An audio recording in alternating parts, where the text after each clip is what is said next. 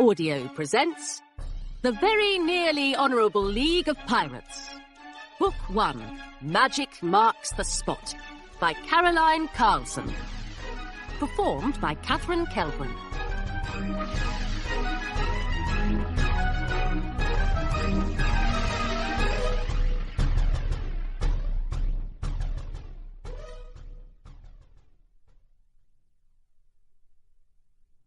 The Very Nearly Honourable League of Pirates, serving the high seas for 152 years. Membership Division.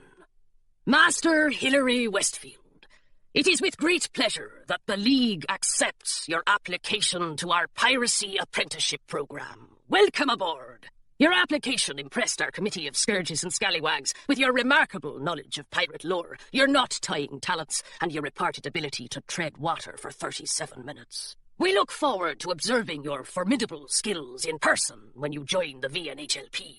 Today, you are a wide-eyed and innocent young man, but tomorrow, or rather at the end of our 4-year training program, you will be a swashbuckling, grog-swilling, timber-shivering buccaneer. If you would like to accept this offer of apprenticeship, and we hope you will, please mail a signed statement to VNHLP headquarters at the following address: 16 White Knuckle Lane, Gunpowder Island, the Northlands. Arr! And best wishes, One-Legged Jones, Membership Coordinator, VNHLP. Dear Mr. One-Legged Jones, thank you very much for your offer of admission to the Piracy Apprenticeship Programme. I have dreamed of joining your organisation all my life, and I am happy to accept a place as a pirate apprentice. I have my own sword, but it is a bit rusty. Should I bring it with me, or will weapons be provided by the League? I do feel I should mention that your information regarding my appearance is not entirely accurate. First, I am not wide-eyed, thanks to the interminable lessons delivered in a tortuous monotone by my governess. My eyes are frequently closed. Second, I am not a young man, but a young woman. I would not want your committee of scourges and scallywags to be surprised when we meet in person. Yours truly, Miss Hilary Westfield, Pirate Apprentice. The Very Nearly Honourable League of Pirates, serving the high seas for 152 years. Membership Division. Miss Westfield, we are pirates. We are not easily horrified. We have seen shipwrecks, we have seen sword fights, we have seen men eaten by crocodiles and crocodiles eaten by men. We have on occasion hung skeletons from trees. None of these things horrifies us in the least. Your letter, however, is another matter. We believe our rules are perfectly clear. No woman, young or otherwise, may join our league. You may not set foot on our ships, you may not retrieve our buried stashes of magic coins, and you may not, under any conditions, hoist the skull and crossbones. In fact, we are not sure you should even be reading this letter. We will send a copy to your father at once. Admiral Westfield is no friend to pirates, but if there is one thing upon which the VNHLP and the Royal Navy can agree, it is this. Permitting girls to prance about on the high seas would be entirely undignified. Under normal circumstances, we would of course require you to walk the plank. However, our code of piracy does not permit us to treat young women in such a fashion, so we will be generous. With your father's permission, we will forward your application to Miss Pym's Finishing School for Delicate Ladies. With shock and consternation, One-Legged Jones, Membership Coordinator, VNHLP. Mr. Jones, don't you dare listen to a word my father says. He may believe that the only proper place for a young girl is finishing school, but he also believes that the only proper place for pirates is the royal dungeons, and I am quite certain he is wrong about both of these things. I assure you that I will walk the plank 1,000 times into cold and shark-infested waters before I will attend Miss Pym's. I remain Hilary Westfield, really quite furious with you. Miss Pym's Finishing School for Delicate Ladies, where virtue blossoms. Office of the Headmistress. Dear Miss Westfield, we would like to extend a warm welcome to you as you prepare to join the Miss Pym's community. It is highly unusual for Miss Pym's to accept a new student so close to the beginning of term, but you are clearly talented. Our games mistress is eager to recruit you for our water ballet team, and your interest in knot tying will serve you well in our beginner's macrame course. We have received a generous sum from your father, so no further payment is required. Enclosed in this package you will find two green cardigan sweaters embroidered with our dancing sheep logo, two grey woolen dresses, petticoats not provided, one grey woolen bathing costume, one white bathing cap with green chin strap, one copy of the textbook A Young Lady's Guide to Augustan Society, one copy of the pamphlet Waltzing for the Eager Novice, and one sterling silver crochet hook engraved with your initials. Please bring these items with you when you report for the start of summer term next Saturday. Be well, and remember, a Miss Pym's girl is a virtuous girl. Sincerely, Eugenia Pym, headmistress. Chapter 1. Ever since the letter had arrived from Miss Pym's, Hilary had spent more and more time talking to the gargoyle. Her parents disapproved, she knew perfectly well, but she much preferred the gargoyle's company to theirs. Hilary and the gargoyle did not always see eye to eye, but she found his opinion of finishing school to be thoroughly refreshing. A bathing cap? Said the gargoyle as Hilary packed the clothing from Miss Pym's in the gold-plated travelling trunk her mother had dragged out from some attic or another. No self-respecting pirate would be caught dead in a bathing cap. I know, said Hilary, and look what Mother's done to it. She held up the bathing cap so the gargoyle could see her name embroidered in golden thread around the edge. She says it's fashionable. Fashion? Said the gargoyle. Pirates don't care about fashion. Although, he added after a moment's thought, I've always wanted one of those pointy black hats. You know, the kind with a feather coming out of the top. Hilary closed her trunk and climbed on top of it to reach the gargoyle, who was carved into the stonework over her bedroom door. Before he could protest, she draped the embroidered bathing cap, very fashionably, she thought, over his stone ears. But you're not a pirate, she reminded him, and I have a horrible feeling that I won't get to be one either. Don't say that. The gargoyle squirmed and wiggled his ears, but couldn't manage to free himself from the bathing cap. Just because that dumb one-legged whoever said, "Could you get this thing off me?" The gargoyle sighed. I wish I had hands. Oh, all right, said Hilary, but you do look awfully dashing. She plucked the bathing cap from the gargoyle's ears and tossed it onto her bed, where it landed on top of the 7 white eyelet nightgowns and 20 pairs of grey stockings her mother had picked up in town that morning. You're lucky, gargoyle. No one can make you do anything you don't want to do. Ha! Said the gargoyle, and I suppose you think protecting Westfield House is all sunshine and spider legs? Living on a wall for 200 years isn't all it's cracked up to be, you know. How would you like it if people kept leaping up to grab your snout and ordering you to protect them?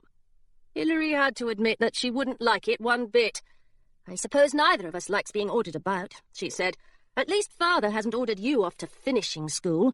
And he'd better not try, the gargoyle said darkly. I'd bite him. Hilary's father was an admiral in the Augusta Royal Navy, which meant, as far as Hilary could tell, that he was required to eat every Sunday dinner with the Queen and spend the rest of his time in his study at Westfield House, tossing out sharp and hurried orders at any captains or commodores who happened to be visiting. Even though he hardly ever went to sea any more, Hilary saw her father rarely and spoke to him even less. Half of the time, when Hilary was dressed in old uniforms handed down from former naval apprentices, her father would mistake her for a staff member and urge her to "Fetch me the Northlands file," or "Polish that sextant and be quick about it." The other half of the time, when someone had been nimble enough to lace Hilary into a dress, her father would kiss her on the forehead and say, "Run along and be a good little girl."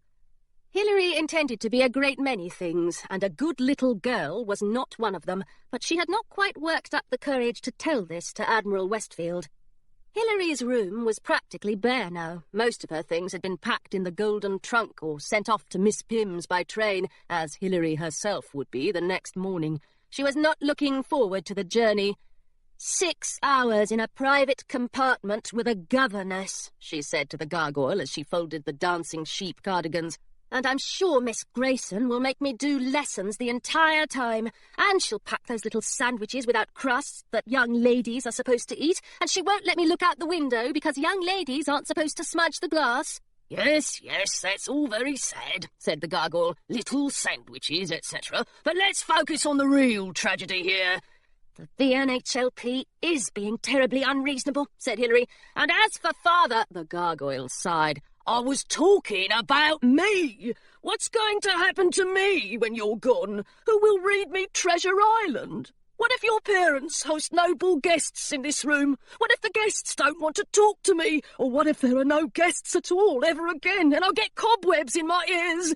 Oh, Hilary, said the gargoyle, what if I'm renovated?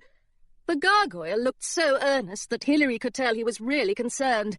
You mustn't worry, she said. I'll come home and visit you between terms. I won't let anything bad happen to you. You know I'd take you with me if I could. The gargoyle wrinkled his nose and let out a noise halfway between a sneeze and a landslide. I don't think I'd enjoy that, he said. The pirates in Treasure Island didn't have to go to finishing school, did they? No, said Hilary. They most certainly didn't. Then I'm not interested, said the gargoyle. And if you really want to be a pirate, you shouldn't go either. Hilary sat down hard on top of her travelling trunk. Of course I want to be a pirate, she said. I've wanted it all my life. And why shouldn't she be a pirate? She was already a better sailor than most of the boys in her father's Royal Navy, and she cared far more about sword fights and treasure than she did about stitching petticoats and minding her manners. Surely even Admiral Westfield could see that finishing school was no place for her. He disapproved quite heartily of piracy, of course, but perhaps if she had a word with him, if he could only see how fine a pirate she'd be, he might be impressed. He might even convince the VNHLP to reconsider. Oh, good, you're all packed up. Hilary's mother poked her head through the doorway. Must you wear those wretched cabin boy clothes? They're far too large for you, and that shade of blue does nothing for your eyes. Something in green, perhaps. A nice new dress. I can't climb ship's rigging in a dress, Mother, Hilary said, and you know I hate green. Besides, 2 horrid woolen dresses from Miss Pimm's ought to be enough for anyone. Mrs. Westfield, said the gargoyle, bending his head over the doorframe to address her upside down. When Hilary's at school, do you intend to dust me? Mrs. Westfield flicked her hand through the air as though she was swatting away a small and persistent fly. Ship's rigging, she said to Hilary. I've never heard such nonsense. They shall teach you how to dress properly at Miss Pimm's, and perhaps they'll take your hair out of that silly braid once and for all. She patted her own carefully sculpted curls. Said the gargoyle, who was still hanging upside down. About the dusting. But Mrs. Westfield charged on. I always dreamed of being a Miss Pimm's girl myself, you know. Miss Pimm is quite choosy about her students. You do well to remember that not every girl is as lucky as you. If being sent to Miss Pimm's is lucky, Hilary said, then I don't much care for luck. But her mother just laughed. Don't be a silly goose, she said. It's very generous of your father to give you this experience. Hilary sighed. There was no point in arguing any further. Do you know if father's busy right now? When Admiral Westfield wasn't in town on naval errands, he was locked away in meetings. The question hardly seemed worth asking. There's something I need to discuss with him. Something important. Mrs. Westfield looked down the hall. You know your father can't abide discussions, dear, but his study door is open. If you hurry, you just might catch him. Hilary waited until her mother had wandered away, no doubt searching every inch of Westfield House for a servant to pester. Then she reached under her bed, grabbed her sword, and strapped it to her waist. Planning to run your father through? Asked the gargoyle. It's certainly a traditional solution, but I wouldn't recommend it. The gargoyle swished his tail. It makes an awful mess. Don't be silly, said Hilary. I don't want to run anyone through. Although she wasn't about to admit it to the gargoyle, carrying the sword made her feel a little bit braver, and walking into Admiral Westfield's study required every ounce of bravery she could gather. Even walking down the main hall of Westfield House was a fairly grand and intimidating experience. The hall was lined on both sides with elaborate stained-glass windows depicting the great heroes of history. Good King Albert, Augusta's first ruler, peered out from the window nearest Admiral Westfield's study, looking noticeably more emerald green and rose pink than he had in real life. King Albert's neighbour in the next window over was Simon Westfield, a long-ago ancestor who had explored the kingdom in his hot air balloon, and his across-the-hall companion was the Enchantress of the Northlands. The Enchantress had ruled over the kingdom's magic ages ago, when magical objects were as common as cooking pots in the households of Augusta. In fact, the gargoyle was fond of telling anyone who would listen that he had been carved by the Enchantress herself. In her window, she wore a long gown and a small, amused smile, though Hilary had always thought that the window-maker had gotten that part wrong. After all, the Enchantress was holding a heavy-looking wooden chest filled to the brim with magic golden coins, and Hilary suspected she should look less amused and more exhausted. But her window was Hilary's favourite, swirling with oranges and golds like a furious sunset. Admiral Westfield, on the other hand, referred to the Enchantress as that meddling old biddy and kept threatening to have her window removed. As Hilary passed by the Enchantress's window, a tall boy in a blue naval apprentice uniform stepped out of her father's study and blocked her way. He glanced down at Hilary and sneered, although because he was the sort of person who sneered at everything, it was hard to tell whether this particular sneer had been created especially for her. "Hello, Oliver," said Hilary. "Are you feeling all right now?" The last time she had seen him, he'd been dangling upside down from a Navy ship's rigging. It was entirely his fault, of course. He'd proclaimed that no girl could tie a knot he couldn't undo, and surely no one could have blamed Hilary for tying 2 such knots around his ankles. She had finally cut him free with her sword, although she genuinely regretted having to do it. On the bright side, she had discovered the interesting hollow sort of noise that a forehead makes when it connects with a boat deck. "I'm perfectly fine, no thanks to you." Oliver brushed his hair forward to cover the purple lump above his eye. "What do you want?" "I want to speak to my father." "Can't." Oliver's sneer looked triumphant. "He's busy." "No, he's not." Over Oliver's shoulder, Hilary could see Admiral Westfield tying bits of rope into intricate sailor's knots. Oliver shrugged. "Sorry, can't help you." Hilary was a good deal shorter than Oliver, but she stood up as straight as she could. Miss Grayson would have been pleased, she thought. "Please move aside, Mr. Sanderson," she said, brushing by him and rapping her knuckles on the open door. Admiral Westfield glanced up. "Ah, Hilary." He brushed the bits of rope into a desk drawer. "Please, my dear, come in." "That's Lieutenant Sanderson," Oliver said, but Hilary pretended not to hear him as she let the door slam shut between them. "Good fellow, that Oliver," said Admiral Westfield, putting his boots up on his desk. "Like the son I never had. A fine sailor, too, of course." He glanced up at Hilary as though he expected a reply. "Of course," Hilary murmured. It was difficult to speak loudly enough in the Admiral's study, where thick woven carpets from the far side of the kingdom covered the floor, and any noise that didn't soak into the carpet was bound to be muffled by the ticking rows of nautical instruments that lined the walls. Carved into the wall behind Admiral Westfield's desk was a row of porthole-shaped windows. After so many years at sea, the Admiral claimed that windows of any other shape made him feel uneasy. Books also made him uneasy, because they were generally unavailable at sea, and because he considered most of them to be impertinent. As a result, books of all sorts were strictly forbidden within the study, but drawers upon drawers of maps and charts took up the space that bookcases might otherwise have occupied. A globe spun slowly in its wooden frame beside the desk, and a telescope stood at attention next to one of the portholes. In fact, everything stood at attention, including Hilary, because other than Admiral Westfield's desk chair, there was no place to sit. The whole effect made Hilary feel slightly seasick. "Now then, Hilary," said Admiral Westfield. He beamed at her, and her legs went wobbly. First he'd called her by name, her correct name no less, and now he was smiling. Hilary wondered if she was feeling entirely well.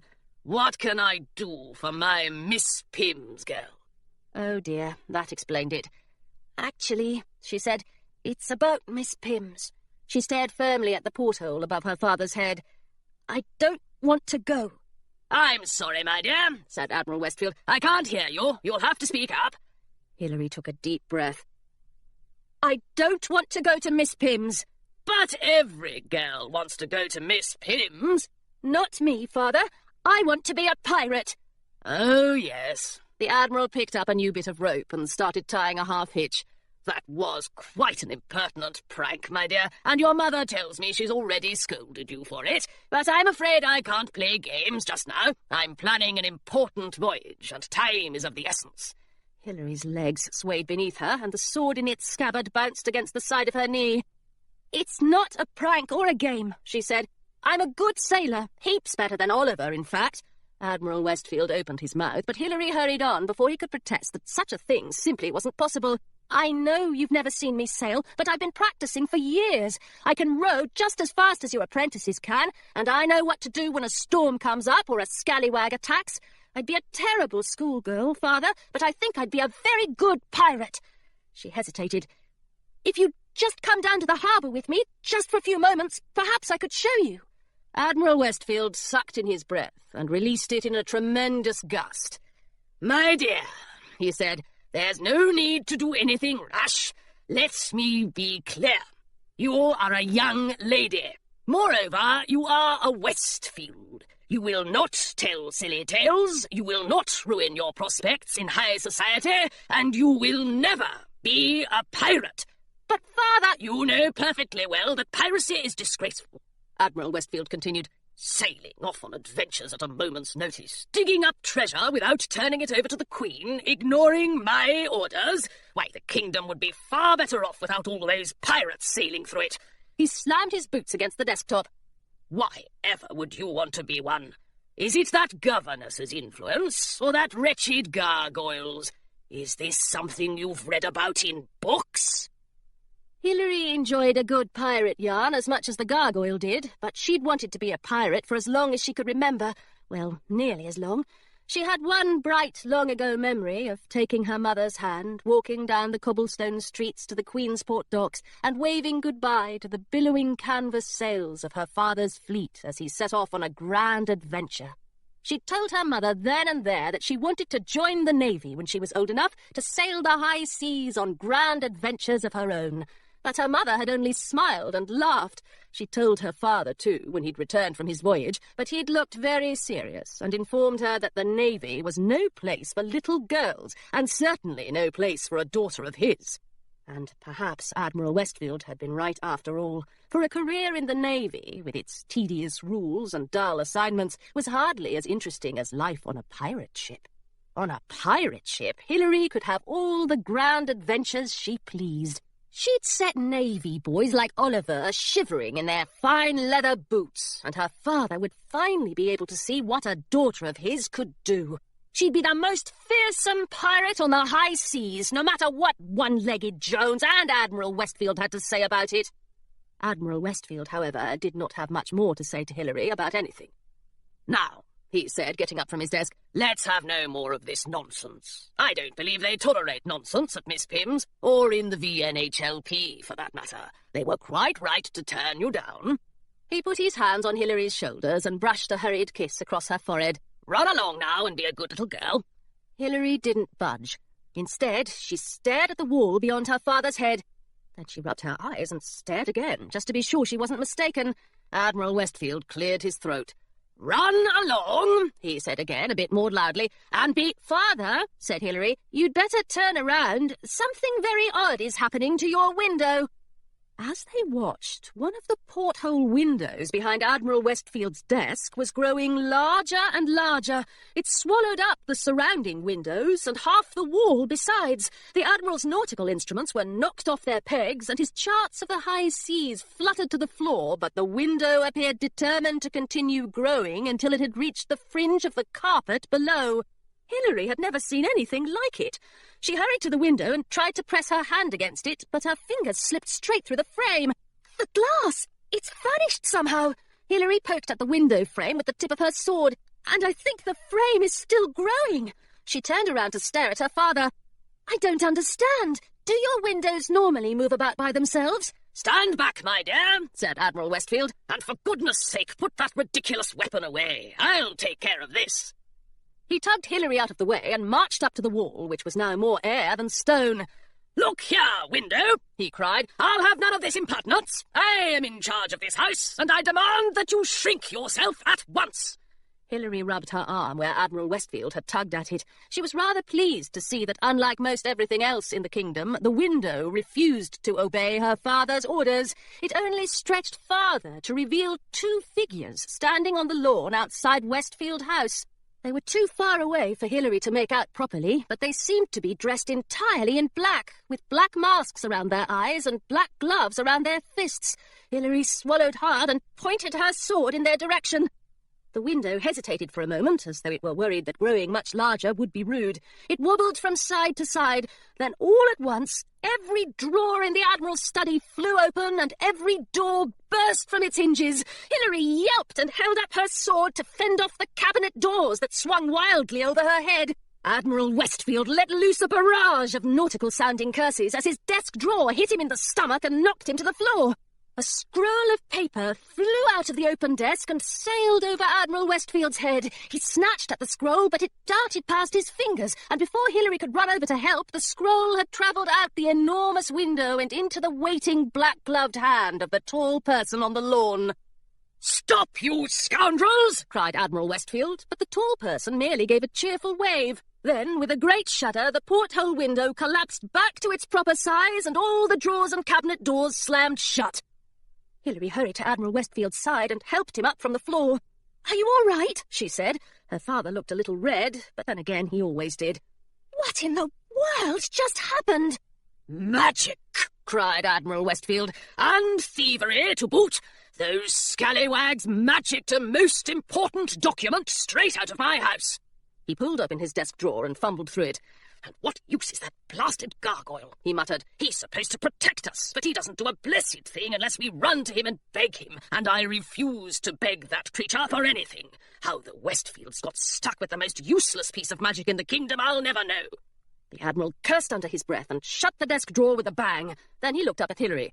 "Terribly sorry you had to witness all this, my dear. Getting mixed up in magic hardly improves a young lady's reputation. You'd better hurry back to your room at once while I sort out this mess."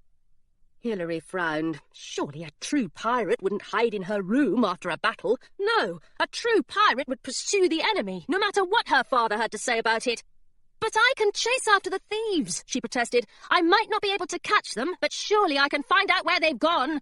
"No, my dear, don't be ridiculous. There's nothing you could possibly do. And wherever did you get that sword?" Hilary had, in fact, swiped the sword from a suit of armour on display in the Westfield House ballroom, assuming that she could get more use out of it than the suit of armour could, but now was hardly the time to explain this to her father. "Tell me what I can do to help," she said, "and I'll do it." "You can help," said Admiral Westfield, "by not breathing a word of this to anyone. The sooner you're safely off at Miss Pym's, the better. By the way, my dear, this type of scandalous behaviour is exactly what one might expect to find on board a pirate ship." He spit the words out onto the carpet. "Shocking, isn't it?" Actually, Hilary had found it all rather thrilling, but Admiral Westfield didn't leave her any time to answer. "Now, if you'll excuse me, I've got to call a few of my men together and set them on the trail of those rapscallions." He turned back to Hilary. "And for heaven's sake, give me that sword. It's dangerous, and you certainly won't be needing it at Miss Pym's." He reached out for the sword, but Hilary pulled it away. "I think I'll hold on to it, Father, if you don't mind," she said. "I hear the girls at Miss Pym's can be quite vicious." "Hilary, I don't have time for this nonsense. Sword or no sword, all I ask is that you are safely on the train to Miss Pym's at 10 o'clock tomorrow morning." Hilary tried to look solemn. "Yes, Father," she said. "I promise I'll get on the train." Admiral Westfield nodded and dismissed Hilary from his study. At least he had not made her promise to stay on the train all the way to Miss Pym's, for that was a promise she did not intend to keep. Hilary hurried down the corridor, past the kings and the explorers and all the other stained-glass heroes trapped forever in the halls of Westfield House. When she reached her bedroom at last, she slammed the door behind her. "So," said the gargoyle, "did you run your father through after all? You can't say I didn't warn you about the mess. Hey, what are you doing with that thing?" "I," said Hilary, as she chipped away at the stones around the gargoyle with the point of her sword, "am taking you with me. I'm sure Father won't miss you one bit." "What?" The gargoyle squirmed, and small chunks of doorway fell to the floor. "Are you crazy? I don't want to go to finishing school. You can't make me go. I won't learn water ballet, and that's final." Hush, don't worry. We're not going to finishing school. The gargoyle's ears perked up. We're not? No, said Hilary. We're going to sea. From the Illustrated Queensport Gazette, your gateway to the civilized world. Missing, missing, missing. One important and valuable document from the personal files of Admiral James Westfield, 2 feet in length and width, rolled into a scroll and tied with red ribbon. Last seen in the nefarious grip of 2 masked intruders clad all in black. Contains secrets of importance to the entire kingdom. If discovered, please do not read. Please return said document to Admiral Westfield at Westfield House, Queensport, at once. Simultaneous delivery of masked intruders preferred if possible. Needless to say, successful return of document and/or intruders will earn a significant and generous reward. From the Illustrated Queensport Gazette, your gateway to the civilized world. Northland's mining expedition, a complete and utter failure. Nordholm, Augusta. In a development that should surprise absolutely no one with an ounce of common sense, the royal expedition to search for unmined magic in the Northlands hills has failed, just as 94 previous expeditions have done. We thought we'd find an untapped source of magic ore, said expedition leader Sir Archibald Trout. but once we started digging, we discovered that the material we'd spotted was only gold. Better luck next time, eh? No new magic ore has been mined from any location in Augusta for over 200 years, and experts believe that this once valuable natural resource has been completely exhausted. Every ounce of magic in the kingdom's been dug up, Nordholm University scholar Salima Svensson confirmed today. If the Queen is looking for magic, she'd be better off searching for a pirate's treasure chest. Miss Svensson hastened to add that she was not seriously recommending that the Queen attempt to recover one of the stashes of magic rumoured to be buried around the country. Many of us have been living without magic for generations now, said Miss Svensson, and we've made some remarkable technological discoveries as a result. Just the other day, I used the wood stove in my kitchen to warm an entire plate of biscuits. Isn't it time to give up on the search for magic and start living sensibly? The Queen and her royal advisers could not be reached for comment. Chapter 2. I thought, said the gargoyle faintly from inside the canvas bag, we were going to sea. Hilary reached inside the bag and clapped her hand over the gargoyle's snout. What did I tell you? She whispered. You told me not to move and not to make a sound. It was hard to make out his muffled response, but at least he sounded suitably apologetic. Hilary glanced across the train compartment at her governess, who was still absorbed in her newspaper. As far as Hilary could tell, Miss Grayson did not plan to move from her seat until she had read every last article, and Miss Grayson was a very thorough reader. Behind her left ear was tucked a single sharp pencil, which she used to make notes in the margins of her paper from time to time, and she was forever quizzing Hilary about the news of the day. A lady must always be aware of current events, she liked to say. Hilary didn't dare sneak out of the compartment, for fear that Miss Grayson would suddenly lift her head and ask Hilary's opinion of mining operations in the Northlands, or of the latest theft from one of Augusta's grand mansions. You'll just have to wait a little longer, Hilary murmured into the bag. She'll have to get up eventually, and that's when we'll make our move. Running away to sea hadn't seemed like a difficult plan at first, but Hilary had forgotten to take her governess into account. If you are going to chat with that gargoyle, said Miss Grayson, without glancing up from her newspaper, you might as well do so in a proper conversational tone, so the rest of us can join in if we have something to contribute. The gargoyle poked his head out of the bag. You weren't supposed to know I was here. You should have kept still then, said Miss Grayson. Your ears wiggle. Hilary and the gargoyle looked at each other in dismay. They went all tingly, the gargoyle said, and I thought that maybe if I gave them a good shake... Honestly, said Miss Grayson, you look like a pair of wet hens. She folded up her newspaper. Don't worry, Hilary. I won't make you send the gargoyle back. I know the first few weeks at finishing school can be lonely, and it will be pleasant for you to have a friend. I am not a hen, announced the gargoyle, and I am not going to finish it. Hey, cut that out! Hilary had poked him in the place where she thought his ribs might be. But you must take care to keep the gargoyle out of sight, especially on the train, Miss Grayson continued. All sorts of people travel on trains, you know. She said the word people in a way that suggested she really meant scoundrels. You wouldn't want your gargoyle to be stolen, would you? No, Miss Grayson. In fact, there's been another theft from a high society household just this morning. Miss Grayson tapped her newspaper with the delicate golden crochet hook she always carried. 12 entire place settings of magic cutlery, including dessert spoons. Then again, the Grimshaws have always been far too bold with their magic. When one regularly transforms one's good linen napkins into flocks of turtle doves, one can't be too surprised by thievery. How sad for the Grimshaws. Hilary kicked her heels against the bottom of her seat, knowing Miss Grayson would disapprove. I'm sure their dinner parties will be utterly dull from now on.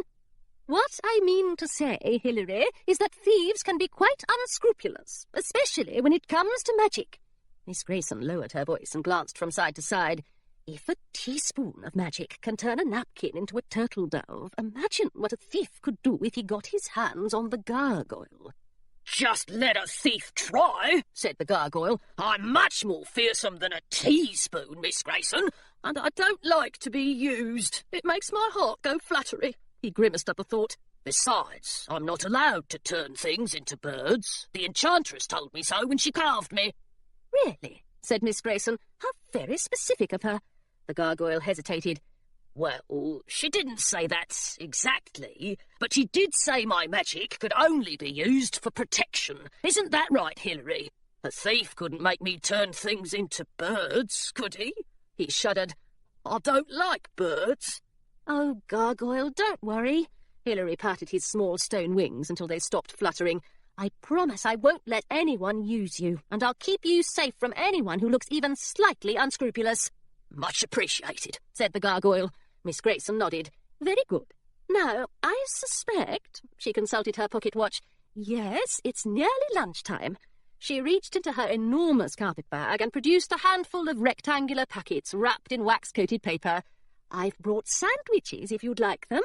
Cucumber or egg? Neither, thank you, said the gargoyle. Do you have any spiders? Upon learning that Miss Grayson did not, in fact, have spiders, the gargoyle burrowed deeper into his bag, and Hilary wished she could join him there.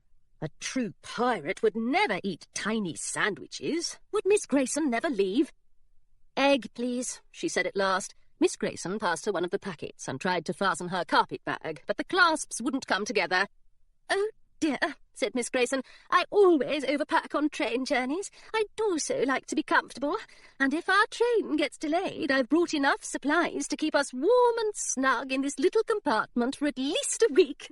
She laughed, and Hilary did her best to join in, but the situation was hardly funny. It appeared that Miss Grayson had no intention of leaving the compartment any time soon, or perhaps ever again.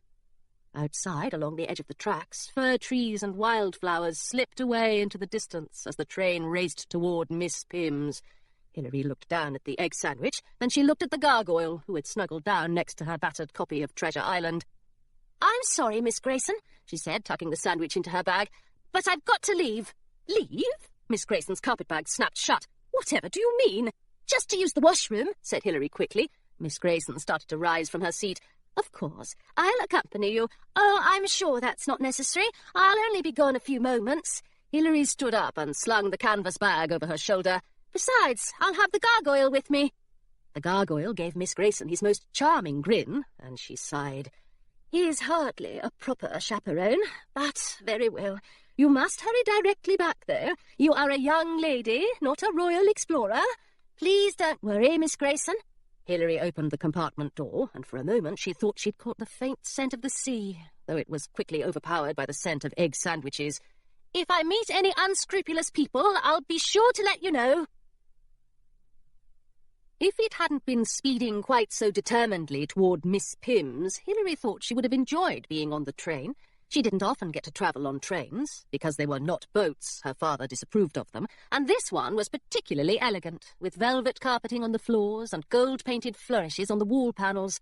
Hilary wouldn't have been surprised to spot the Queen herself in one of the compartments, although all she saw as she walked down the corridor were small knots of gentlemen in dark suits, along with the occasional sticky-faced child pursued at high speeds by a nanny.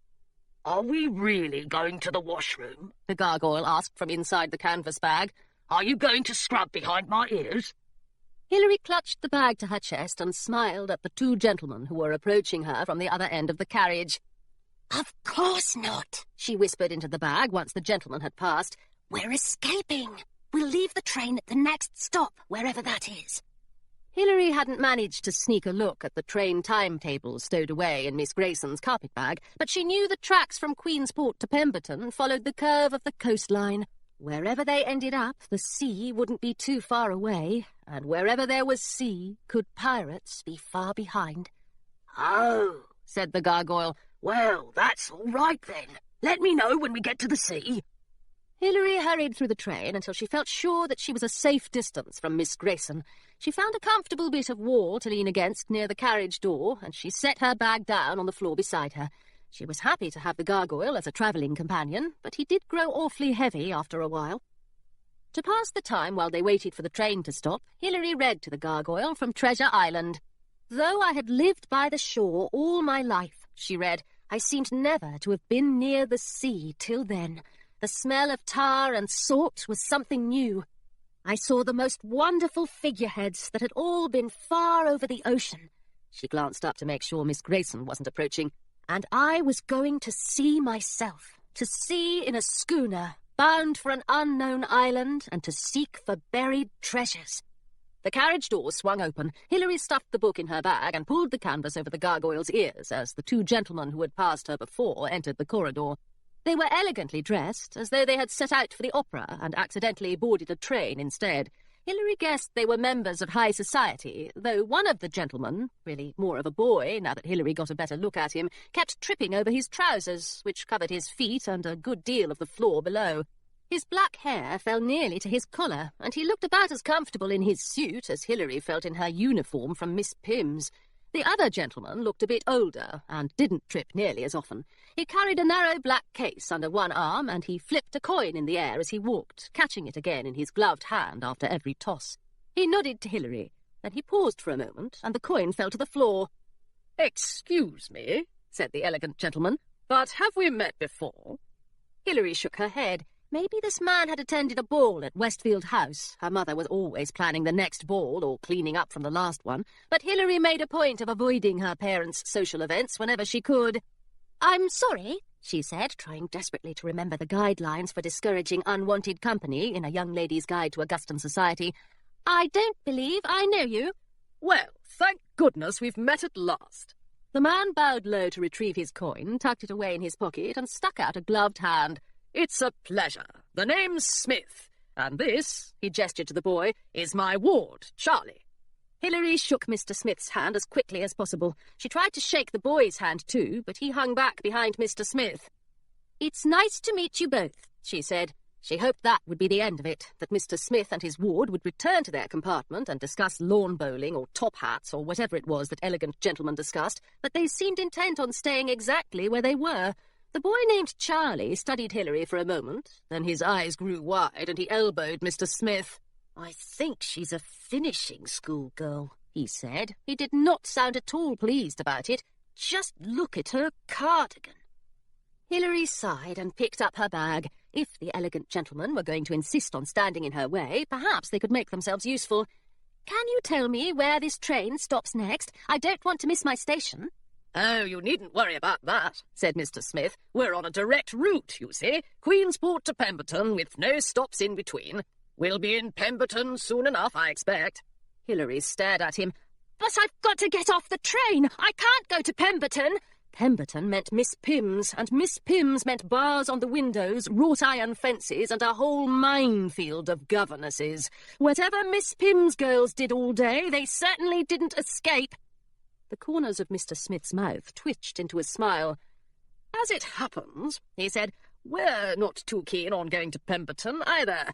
We're in a bit of a tight spot, and if you're in a tight spot as well, we might be able to assist each other. Only if you're willing, of course." Behind Mr. Smith, Charlie sucked in his breath. "You can't possibly be asking her," he said. "She'll never agree." "And why shouldn't I agree to help people?" Hilary met Charlie's stare until he looked down at his trouser legs. "I'm not as horrid as all that, you know, and I don't care for this cardigan any more than you do." Mr. Smith leaned forward. "So you'll help us, then?" Hilary hesitated.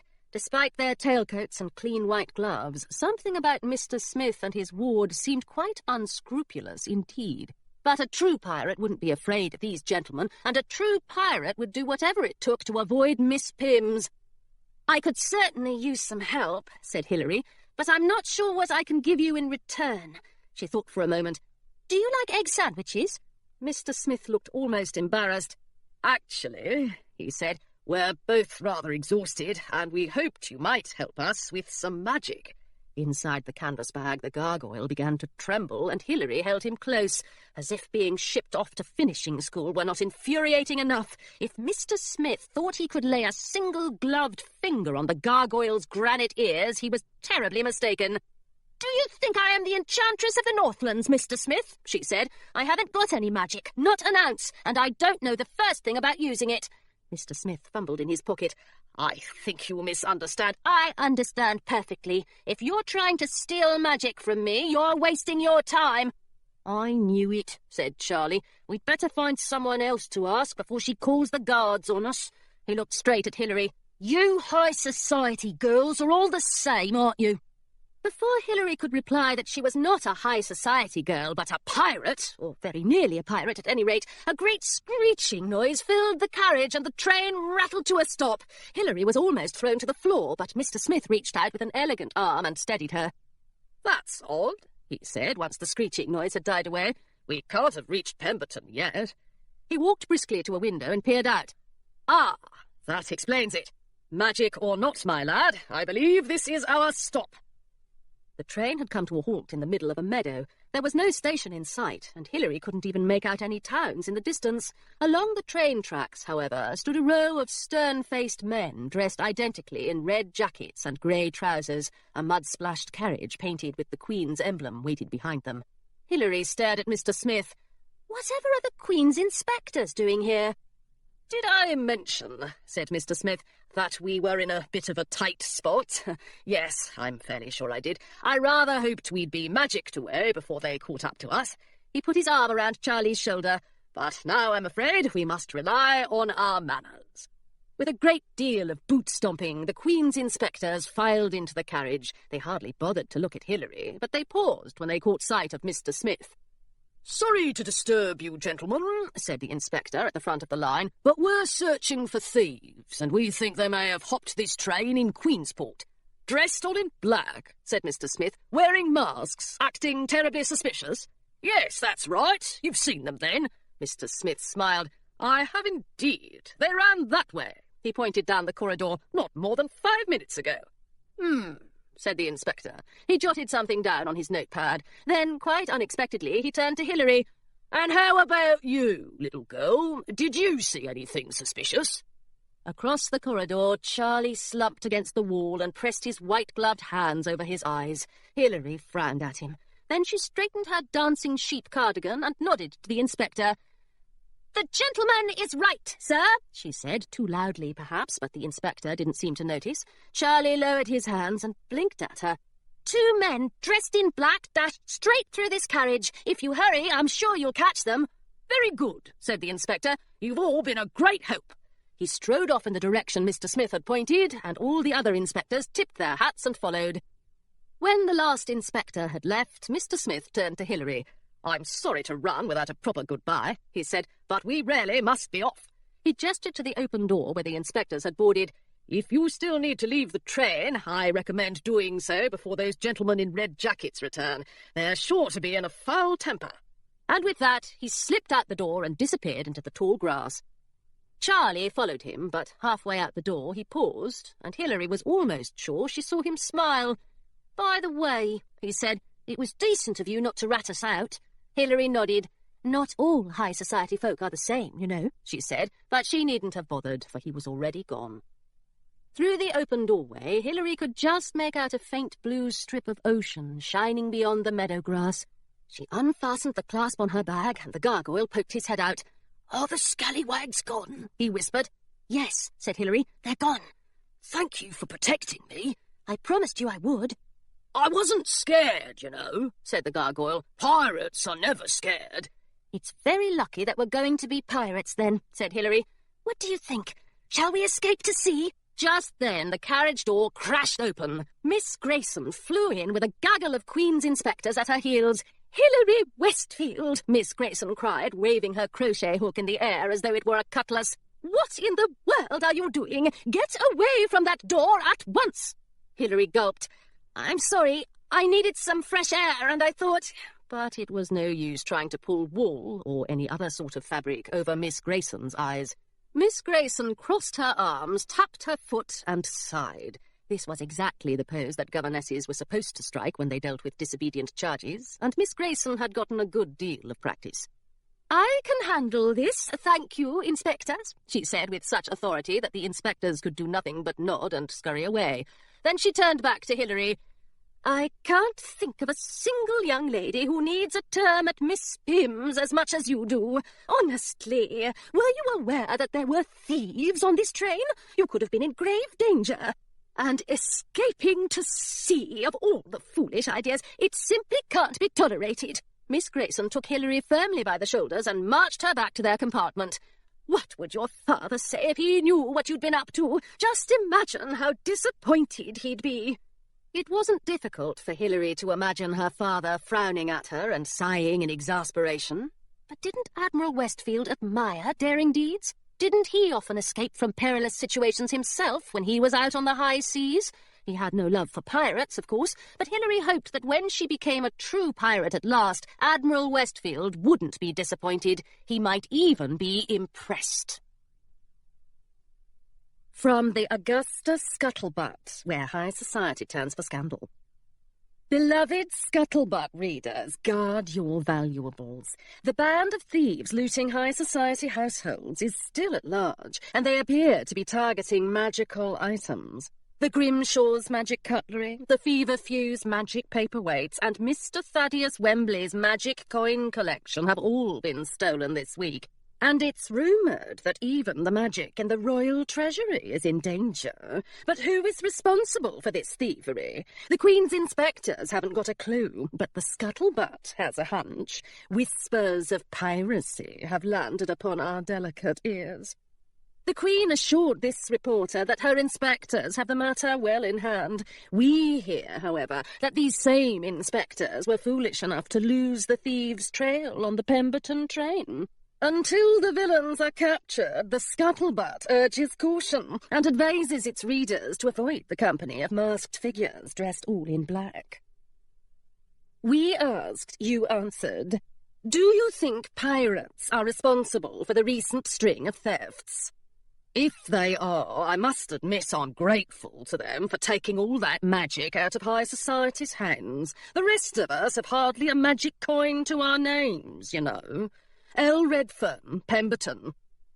The whole affair certainly reeks of piracy. Can't say I'm surprised, though. As a victim of theft myself, my thoughts are with those brave individuals who have suffered at the hands of these villains. J. Westfield, Queensport.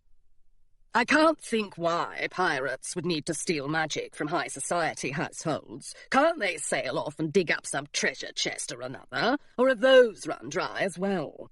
T. Garcia, Somerstead.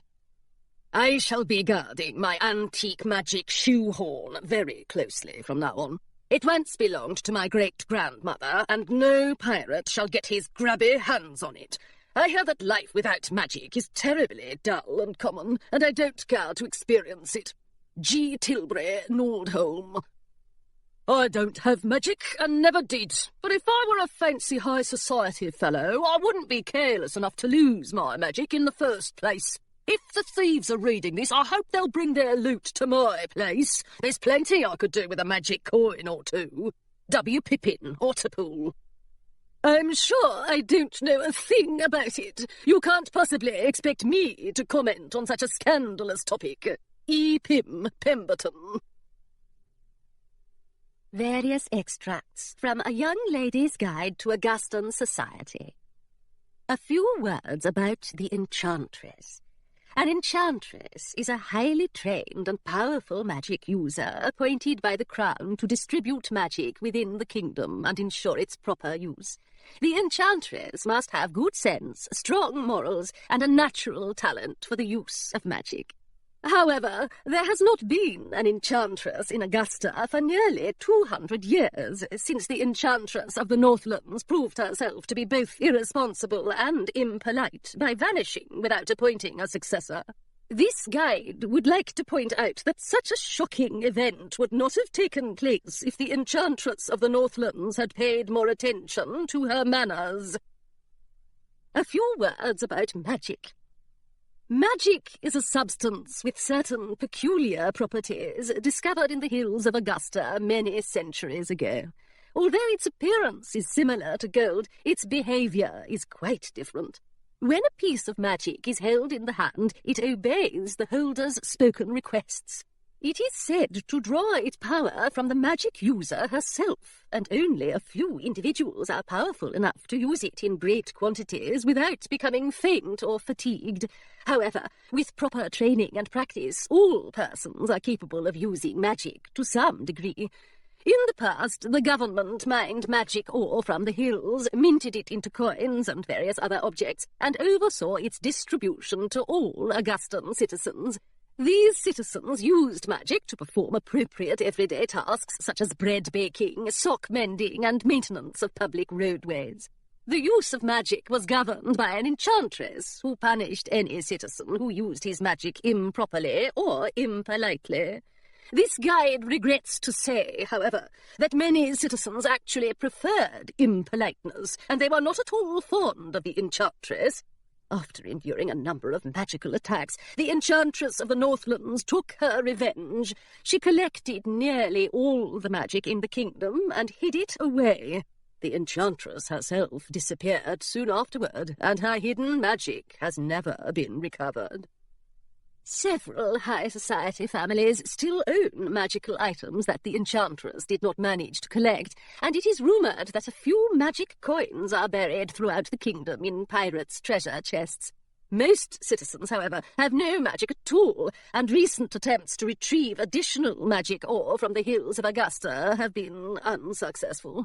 Readers of this guide, being young ladies of quality, are likely to encounter magic in their travels through high society, but they must take care not to offend commoners by waving their magic about or by mentioning it too often. Commoners, in this guide's experience, are quite easily offended. Therefore, it is best to discuss magic in low voices in high society sitting rooms. Remember, a polite magic user does not draw attention to herself and does not cause a ruckus. A few words about piracy. This guide is shocked, simply shocked, that a young lady of quality would consult it on such a scandalous topic. This guide politely requests that the reader close its covers and place it gently on a nearby shelf before it falls into a swoon. Chapter 3. The rest of the afternoon was filled almost entirely with frowning. Miss Grayson frowned at Hilary across the train compartment, and Hilary frowned into the haughty pages of A Young Lady's Guide to Augustan Society, which she felt sure was frowning right back at her. After the train, there was a carriage pulled by a gloomy-looking horse and barely large enough to accommodate all the frowns. The driver stacked Hilary's luggage behind the hard wooden seat, but Hilary insisted on keeping her canvas bag on her lap. Soft, pebbly snores escaped through the seams. Finally, as the carriage clopped along Pemberton's winding main street, Miss Grayson's frown dismissed itself. "I really do think you'll enjoy school," said Miss Grayson, "if you'll only give it a chance. Did you know I attended Miss Pym's myself?" Poor Miss Grayson. Hilary wondered what she had been like as a young girl before finishing school had gotten to her. "No, I didn't know. It wasn't so very long ago. I didn't particularly want to go either, but one can't say no to that sort of opportunity." Miss Grayson tucked her crochet hook into her hair bun. "And in the end, I was quite glad I went. Miss Pym is a wise woman." "She seems awfully fond of dancing sheep," said Hilary, glancing doubtfully down at her cardigan. Miss Grayson laughed. "That's true enough, but her deportment classes are not to be missed. You'll get started with those in your second year." The thought of a second year at Miss Pym's, or even a second day, was more than Hilary could bear. "Does every girl at Miss Pym's become a governess?" "Some do." Miss Grayson paused. "You know, Hilary, I don't don't intend to be a governess forever. In fact, I've just given your mother my notice." Hilary sat upright and studied Miss Grayson's expression. She didn't look like she was joking. She had a very governess-like face, with sharp blue eyes that saw too much and severe silver glasses that rested on the tip of her proper, intelligent nose. It certainly wasn't a face that could belong to a tightrope walker or a botanist or whatever Miss Grayson intended to be instead of a governess. "But what will you do instead?" "I'm going to open a bookshop by the harbour. I'll have all the local papers available, of course, and tea and chocolate to drink, and comfortable armchairs for reading in." For what might have been the first time in her life, Miss Grayson smiled. "I think your father will absolutely hate it." Hilary smiled back. "I'm sure he will." Admiral Westfield disliked chocolate almost as much as he disliked books, and Hilary quite admired Miss Grayson for daring to fill a shop with things that would send the Admiral into a rage. "But I think you'll do wonderfully well, choosing books for people and telling them all about the news of the day." It seemed just right somehow, much more appropriate than tightrope walking in any case. "Will you put in a section for pirate yarns, so the gargoyle and I can read them when we come to visit?" "And romances," the gargoyle mumbled sleepily inside his bag. "Don't forget the romances." "Of course there shall be romances, and pirate yarns as well." The carriage came to a halt, and Miss Grayson bent down to adjust Hilary's skirts. "For the next 10 minutes, however, I am still your governess, and I won't have you looking like a ruffian on your first day at Miss Pym's." She sighed. "After that, I'm afraid I won't be able to control it." The carriage door swung open, and the driver offered his arm to Miss Grayson. "Here we are, miss," he said, "if you'll just come with me." Miss Grayson took the driver's arm and stepped gracefully out of the carriage, but Hilary climbed down herself, managing to get a stripe of grease on her new stockings along the way. Thankfully, Miss Grayson pretended not to notice. Instead, she reached for Hilary's hand and led her into the dark, vast shadow of Miss Pym's. The building was grey and heavy as the sky. In front of it stood a cold iron fence, punctuated every few feet with no-nonsense spikes that might once have displayed the heads of disobedient schoolgirls. The air hung thick with smoke, and Hilary wished she could cough. She gripped her bag tighter as Miss Grayson guided her through the iron gate, pulled her up several stone steps, took hold of the heavy-looking door-knocker, and rapped 3 times. "A pirate is never scared," Hilary whispered to herself as the door creaked open in front of her. If only her sword weren't hidden away under layers of petticoats at the bottom of her travelling trunk. "A pirate is never scared." She squeezed Miss Grayson's hand despite herself. A pirate might not be scared of cannon fire or mutiny, but the glare on the face of the girl who opened the door was fierce enough to strike terror into the breast of one-legged Jones himself. "Welcome to Miss Pym's," the girl said flatly. She looked Hilary up and down, ran her fingers through her long blonde hair, and wrinkled her nose. "Are you Hilary Westfield?" She sounded like she hoped it wasn't the case. Hilary nodded. "Oh. Well, I'm Philomena. I have to show you to your room." Hilary looked wildly at Miss Grayson. "I'm Miss Westfield's governess," Miss Grayson said, to Hilary's relief. Maybe talking politely to people like Philomena was something you learned at Miss Pym's, or maybe getting past Philomena was a sort of entrance exam. "Is there any chance we could see Miss Pym? We're old acquaintances. I used to go to school here, you see." Miss Grayson smiled for the second time that day. The world was getting stranger and stranger by the minute, but Philomena didn't smile back.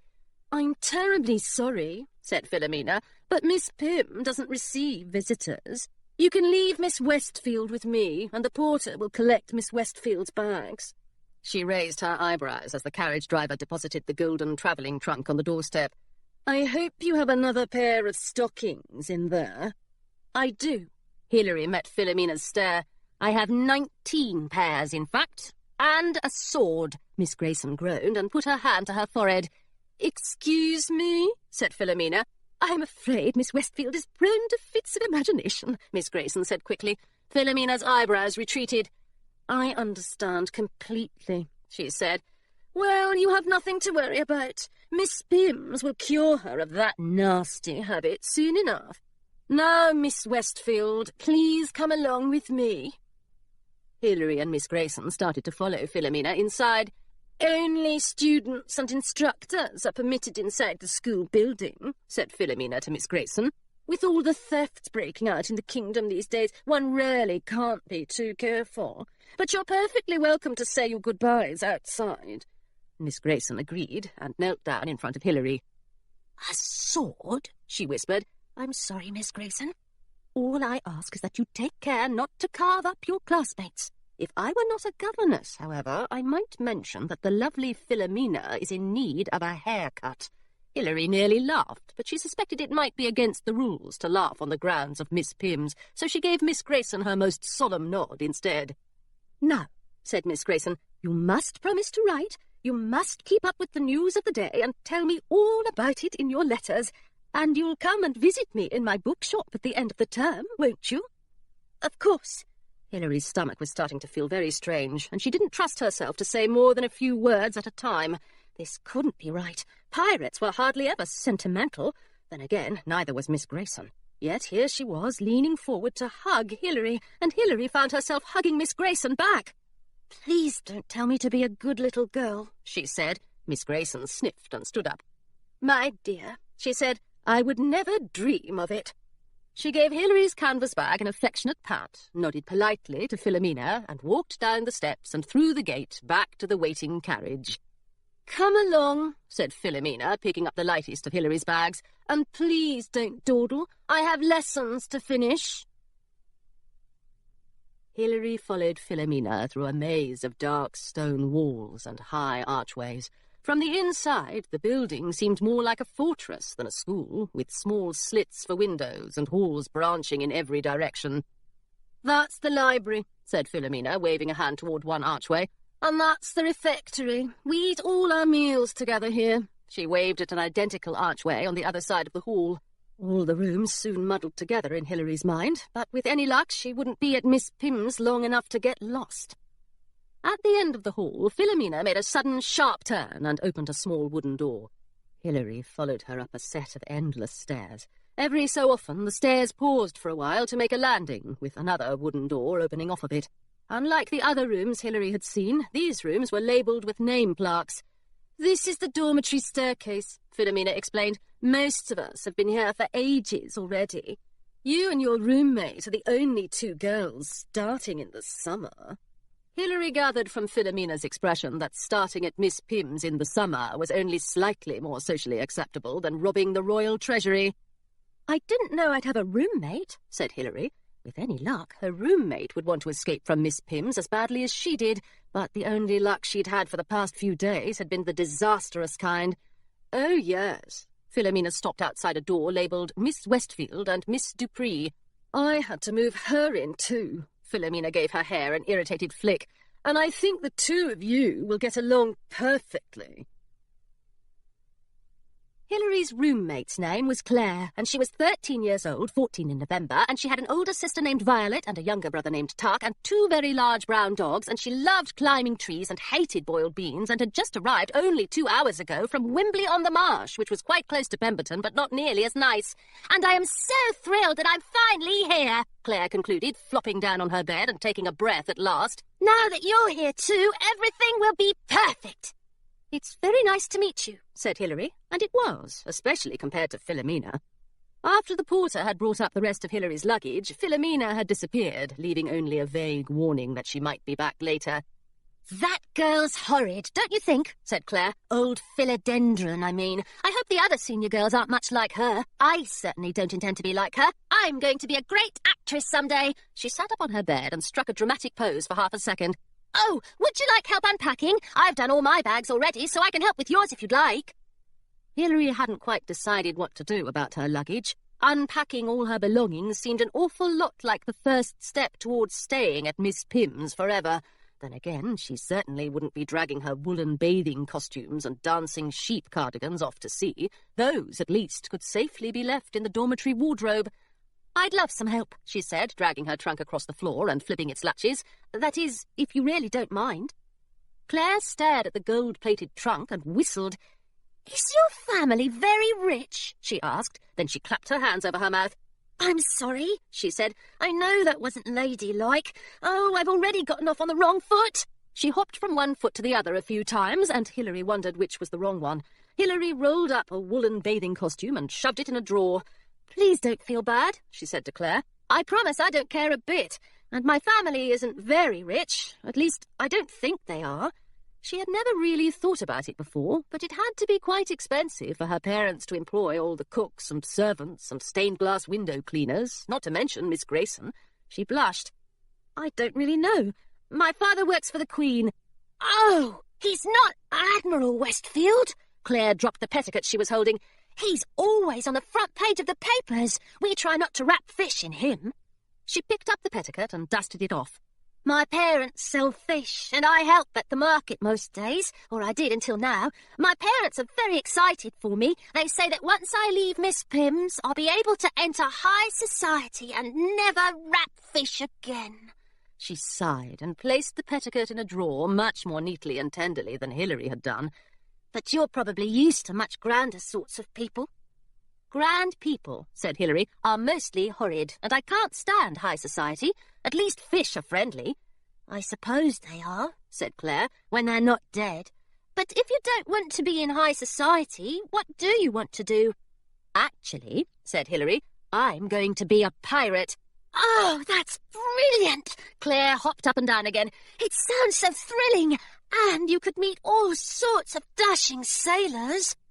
Hilary squirmed. The only sailor she knew particularly well was Oliver, and he was only dashing in the sense that whenever she was near him, she wished he would dash away as quickly as possible. And there's treasure, of course, Claire continued.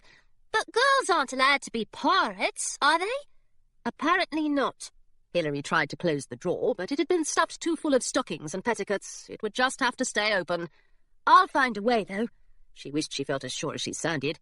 That explains the sword, then, said Claire cheerfully. She pulled Hilary's sword from the bottom of the trunk. I'm afraid I don't know where this goes. It should be safe in the wardrobe. You don't think they come around and inspect our rooms here, do you? Claire shuddered. I hope not. I absolutely cannot stand making my bed. It's too similar to wrapping a fish. Maybe we'll have to take bed-making classes here, or petticoat-folding classes. Ugh! Claire closed the lid of the travelling trunk and sat down on it. I'm awfully glad you're not one of those stuck-up girls. I had nightmare visions of being the most awkward young lady at school. Oh, goodness, not that I mean... She clapped her hands over her mouth again. I'm so sorry. My sister Violet says I don't think before I speak, and you know what? She may be right. She was a student here too before she entered high society. She's more or less perfect. Claire kicked the nearest thing to her foot, which happened to be Hilary's canvas bag. Hey! The gargoyle yelled as the bag skidded across the floor. What do you think you're doing? Both Claire and Hilary leaped up at once, and Claire turned pale. I think, she said, your bag just spoke to me. Hilary rushed to the bag and snatched it up. It's me, cried the gargoyle. The gargoyle! And, he added, I do not enjoy being kicked. Hilary sighed and unfastened the bag. Now you've done it, she said to the gargoyle. Have you already forgotten what Miss Grayson said about unscrupulous people? Claire doesn't look unscrupulous, said the gargoyle, blinking a few times in the sunlight and grinning at Claire, showing off his sharp stone teeth. But she did kick me. Shall we run the scallywag through? Claire gave a little shriek and backed up against the wall. Hilary clamped her hand around the gargoyle's snout. Behave yourself, she told him. Then she turned to Claire. I promise he's not dangerous. He's just had a long journey. He's usually very pleasant. Claire didn't unpeel herself from the wall.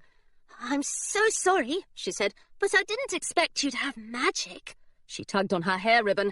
He is magic, isn't he? Hilary nodded. He used to be part of our house. The gargoyle cleared his throat. Don't forget to tell her about the enchantress, he said through Hilary's fingers. Oh, very well, said Hilary. He wants you to know that he was carved by the enchantress of the Northlands herself. She fell in love with some long ago Westfield, and she gave him the gargoyle as a gift. Or that's what the gargoyle says, at any rate. He's quite fond of storytelling.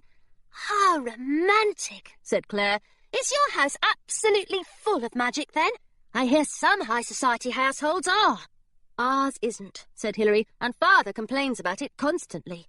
According to Admiral Westfield, Westfield House had been rather packed with magic long ago, before the enchantress came along and took away his family's entire stash of coins, cufflinks, and goblets. She hadn't taken the gargoyle, though, and no one knew exactly why. Hilary thought it was because the enchantress was too polite to take back a gift she'd given, while the Admiral swore she'd only left the gargoyle behind to annoy future generations of Westfields.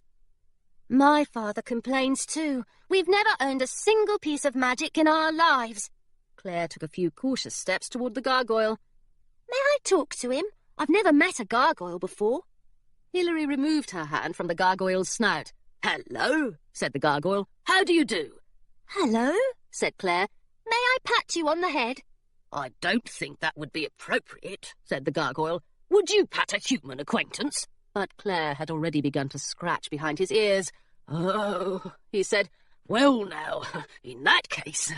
He closed his eyes and leaned into the scratch. You're not quite as golden as I thought you would be, said Claire after a while. Aren't you made of magic? "Certainly not," the gargoyle said. "No self-respecting gargoyle would go about looking all polished and shiny. I'm Southland's granite from snout to tail, except for my heart. That's the magic bit, if you must know." I see, said Claire. So you grant wishes, then? The gargoyle drew back in horror. "Wishes?" he said. "If I could grant wishes, I'd have a heaping plate of spiders in front of me right now. And," he added, "I'd be wearing a pirate hat." "He's only for protection," Hilary explained, "and he doesn't like being used. It makes his heart go all fluttery." That's a shame, said Claire. Protecting people is a very kind thing to do. "It can be," said the gargoyle. "It depends on who's asking. Thank you for the scratch." He hopped over to Hilary. "Now, if you don't mind, I'm ready to go on my wall." There wasn't a slot for a gargoyle above the door, so Hilary balanced him on the bookshelf above her bed. The gargoyle seemed particularly happy about this arrangement, because he was in charge of propping up Treasure Island. "Maybe finishing school isn't so bad after all," he said as he curled up next to the soft leather cover. "It's making my ears feel awfully tingly, though." The gargoyle swished his tail in Hilary's direction, and she patted it. "Perhaps you're allergic to finishing school. Curtsying and minding one's manners are enough to make anyone itch." There was a sharp knock at the door, and Philomena entered without waiting to be invited. How rude, Claire mouthed to Hilary. "Come along, both of you," said Philomena. "You really should brush your hair, but there's no time. We're going to be late enough as it is." "Late for what?" Philomena rolled her eyes at Hilary. "For your meeting with Miss Pym." Hilary and Claire followed Philomena through the stone halls, taking care to stay a few steps behind her so they wouldn't be hit in the face by her bouncing hair. Miss Pym's office was as far away from the dormitory wing as it was possible to be without ending up in the next town over, and Hilary thought this showed surprisingly good sense on Miss Pym's part. As they walked, Claire chattered away, telling Hilary everything she'd heard about Miss Pym from her sister Violet. Violet said Miss Pym had once been a great beauty, and quite important in high society besides. It was rumoured that she'd even been friendly with the Queen, but she fell in love with an aeronaut who plummeted over the side of his balloon basket during a terrible storm. After his death, Miss Pym was so distraught that she abandoned her family and her high society duties to follow her heart's desire, establishing a school for young ladies of quality. Hilary couldn't imagine how opening a finishing school could be anyone's heart's desire, but clearly it had been Miss Pym's, and Hilary very nearly admired her for it. Running away and pursuing one's dream was quite a piratical thing to do. By the time they reached a doorway marked simply with the image of a dancing sheep, Claire was nearly out of breath from storytelling. Philomena opened the door and curtsied to a woman sitting behind an ornately carved desk. "The new girls," she murmured. "Thank you, Miss Tilbury. You may go." Philomena swished her hair and walked away, leaving Hilary and Claire standing in the doorway. "Miss Westfield and Miss Dupree?" Hilary nodded, and Claire attempted a wobbly curtsy. "I am Miss Pym." The woman rose from the desk and pulled 2 chairs away from the wall. "Please, take a seat." Behind Hilary, the heavy doors slammed shut. Miss Pym was very tall, taller than Hilary's father. She had a pleasant face. To Hilary's surprise, she was actually smiling, and a braid of snow-white hair wrapped around her head like a crown. On the collar of her purple silk jacket, she wore a silver dancing sheep pin. All in all, she looked like she might be someone's beloved great-aunt, the kind who gives wonderful presents and is always a bit of a bother when she comes to visit. Her desk was a jumble of papers, punctuated by the occasional fountain pen, and on the edge of the desk nearest Hilary, an ink sketch of an old-fashioned gentleman in a balloon basket smiled out from a silver frame. Claire nudged Hilary with her elbow and nodded at the picture frame. "Her lost love," she whispered, and clutched her hands to her chest with a sigh. Thankfully, Miss Pym did not seem to notice. "Welcome, girls," she said, beaming first at Claire, then at Hilary. "I'm so glad you could join us for our summer session. I have already heard so much about both of you." Oh, no. What had she heard about Hilary? Considering that her application had been forwarded to Miss Pym's by a committee of scourges and scallywags, it probably wasn't anything flattering. "I do like to make an effort to get to know all my girls personally," Miss Pym continued, "and I hope we'll become fast friends by the end of our time together." "I'm sure we will," cried Claire, who was leaning so far forward in her chair that Hilary worried she'd topple out of it. "Very good. Now, you're most likely wondering what you'll be up to this term." Miss Pym shuffled through a pile of papers. "I have your class schedules here, and I thought I'd run through them with you in case you have any questions. In the mornings, you'll have handwriting, current affairs, embroidery, etiquette, and fainting. Our more active classes are scheduled after lunch. Those are dancing, water ballet, and archery, a most graceful sport if one can manage to fire one's arrows without perspiring." Miss Pym's litany of classes went on and on.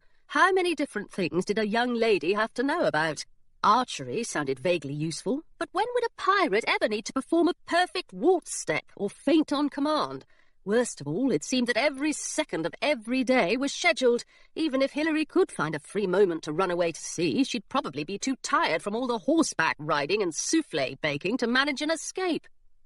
The walls of Miss Pym's office were decorated with plaques and awards that Miss Pym had won from groups like the Delicate Ladies Society, the Eligible Bachelors Club, and the Coalition of Overprotective Mothers. Among the awards were a number of framed embroidery samplers emblazoned with tasteful mottos. "Beware the dangers of reverie," proclaimed the sampler behind Miss Pym's left ear, while the sampler by the window reminded its audience that a lady never shrieks. Hilary decided that the worst of all was the sampler directly over Miss Pym's head, which read, in badly embroidered rhyme, "The greatest treasure in all the land, the delicate touch of a lady's hand." "Hilary?" Miss Pym sounded concerned. "You look a bit green. Are you feeling well?" Hilary jumped. "Yes, Miss Pym, I'm fine, thank you." "You're welcome, my dear. As I was saying, you'll have every Wednesday afternoon and Saturday morning free to do as you like, though we ask that you stay in Pemberton. Some girls like to visit relatives during these free periods, but you must alert a teacher to your plans if you wish to leave town." Hilary leaned forward almost as far as Claire. "Excuse me, Miss Pym, does that mean our first free afternoon is this Wednesday?"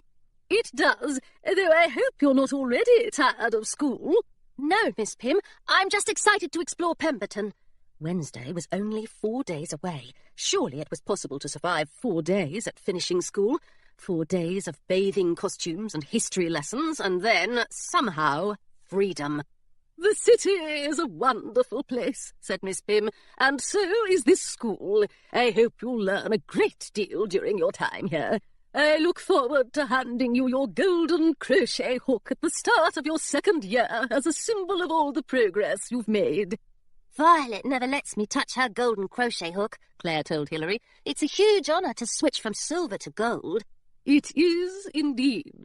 Miss Pym smiled and handed them their schedules. "Please don't hesitate to stop by in the future if there's anything you need. Miss Dupree, Philomena should be waiting outside to show you back to your room. And Miss Westfield—" Miss Pym turned her gaze toward Hilary. She didn't smile. "May I speak to you privately for a few moments?" It was one of these questions that was really an order. Claire slipped Hilary a smile and left the room. Miss Pym leaned across her desk, so close that Hilary could smell her rose-scented perfume. "You are James Westfield's daughter, are you not?" Hilary swallowed hard. "Yes, I am." "I'm quite fond of your family. The Westfields and I are old friends, but that's neither here nor there." Miss Pym settled back in her chair. "I have been trying to get in touch with your father for some time. Do you know where he is?" He's at home, Miss Pym, at Westfield House. I'm sure you could schedule an appointment, if you wanted to see him, I mean. No, I don't think that will be necessary. Miss Pym paused. So, he hasn't been away from home lately? I think he goes into Queensport sometimes.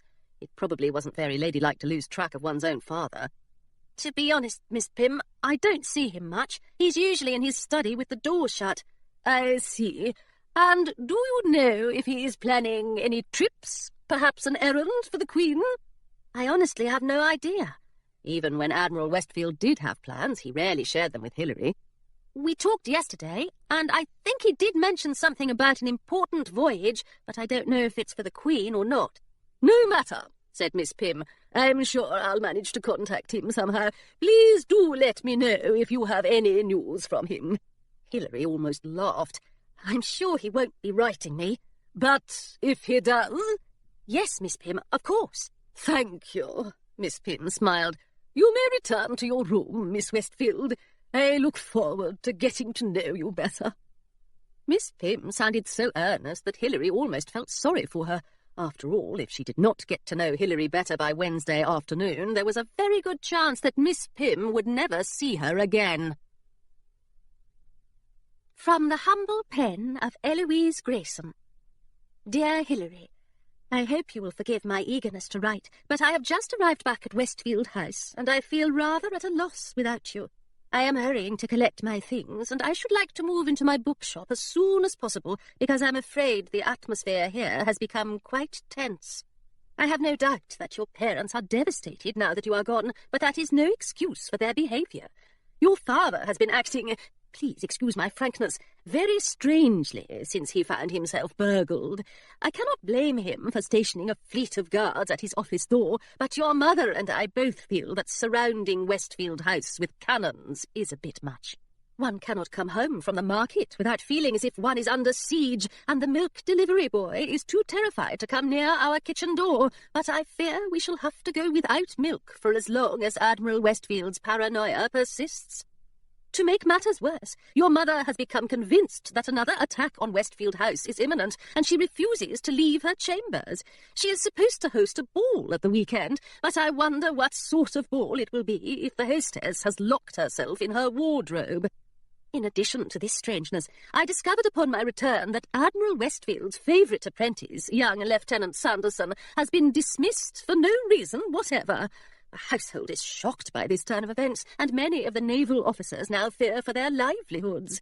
As I recall, you and Lieutenant Sanderson were not always the closest of acquaintances, so perhaps this item of news will bring a smile to your face. I hope you are enjoying Miss Pym's, or at least finding it not quite as terrible as you anticipated. Have you met Miss Pym herself? Have you been keeping up with all the newspapers? The ongoing thefts from high society households have become quite a nuisance indeed. I trust you are being cautious and keeping a healthy distance from all unscrupulous persons. I look forward to hearing all about your adventures at Miss Pym's. Until then, I remain your Eloise Grayson. Postscript. Please give my love to the gargoyle. Chapter 4. By Wednesday afternoon, Hilary had embroidered 6 potholders, broken 2 archers' bows, trodden deliberately on Philomena's foot 17 times, and set the school record for treading water. At times she had nearly enjoyed herself, but not even the satisfaction of hearing Philomena shriek could keep Hilary at finishing school an instant longer than necessary. It was time to escape from Miss Pym's. But escape was proving to be more difficult than Hilary had expected. She'd intended to leave directly after Wednesday's fainting class, but Claire caught her arm on the way out of the classroom. "You'll come to lunch with me, won't you?" she said. "Oh, good, I knew you would. I can't stand walking into that horrid refectory alone. There are never any seats, and I'm sure we're already late. We practiced that simple swoon for hours." Claire poked at her scraped elbow and winced. "Honestly, I don't believe young ladies of quality are supposed to have quite so many bruises." "Maybe not," said Hilary as Claire dragged her toward the refectory. "But I hear bruises are awfully respectable in the pirate community. I'm sure that purple one on your knee would be the envy of the high seas." By the time they reached the refectory, servants in starched white aprons were already walking along the rows of long tables, passing out plates of food. Claire pulled Hilary toward the last 2 empty chairs in the room, then stopped so suddenly that Hilary nearly crashed into her. "Oh, drat!" Claire whispered. Just across from the empty chairs sat Philomena. "Perhaps no one will notice if we hide under the tablecloth." "Don't be silly," said Hilary. "A good pirate doesn't run away from nefarious scoundrels. She confronts them." Claire protested that she was not a pirate of any sort, but Hilary marched up to the chair directly across from Philomena and sat down in a most unladylike fashion. Claire hesitated, and for a moment Hilary thought she really would dive under the tablecloth. "Miss Dupree," said Philomena, "please sit down. Or are you one of the serving girls today? I'm simply dying for some water. Would you fetch the pitcher for me?" Claire flushed and slipped into the empty chair.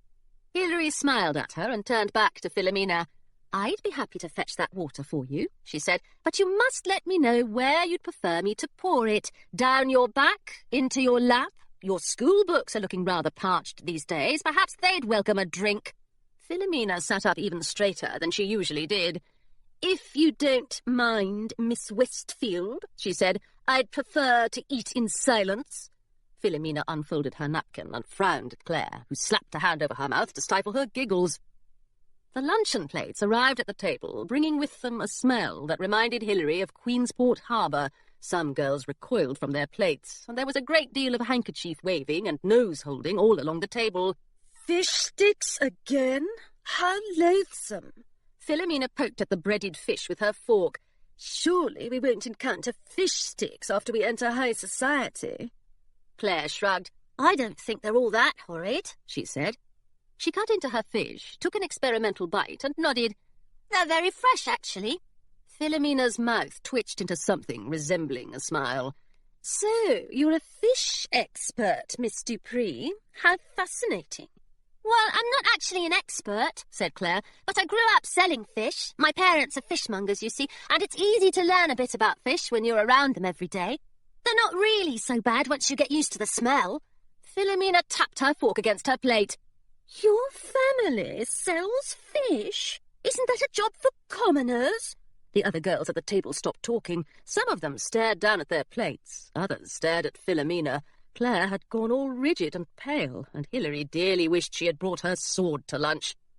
"Don't you dare speak to Claire that way," she said. "She's done nothing to you, and she's the kindest girl here." Philomena sniffed. "Really, Miss Westfield," she said, "I can't believe your parents would encourage you to associate with fishmongers' daughters." She took a dainty sip of water. "I wonder whatever possessed Miss Pym to let Miss Dupree enroll here. After all, this is a school for young ladies of quality, and it's clear she'll never be anything but a fishwife." Claire gasped and dropped the bit of fish stick she'd been holding. Hilary leaned across the table and fixed her most fearsome stare on Philomena. "If you say another word," she said, "I'll see to it that you're strapped to a ship's mast and sent off to a deserted island where you can't be cruel to anyone. I'll tie you up myself. Don't think I won't." Hilary looked over at Claire and smiled. "I hear that horrid girls on deserted islands don't often get invited to high society balls." Claire bit her lip, and she smiled back at Hilary. "Perhaps," she said in a small voice, "if Philomena is very lucky, a fish might ask her for a waltz." For a moment the entire table fell silent. Then, very quietly, the girl next to Claire began to laugh. Claire laughed too. Even Philomena's glare wasn't strong enough to stop the laughter from spreading, and soon enough all the girls at the table were giggling over their fish sticks. Philomena, however, was perfectly silent. Her knuckles turned white around her fork. Then, to Hilary's amazement, she placed the fork primly on the tablecloth and smiled. She reached under her seat for her school bag and fumbled inside for a moment until she found a small, gleaming object, which she clasped in her fists so quickly that Hilary couldn't make out its shape. Then she murmured a few small words and looked up at Claire. The fish sticks on Claire's plate started to wobble. They squirmed about until they were standing upright on the plate, and after a moment's hesitation, they formed a rather tidy line. Hilary stared at the regiment of fish sticks in horror as one by one they leaped off the plate and smacked themselves against Claire's forehead. Claire shrieked and grabbed her knife, but the fish sticks dodged her swipes. Even when Hilary had gathered her senses enough to overturn the plate, the remaining fish sticks wriggled out from underneath it and dove into Claire's lap as fast as they could manage. By the time the assault reached its end, Claire was dripping with crumbs and smelling quite a bit like Queensport Harbour herself. Hilary pushed back her chair and stood up. "I can't imagine," she said to Philomena, "that Miss Pym tolerates any sort of bullying at her school, let alone the magical kind. She'll have you expelled when I tell her what you've done." "Magic?" Philomena blinked at Hilary. "Whatever do you mean?" "You know perfectly well that those fish sticks didn't leap about by themselves." Philomena looked up and down the table at the other girls. None of them was laughing any more. Poor Claire overturned her plate, and her lunch flew everywhere. It was rather clumsy of her. Don't you all agree? Some of the girls nodded. "Miss Westfield, I'm sure Miss Pym has no time for silly stories, and what could possibly possess her to take your word over mine?" "She's right, you know." Claire wiped at her dress miserably with a handkerchief. "Please, Hilary, don't waste your time on my account." "But it wouldn't be a waste." Claire stood up and let fish sticks fall from her skirts. "Hilary," she said quietly, "would you be good enough to accompany me to our room? I believe I've lost my appetite." Claire hurried up the dormitory staircase without saying a word, and Hilary could hardly keep up with her. As soon as they'd reached their room, Claire slammed the door behind them, threw herself onto her bed, and covered herself in blankets. The gargoyle looked up from the pages of Treasure Island. "Oh, good," he said. "You're back. Is it time to go to sea?" Under the blankets, the lump that was Claire let out a great and tragic wail. Hilary shook her head at the gargoyle and ran to Claire's bedside. "Let me take care of Philomena," she said. "If Miss Pym only knew how horrid she was, she wouldn't stand for it." The lump sniffled. "It was my fault," it said. "I shouldn't have laughed. Oh, dear!" Then the lump gave a great heave and resumed wailing. "You didn't do a thing wrong," said Hilary, patting the lump where she thought Claire's back might be. "You defended your honour like a true pirate, but Philomena's got magic somehow, and she's even more awful with it than without it. We've got to do something." The lump writhed about as Claire attempted to untangle herself from her blankets. She sat up at last and blew her nose on the handkerchief Hilary offered her. "You don't understand," she said. "There's nothing to be done. It's not only Philomena who acts that way, who uses magic to be nasty, I mean. You should see them at the fishmongers. All sorts of grand high society gentlemen come in with magic coins, enchanting extra trout into their parcels. They don't pay for them, of course." Claire tugged at her blankets. "They do laugh quite a bit, though." "But that's terrible." If a grand gentleman ever tried something of the sort on Hilary, he'd quickly find a cutlass pressed against his linen-ruffled throat. "Can't you do anything to stop them?" Claire laughed, but she didn't sound happy. "I don't have a gargoyle to protect me, and I'm not a pirate like you. I thought things would be better at Miss Pym's. I thought no one would dare use magic on a high society girl." She pulled her bedding back over her head. "Now, if you don't mind, I'm going to spend the rest of my life under these blankets." "Oh, Claire, I do mind. You can't stay a lump forever. How will you go to class?" "Lumps don't need to go to class," said Claire from under the blanket. "Well, then, you'll need to eat." Claire shuddered. "I'm never eating again. What if it's fish sticks?" After a few minutes, she poked her head out of the blankets. "I guess I am a little hungry, though. I hardly got any lunch." "You could go to the market," Hilary said. "You're allowed to go into town this afternoon, and I'm sure they won't have fish sticks." Claire sat up and sniffed. "That sounds nice." She wiped her wet cheeks. "Will you come with me? Oh, unless you have other plans, of course. I don't want to be a bother." Up on his shelf, the gargoyle groaned. "We're not supposed to go to the market," he said. "We're supposed to be like the pirates in Treasure Island, exploring the high seas and watching handsome sailors fall in love with golden-haired maidens." Hilary rolled her eyes.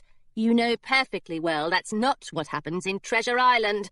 "It is when I read it," said the gargoyle. "Now, are we going to sea or not?"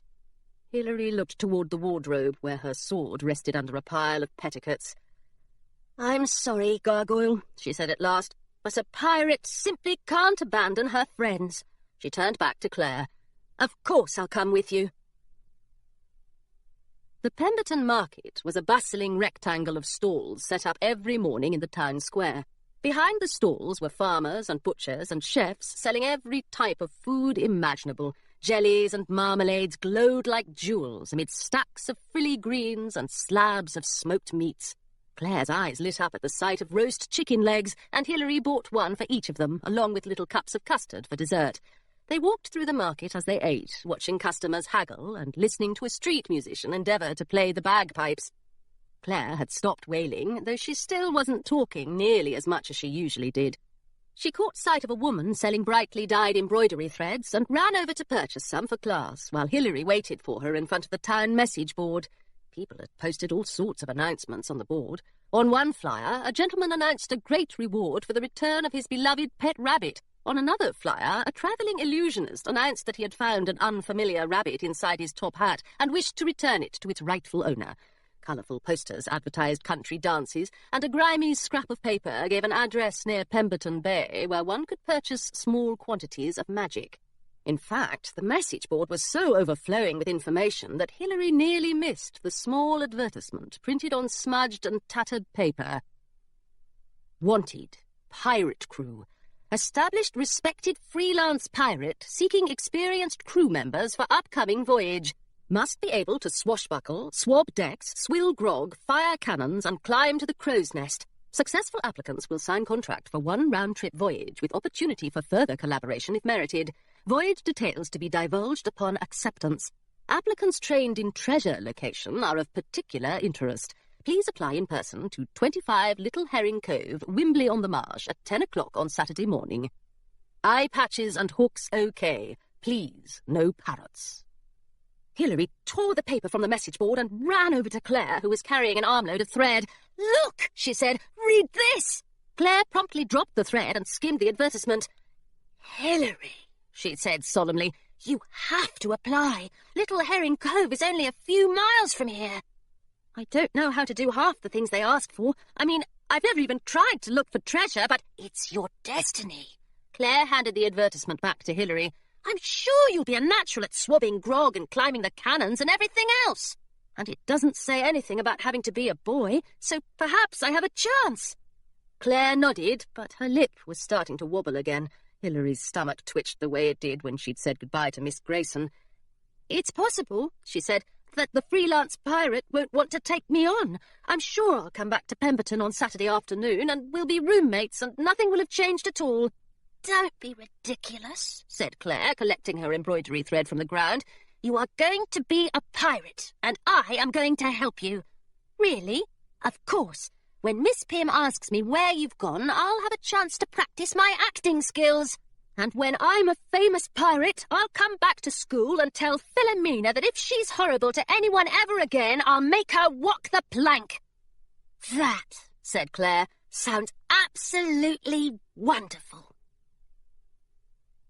Miss Pym's Finishing School for Delicate Ladies, where virtue blossoms. Dear Miss Grayson, it feels so awkward to call you Eloise. I will have to keep calling you Miss Grayson for the time being. Is that all right? Thank you for the news of my family. If you can manage to slip my mother some food, perhaps something flat, under the wardrobe door, I'm sure she would appreciate it. If I were you, however, I would get out of Westfield House as quickly as possible. Your news about Oliver was the most thrilling thing I've heard all day.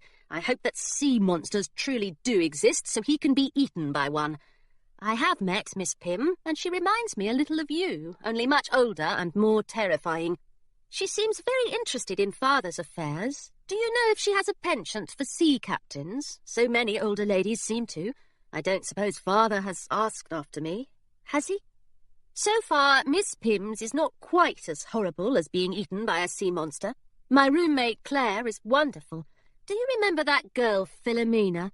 She has been making Claire's life a misery ever since she found out that Claire is not from a high society family. But Claire stands her ground valiantly and takes out a large portion of her aggression during archery class.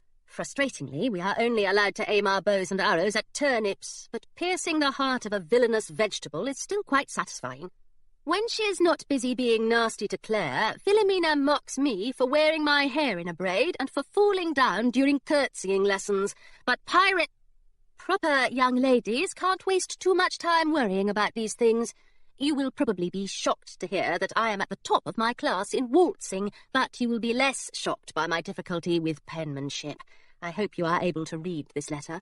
My knuckles have been rapped upon so many times by the handwriting mistress that I worry they will stage a rebellion and escape from my hand in the dead of night. The gargoyle wanted to send you a pressed spider as a token of his affection, but I encouraged him to send pleasant words instead. He declined, arguing that spiders are easier to catch, but I am sure he sends his love. We are so very busy here that I may not have time to write back to you after this Saturday. Whatever else you may hear from Miss Pims, please know that I am thinking of you, and I promise to visit you in your new bookshop when I return to Queensport. Love, Hilary. Chapter 5. Saturday dawned warm and bright, with just a hint of thunderclouds at the edges of the sky. A perfect day, Hilary thought, for piracy. She packed all her most important possessions, her second-hand shirts and trousers, Treasure Island and the gargoyle, in her canvas bag. Then she pulled on her scuffed sailor's boots and strapped her sword over her grey school dress. Claire had promised to look after the rest of her things while she was away, and truthfully, Hilary was relieved to be free of the gold-plated travelling trunk at last. It had given her far too many stubbed toes during her week at Miss Pym's. Claire, still in her nightgown and bare feet, came downstairs with Hilary to say goodbye. Remember, she whispered, it's a right at the big oak tree, then a left at the bridge, then follow the stream for half a mile and you're there. She reached inside Hilary's bag and gave the gargoyle a good thorough scratch behind the ears. I'll miss you both. Avast, me hearties, the gargoyle said sleepily. I think he means he'll miss you too, and so will I. Hilary gave Claire a hug. Thank you for everything. You have to let me know if you meet any dashing sailors.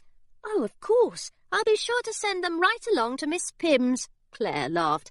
And I'll try to keep Miss Pym off your track for as long as I can. Are you ready? I think so. All right. Claire raised her voice so it echoed through the stone hall, turning the heads of the maids who were bustling through on their way to prepare the refectory breakfast. I hope you have a wonderful time visiting your elderly relative in Pemberton, Miss Westfield. It's such a shame that your elderly relative, who lives quite nearby, is feeling ill. I am sure you will be a great comfort to him or her. The maids gave Hilary sympathetic smiles. Hilary smiled back and tried to keep her sword well out of view as she opened the front door. Thank you for your kind words, Miss Dupree. I am saddened to hear that you may have to stay to look after your relative for several days, maybe even months. Claire put her hand to her forehead and tried to look distressed. Good luck, she whispered. Hilary waved, and the gargoyle flicked his tail goodbye, and then they were through the gate, away from Miss Pym's, and off to sea. It was an hour's walk to Little Herring Cove, and Hilary sang sea shanties nearly the whole way. Once the gargoyle had woken up a bit more, he joined in occasionally on the harmonies. Hilary had the road to herself, and soon enough the pavement below her feet turned to gravel and then to dirt. She plucked a buttercup from the grass along the roadside, remembered with a start that she was going to be a pirate, and hid the buttercup away in her bag, where the gargoyle declared it to be surprisingly tasty. Hilary took a right at the big oak tree and a left at the bridge. She walked a little more slowly along the stream. She did not want to miss the freelance pirate's house, and she especially did not want to arrive early. Punctuality, she had heard, was not greatly appreciated in the pirate community, and most pirates arrived for treasure hunts and mutinies fashionably late. It turned out, however, that she'd worried for nothing. When she reached 25 Little Herring Cove, she could tell she'd arrived at the right address not because of the number on the falling-down mailbox, but because of the long and winding line of pirates waiting outside the door. Hilary had not expected there would be so many of them. There were one-eyed pirates and no-eyed pirates, fancy pirates with billowing sleeves and shabby pirates with patched-up knees. They had pointed beards and pointed hats, curly moustaches and curly hooks, peg legs and real legs. They had golden teeth and golden earrings and gold doubloons sparkling in their mouths and ears and pockets. On their shoulders perched monkeys and toucans and tortoises, all seemingly named Polly. Shouts of "Arr!" and "Blast!" filled the air whenever a pirate swung his sword too close to his neighbour or tried to cut in line. Hilary waited at the end of the line behind a large, bald pirate with an eye patch, a hook, and a peg leg. His name, he said, was Cannonball Jack. "And what be your name, laddie?" he asked. "Hilary," said Hilary. "And why be ye wearing those strange skirts, Hilary?" "It's my school uniform," Hilary explained. "I'm a girl, you know." Her hair hung down in a long dark braid down her back, as usual, and she'd put on her best hoop earrings, but neither of these things set her apart from most of the other pirates in line. Cannonball Jack laughed and slapped her on the back with the hand that wasn't a hook. "Arr, a jokester! That'll be a good one, lad. 'Tis a good thing you have a sense of humour if you wish to be a pirate. 'Twill serve you well during the sword fights and typhoons." Hilary rolled her eyes. The other pirates didn't sound half as silly as Cannonball Jack. He had to be even more nervous than she was. "Do you know anything about this freelance pirate?" she asked. "Very secretive he be.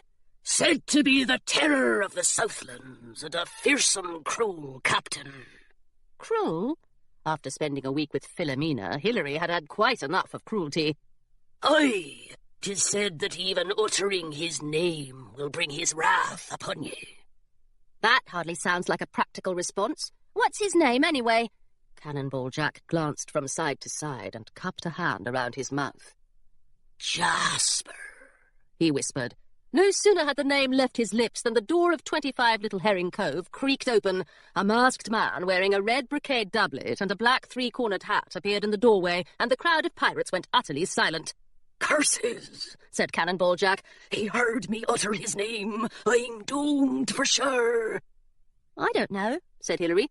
"He looks a bit short to be the terror of the Southlands."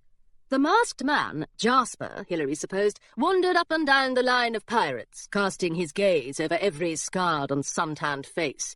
"Too old," he said to a wizened pirate leaning on a cane. "Too scary," he said to an alarmingly fierce-looking pirate. "I'm sorry," he said to a muscular young man with a kitten on his shoulder, "but I'm allergic to cats. You'll have to go." "See," said Cannonball Jack. "he's ruthless." Jasper drew closer to the end of the line, dismissing pirate after disappointed pirate. "Those applicants whom I do not dismiss," he announced, "may remain in line for a personal interview." Cannonball Jack mopped his brow with a ragged bandana. The gargoyle poked Hilary in the side. "What's going on now? I can't see anything in this ridiculous bag." "He's coming toward us," said Hilary, "and you'd better keep quiet for the next few minutes." The last thing she wanted was for Jasper to proclaim her too friendly to gargoyles. Even without the gargoyles' antics, she was sure to be marked too young, too female, or both. Jasper drew level with Cannonball Jack and looked him up and down. "Too stereotypical," he declared at last. "Sorry." Cannonball Jack hung his head and trudged away as Jasper approached Hilary. Up close, Jasper looked a few inches taller and a few inches more fearsome than he'd seemed from a distance. He stared straight at Hilary. Hilary stared back. His eyes narrowed, and the corners of his mouth twitched up into a smile. "A fascinating turn of events," said Jasper. He clapped his hand on Hilary's shoulder. "This way, please. I hope you're prepared for your interview." Hilary followed Jasper past the line of grumbling pirates, several of whom tried to trip her with their peg legs. "For heaven's sake, there's no need to be nasty," said Jasper. "If this one doesn't work out, I'll send her off the plank and call the next applicant in." Some of the pirates chortled approvingly. Jasper led Hilary inside the ramshackle house, which smelled not unpleasantly of seaweed and leather. The front door opened directly into what Hilary guessed was a sitting room, although it did not look at all like any other sitting room she'd ever seen. Instead of chairs or velvet couches, a few well-worn rope hammocks hung from hooks drilled into the rafters. Standing in for a table was an old wooden box that looked suspiciously like a treasure chest. The room's only decoration was a gleaming wire cage containing a small, bright green bird. The bird croaked grumpily when it saw Hilary. "Welcome to my salon," said Jasper. "Can I get you anything? Grog?" "No, thank you." Grog at 10 o'clock in the morning. Miss Grayson would have been horrified. Just for me, then. Jasper picked up a mug and took a long sip. Please, take a seat. Any seat. Hilary balanced herself in the hammock farthest away from the bird. I thought your advertisement said parrots weren't allowed. Ah, but Fitzwilliam here is a budgerigar. That's a very special kind of parrot, and a parrot for which I make exceptions. Jasper removed his hat and started to untie his mask. Besides, Fitzwilliam himself insisted on the no-parrot rule. He simply can't abide competition. He laid his hat and mask on the floor and looked up at Hilary. It's a pleasure to see you again, by the way, and I must apologise. When last we met, I'm afraid I was in a bit of a hurry. Hilary nearly fell out of her hammock. There, across from her, sat Mr. Smith. He looked quite different without the tailcoat, but now that his mask no longer hid half his face, there could be no mistaking it. He was the very same elegant gentleman she'd met on the train. I'm sorry, Mr. Smith, she said once she'd caught her breath. I didn't recognise you. That's the whole idea behind a disguise, said Jasper.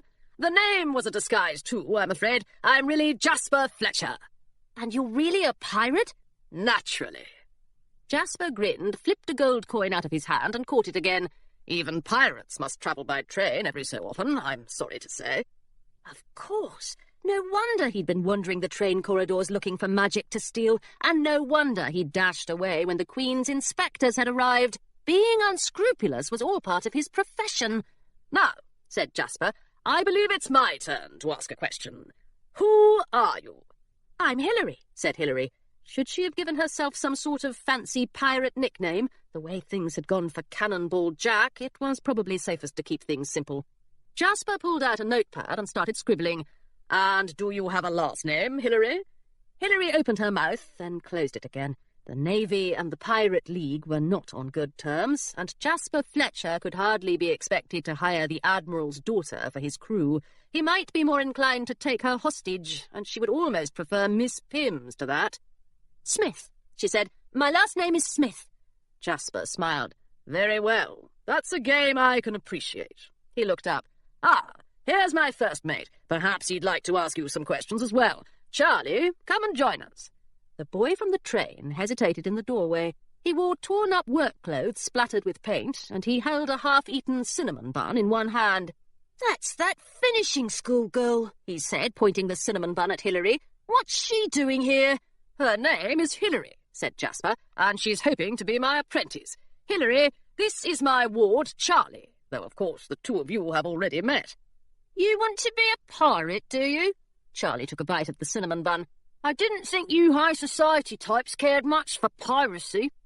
Well, said Hilary, I do. She gave him the same fearsome look she'd practised on Philomena, though she was not sure how well it would work on an actual pirate. To her relief, Charlie simply shrugged and settled down into an empty hammock. Perhaps she wouldn't need to be quite so fearsome after all. Is your name really Charlie, then? She asked. It is. I'm not famous enough for an alias, not like our Mr. Smith here. Charlie jabbed a thumb in Jasper's direction. He's the terror of the Southlands, you see, quite well known in certain circles. It's a difficult burden, said Jasper, but someone must be the most fearsome pirate on the high seas, and I'm happy to oblige. Now, Hilary, he turned back to her and flipped a new page in his notepad. If you truly want to be a pirate, whatever were you doing at finishing school? Hilary took a deep breath. I applied to the very nearly Honourable League of Pirates, but they rejected me because I'm a girl. A frightfully stupid reason, Jasper cut in. Of course, frightful stupidity is a hallmark of the VNHLP. Hilary beamed. They were wrong, don't you think? She said, and I tried to tell them exactly that, but they wouldn't listen, and I got sent off to Miss Pims. I've only just managed to run away. Jasper scribbled more notes.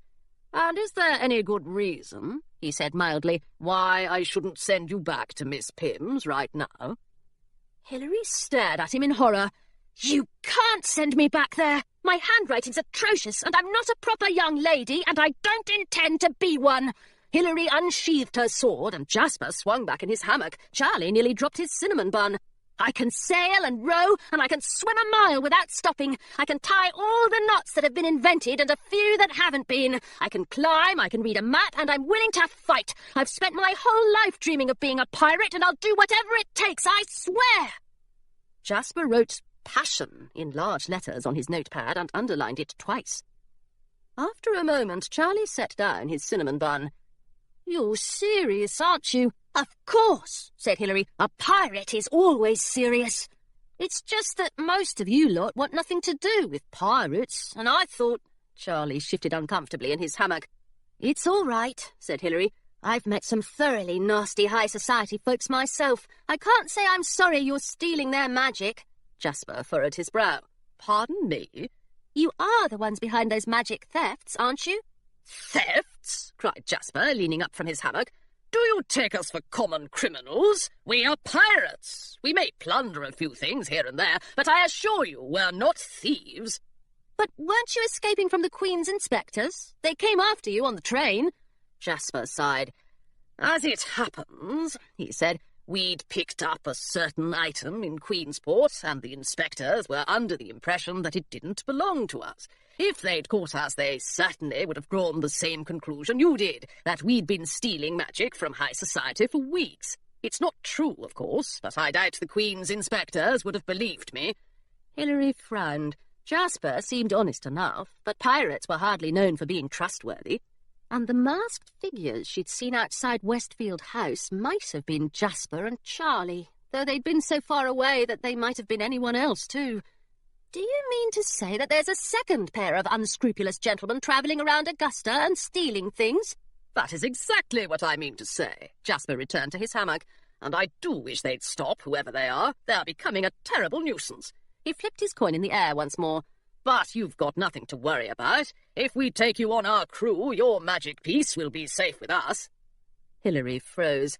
"I don't have a magic piece. I told you on the train. I swear I don't have magic." "There's no need to look so terrified." Jasper held the coin out in his palm. It wasn't a doubloon. It was imprinted on both sides, a crown on one side, a figure 8 on the other, and Hilary knew without asking that it was very old. "I've got a magic piece here myself, and I certainly don't need anyone else's." "Most pirates have a bit of magic once they've dug up a treasure or two," Charlie added. "Not me, though. I can't stand to use the stuff. Which means that when Jasper here uses his coin to magic up some fancy clothes for the two of us, he exhausts himself making silk handkerchiefs and leather gloves and enormous trousers. Soon enough, he's too tired to conjure up anything larger than a cufflink, and we've got to find another magic user to help us vanish off a train." Charlie shook his head. "Jasper gets a bit carried away with disguises." "But it all worked out in the end, didn't it?" said Jasper, "even though Hilary here refused to magic us away." "I suppose so," said Charlie. "Next time, though, I'd like some trousers that fit properly." In Jasper's palm, the magic piece jumped. "Ah," said Jasper, "I thought so." He turned to Hilary. "Did you know that magic vibrates when it senses more magic nearby?" Hilary shook her head. "Well, it does. And you, apparently, have such a large chunk of magic, it's got this coin jumping about all over the place. It happened on the train, and it's happening now." Jasper waved the coin at Hilary's face, but it didn't move.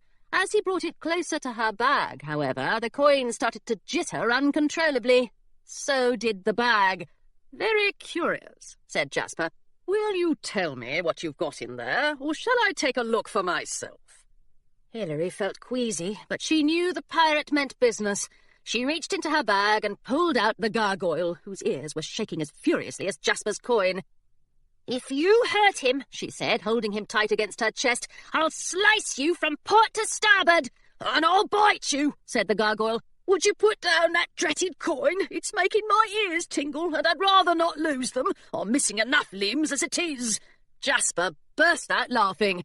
"I'm not sure what I was expecting," he said once he'd recovered his composure.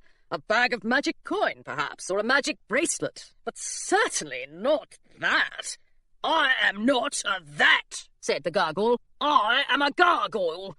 And a pirate," he added after a moment's thought. Jasper leaned forward. "If you had a hand," he said, "I would shake it. How did you come to be a pirate, might I ask?" "I came to be a pirate in Hilary's bag," said the gargoyle. "Obviously. Wembley on the Marsh is a long way to hop." Jasper laughed again, and Charlie knelt down to introduce himself to the gargoyle, who immediately requested a scratch behind the ears.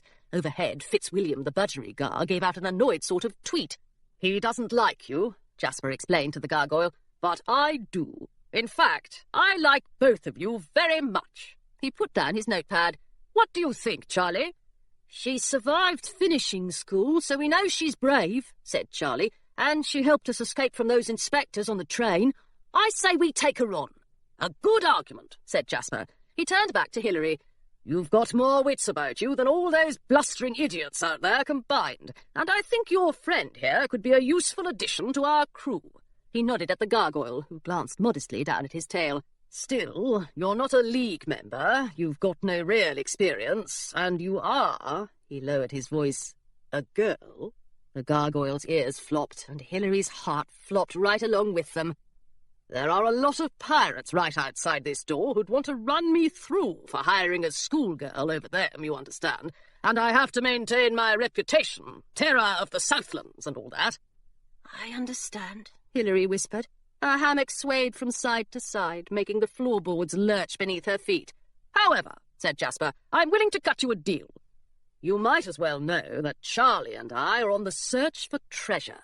I'll offer you a spot on our crew, and if you find that treasure for me, I'll tug a few strings, make sure you're established in the League, a full-fledged pirate, etc. Sound fair?"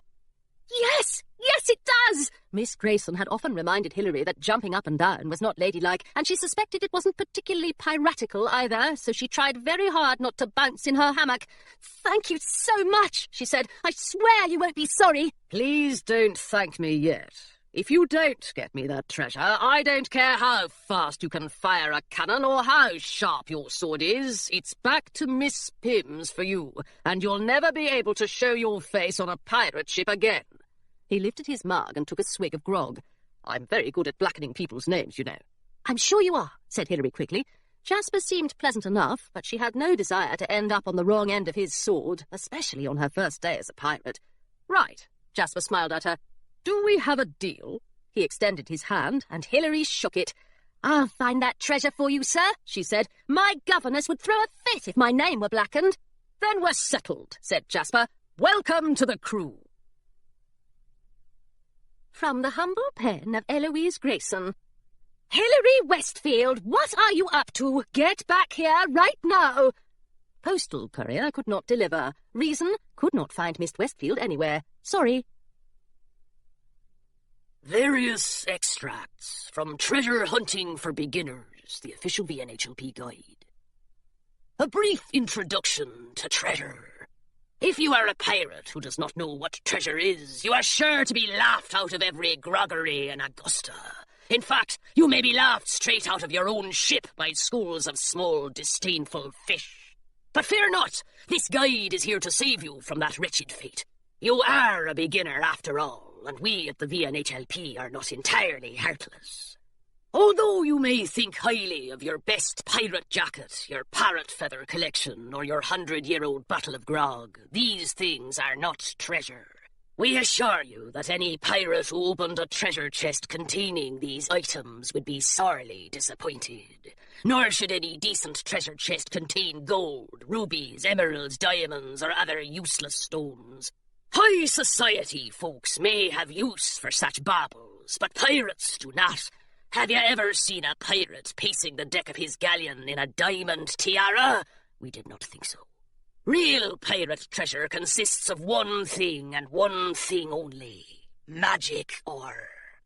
After the ore is smelted to produce pure magic, that magic is traditionally formed into gold-coloured coins, but other tools and figures made of magic are not uncommon discoveries in a pirate's treasure chest. Indeed, a scallywag by the name of Blackjaw Hawkins once buried a treasure chest packed from top to bottom with magic toothbrushes. You may scoff at the notion of toothbrushing, you are a pirate after all, but remember, treasure is powerful stuff, and it must not be scoffed at. Concerning fame and fortune. Small treasure troves hidden by previous generations of pirates can be found on deserted islands and rocky outcroppings throughout the kingdom. However, many a pirate has tried to make his name on the high seas by searching for famous, long-lost treasures. These include the fabled wreck of the good ship Petunia, the infamous magic stash of the Enchantress of the Northlands, and of course, the toothbrush collection of Blackjaw Hawkins.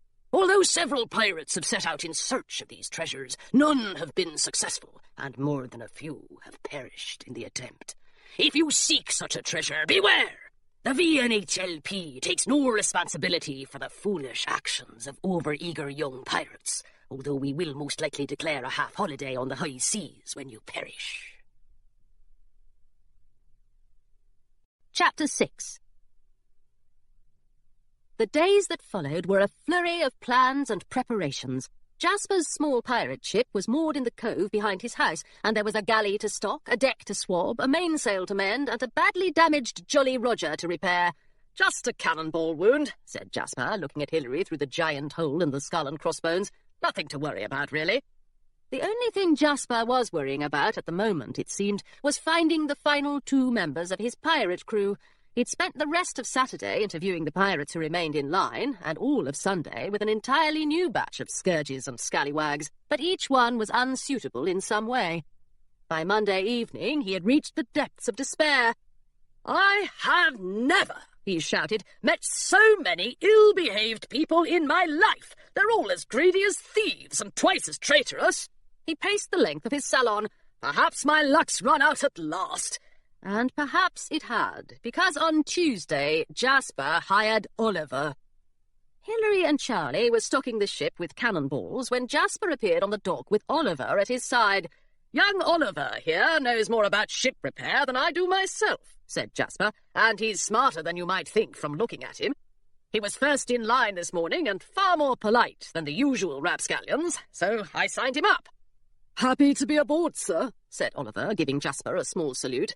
He'd scuffed up his good boots, and he'd traded in his naval uniform for a well-worn set of pirate clothes, but not even the threadbare jacket and faded eye patch could disguise his familiar sneer. Jasper hurried back to the bungalow to interview the next pirate in line, and Hilary and Oliver stared at each other in horror. "It's a good thing you're here," said Charlie. "We've still got loads of work to do. The mainsail needs stitching up. You could start with that." "Stitching?" Oliver flicked a bit of dust from his jacket and sneered at Hilary. "If it's all the same to you, I'd prefer not to do girls' work." "Would you prefer it, then," said Hilary, "if I dropped this cannonball on your foot?" She took aim at his toes, but to her great annoyance Charlie stepped in and blocked her path. "All work on this ship is pirates' work," he said to Oliver, "and we're all pirates here. You do well to follow my orders when Jasper's not around." Then Charlie turned to Hilary. "He may be as miserable as a dish rag," he said, "but he'll be no help to us at all with a broken foot." Hilary sighed. She didn't care to admit that Charlie was right, but at least he disliked Oliver as much as she did. "All right," she said as she handed Charlie the cannonball. "Perhaps I'd better have a few words with him." She grabbed Oliver by the elbow and dragged him down the deck until she was sure they were out of Charlie's earshot. "What are you doing here?" she whispered. Oliver shrugged. "Same thing you are." "But you can't possibly want to be a pirate." "Of course not." Oliver lifted his eye patch. "I'm getting revenge on your father. When I couldn't chase down those thieves who broke into Westfield House, he yelled at me for half a day. Then he dismissed me from the Navy. For good, he said." Oliver's sneer deepened. "Not that I'd go back there. I was out of a job, so I thought I'd join up with some pirates. Maybe I'll let slip a few Navy secrets, attack a few of Her Majesty's ships. It doesn't matter to me as long as it makes Westfield squirm. Isn't that what you're doing here as well?" "Oh, you toad!" Hilary wished she had broken his foot after all. "That is not why I'm here."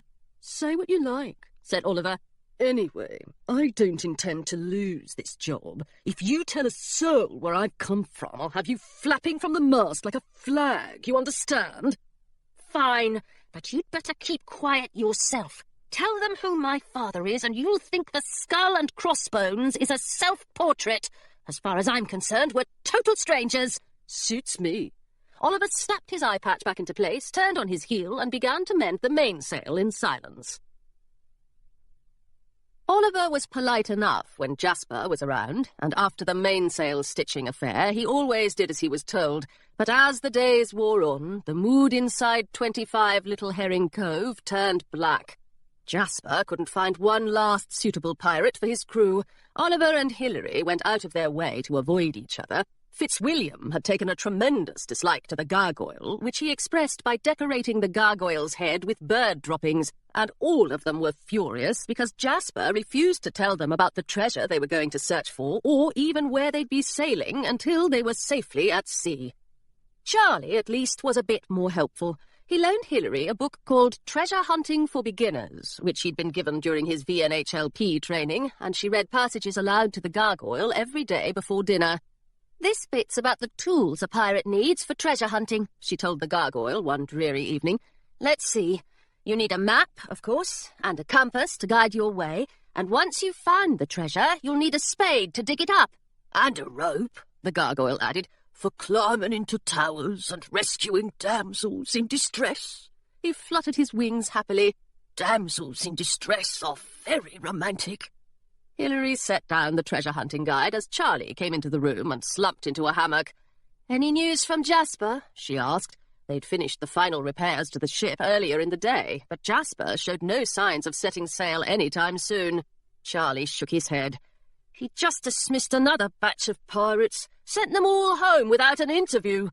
"But he's being ridiculous," Hilary said. "How am I supposed to find this treasure for him if he won't even tell me what it is?" "Or if we never go to sea." Charlie swung back and forth in his hammock. "I don't know what's gotten into him. He's never been this picky about his crew before. This must be an important voyage. If it's so important, shouldn't we begin the piracy as soon as possible?" "Yes," said the gargoyle, "we should." He'd climbed into Hilary's lap and was hiding under her arm to shield his head from Fitzwilliam. "In Treasure Island, there's none of this sitting around." Jasper and Oliver came in from the kitchen with bowls of stew for everyone, and Jasper looked around the room. "What are you all doing?" "Sitting around," said the gargoyle, "feeling glum." "Ah," said Jasper, and they all sat around feeling glum together, frowning into their bowls of stew. A sharp rap on the door cut through the glumness. "I demand," called a voice, "that you let me in at once." "Coming, coming." Jasper pulled himself out of his hammock. "If you want an interview, I'm afraid you'll have to come back tomorrow." He opened the door. There, on his front step, stood Miss Grayson. Her hat was sliding off the side of her head, her skirts were splattered with mud, and she had pulled the crochet hook out of her wind-blown hair, making her look rather like an ancient Augustan warrior queen. The expression of fury on her face, however, was all too familiar to Hilary. Jasper stared at Miss Grayson as though he had never seen a governess before. Then he took off his hat and bowed. "To what do I owe this pleasure, madam?" he asked, extending his hand. "Please, come inside." Miss Grayson ignored his hand and stepped past him into the house, setting her carpet-bag down in front of her. "Hilary," she said, "who is this overdressed person? What are you doing here? Never mind. I don't even want to know. Just get your things and come with me at once. They're absolutely frantic at Miss Pym's." "Miss Grayson!" Hilary leaped up, sending the gargoyle tumbling into the hammock. "How did you know I was here?" Even though Miss Grayson had a habit of being everywhere at once, her arrival in Wimbley-on-the-Marsh was still faintly remarkable. But Miss Grayson wouldn't be badgered. "Governesses have their ways," she said, "even former governesses." She brushed her hands together, and that was that. Jasper cleared his throat. He'd sat back down in his hammock, but he still hadn't stopped staring at Miss Grayson. Hilary," he said, "would you mind introducing us?" Apparently, Miss Grayson's mere presence had brought on a fit of etiquette. "This is Miss Eloise Grayson," Hilary said in her best finishing school voice. "She used to be my governess. Miss Grayson, this is Jasper Fletcher. He's a pirate." "A freelance pirate," Jasper corrected. "Sorry, a freelance pirate. The gentleman next to Jasper is his first mate, Charlie, and next to Charlie is someone who is a complete stranger to both of us."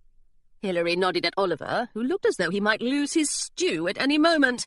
"My goodness," said Miss Grayson. "Isn't that—" Hilary gave Miss Grayson a quelling look. "His name is Oliver, and you've never met him before in your life." "I see."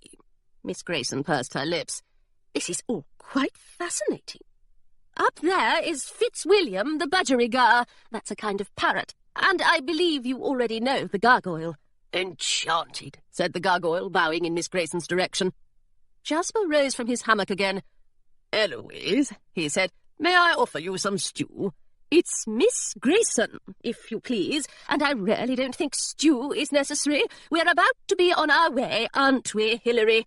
I'm not going back to Miss Pimm's, said Hilary. Besides, I'm Jasper's employee now. And what, may I ask, has he employed you to do? Swashbuckling, grog-swilling, mast-climbing and treasure-hunting, for the most part, said Jasper, delivering a bowl of stew into Miss Grayson's hands. He steered her toward an empty hammock. In short, piracy. Miss Grayson sank into the hammock. Oh, dear, she said. It's worse than I thought. Mr. Fletcher, I simply cannot let Hilary sail with you and your crew. She is supposed to be in finishing school, and running away with a gang of pirates would be terribly improper. I'm sorry to hear that, said Jasper, because it puts me in an awkward situation. I'm afraid Hilary has given me her word that she'll sail with me, and any pirate who breaks her word must walk the plank. He's just making that up, Charlie whispered to Hilary. Pirates break their word 15 times a day. Miss Grayson's knuckles had turned white around her bowl of stew.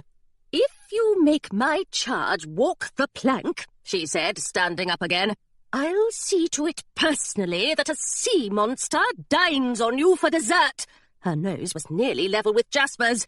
Don't think I can't do it. I am a governess, after all. Jasper stammered something about being terribly sorry and backed away. Now, Hilary, Miss Grayson turned to her, it's a long walk back to Miss Pimm's, and we're not going to find a carriage at this hour. Miss Grayson, please, I'm happy here. In a pirate's den? It's more of a bungalow, really, said Jasper. And it's much nicer than Miss Pimm's. I can use my sword here, and I don't have to embroider anything. And Jasper's lovely. I mean, he's obviously the terror of the Southlands, but otherwise he's very nice. Besides, said Hilary, I'm not your charge any more. She stared down at her boots to avoid meeting Miss Grayson's eyes. No, I suppose you're not. Miss Grayson frowned. But honestly, associating with ruffians and rapscallions, putting your very reputation at risk, whatever would your father say? Oliver nearly choked on a carrot. My father has nothing to do with this, Hilary said quickly, and neither does my reputation. You've always taught me to honour my promises, and now that I've made a promise to Jasper, I don't intend to break it. I'm a pirate now, Miss Grayson, and that's final. Behind her, Charlie applauded, and the gargoyle cheered. Even Jasper put his arm around her. You see, he said, she's one of us. Miss Grayson tapped her foot as she waited for the cheering to die down.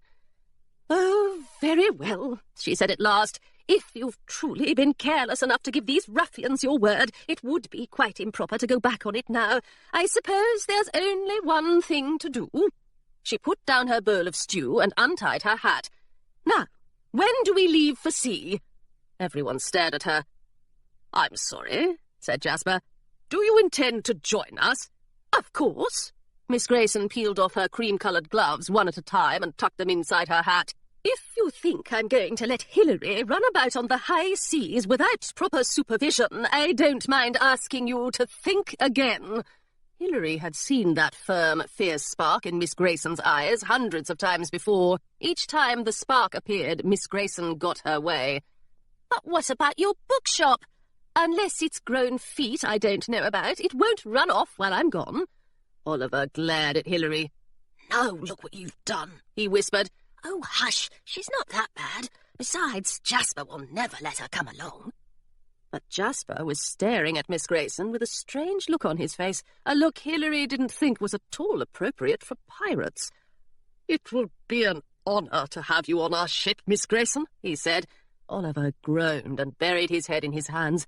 Charlie didn't look much happier. Hilary supposed his distrust of finishing school girls extended to governesses, but after a few moments he began to smile. Say, Jasper, he said, now that you've hired this governess, can we finally go to sea? The strange look departed from Jasper's face, and Jasper stood up straight. Yes, he said, I believe we can. Our crew is complete. Enjoy your stew, my friends, for it'll be hardtack and grog from here on out. He grinned as though this thought cheered him immensely. We set sail in the morning. Kingdom of Augusta, Office of the Royal Records Keeper, Form 118M. Intention to set sail instructions. Please write legibly in ink. Forms completed in blood will be rejected upon receipt. All questions are mandatory. Name of captain. Jasper Fletcher. Name of vessel. The Pigeon. Type of vessel. Pirate ship. Small. Home port. Wimbley on the Marsh, the Southlands. Destination. Gunpowder Island, the Northlands. General purpose of voyage. Please check 1. Business.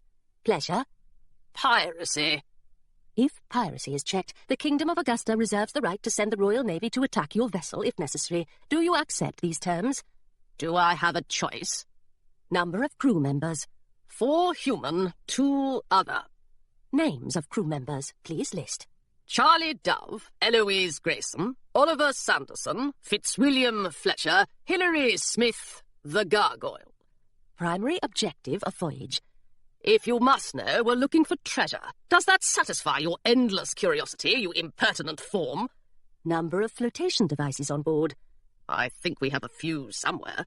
Number of weapons on board. Definitely more than the flotation devices. If you perish at sea, would you like a memorial plaque installed in your honour at the Royal Palace? Yes? No. Thank you for complying with the rules and regulations of the Kingdom of Augusta, and enjoy your voyage. Miss Pym's Finishing School for Delicate Ladies, where virtue blossoms. Dear Hilary, I hope this letter finds its way to you. I have addressed it to Pirate Hilary, the High Seas, just as you told me to. Do you think there is more than one Pirate Hilary? Oh, I hope you are the proper Hilary. If you are not the Hilary you are supposed to be, and you are reading this letter, please stop right away. It's not polite to read someone else's mail. If you had gone to finishing school, you would know this, although since you are a pirate, I'm not sure what sort of education you've had. If you are the proper Hilary, you are allowed to keep reading, and I'm very sorry for the delay. Oh, Hilary, Miss Pym's is dreadful without you. I think my acting fooled everyone, at least through Sunday evening, and the dance mistress said she hoped your sick relative would feel better soon so you could come back and demonstrate the waltz step for those of us who have 2 left feet. She meant me. But on Monday, Philomena asked where you were, and she said she didn't think you had a sick relative at all. I'm afraid I dissolved into a sea of tears, or at least a largish puddle, and of course that rat Philomena went straight to Miss Pym to raise the alarm. Now they are all out looking for you, and I think they are going to print your picture in the paper the way they do for wanted criminals. It must be ever so glamorous to be a wanted criminal. Not that you are a criminal, of course, and I haven't told anyone that you are a pirate, but I wanted to let you know that people will be looking for you in case you want to wear a disguise. I have enclosed a false beard that I crocheted in class today. I know your hair is not bright purple, but I couldn't find any dark brown yarn, and I do have an uncle whose beard is a different colour from his hair, so it must not be entirely impossible. The beard hooks around your ears, by the way, and I hope it fits.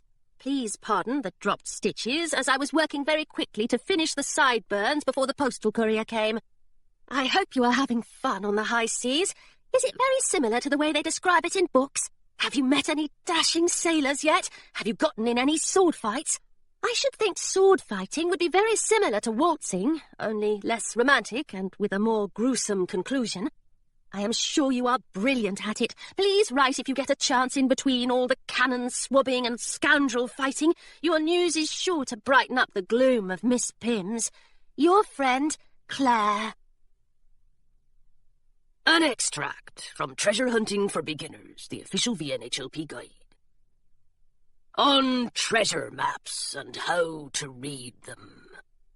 If you are reading this official guide, you are undoubtedly eager to set off on your first treasure hunt. Do not sail away in haste, however. It is the height of recklessness to search for treasure without first obtaining a map to guide you to its location. A good treasure map is handcrafted by a worthy pirate and stamped with the skull and crossbones seal of the VNHLP. You can recognize a reputable treasure map by looking for a few telltale signs. No matter how old it may be, a treasure map should look ancient and on the verge of crumbling to bits. It may be torn or water-stained, and it should be a pleasing shade of brown. Scorch marks around the edges of the map are preferred. A treasure map should have an atmospheric title, such as Map to the Buried Fortune of a Fearsome Pirate. Drawings of monstrous beasts, whirlpools, and other dangers of the sea may also lend the map an atmosphere of vague foreboding. To guide future pirates, a treasure map must include a dotted line indicating the best route to the treasure. Obstacles along the route, such as crocodile dens, hanging skeletons, etc., should also be noted on the map. The route must end in a large X to mark the spot where the treasure is buried. Along the edges of the map, pirates who wish to give treasure hunters more of a challenge may include tantalizing but mysterious clues to the treasure's location. If you are in possession of such a map, congratulations! You are well on your way to finding treasure. Simply follow the clues and the dotted line provided on the map, taking great care to avoid traps and obstacles. When you reach the location marked by an X, you need only dig beneath your feet to reveal a wealth of riches, assuming, of course, that no other pirate has beaten you to the spot. Even if you uncover an empty treasure chest, you may pride yourself on your excellent map-reading skills. If you do not possess a VNHLP-approved treasure map, abandon the quest for treasure at once. Without proper maps, pirates would wander aimlessly through the kingdom, digging holes in the ground at random, causing disruption and potential injury to citizens who do not watch their step. If you still wish to search for treasure, you may purchase copies of certified treasure maps, which are kept on file at the VNHLP's Gunpowder Island headquarters. Chapter 7. Are you sure, said the gargoyle, that this whole thing is the sea? Of course. Hilary tightened another knot around the gargoyle's middle. Even the bumpy bits? Those are waves, said Hilary. Don't worry, they're completely normal. They're moving awfully fast. The gargoyle leaned forward as far as the knots would allow. And they're very far down. Hilary scratched the gargoyle behind his ears, not quite as expertly as Claire, he had informed her earlier, but good enough in a pinch. You know, she said, you don't have to be the figurehead if you don't want to. And let some no-good mermaid get the job? I think not. He nudged his ears against Hilary's fingers. A little to the left, please. With Charlie's help, Hilary had fashioned a sort of basket for the gargoyle on the bow of the Pigeon, and she was pleased to see that it neither bounced nor swayed as the boat sailed out of Little Herring Cove. I like it, said the gargoyle, letting his tail hang through the small hole in the bottom of the basket that Charlie had cut for just this purpose. I'll call it the Gargoyle's Nest. A very seaworthy name, said Hilary. Now, let's review. What do you say if you see land on the horizon? Land ho! Cried the gargoyle. And what if you see other pirates approaching? Shiver me timbers, there be buccaneers ahead. Very good. And what if you spot a sea monster? The gargoyle considered for a moment. Help, he said at last. Good enough. A warm breeze pushed past them, carrying with it the scent of salt and the sound of someone calling Hilary's name. Oh, bother. That'll be Miss Grayson. You'd better go see what she wants, Jasper called from behind the ship's wheel. He looked every inch the dashing pirate, with his second-best coat billowing in the wind and Fitzwilliam perched on his shoulder. His hat sat confidently atop his head, and the sword at his side glinted in the sun. I'll look after the gargoyle for you.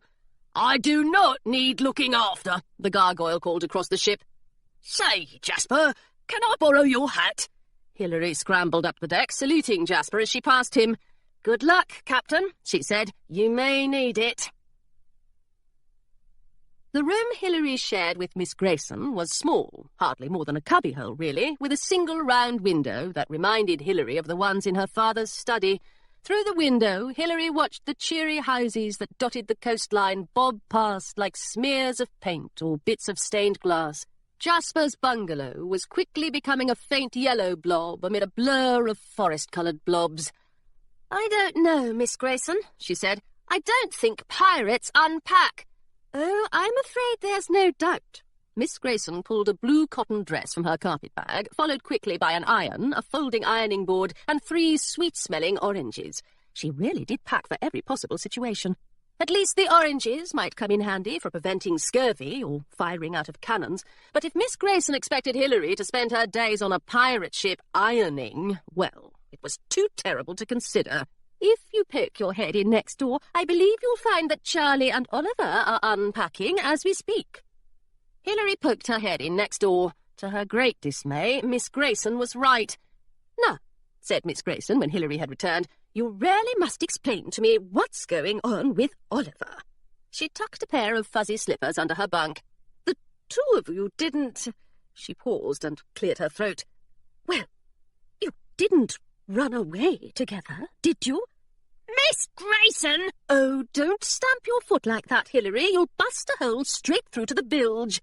"I assure you," said Hilary, "that I have no desire to run anywhere with Oliver, but we seem to be stuck with each other for the time being. He says he's getting revenge on Father." Hilary shrugged and balanced Treasure Island on the ledge under the porthole. "By the way, Miss Grayson, please don't mention Father to anyone. I don't think Jasper cares much for the Navy, and it would be a shame if he decided to toss us overboard." "Understood," said Miss Grayson. "You may consider my lips sealed. Of course, if you did fall overboard, Jasper would probably swoop to your rescue."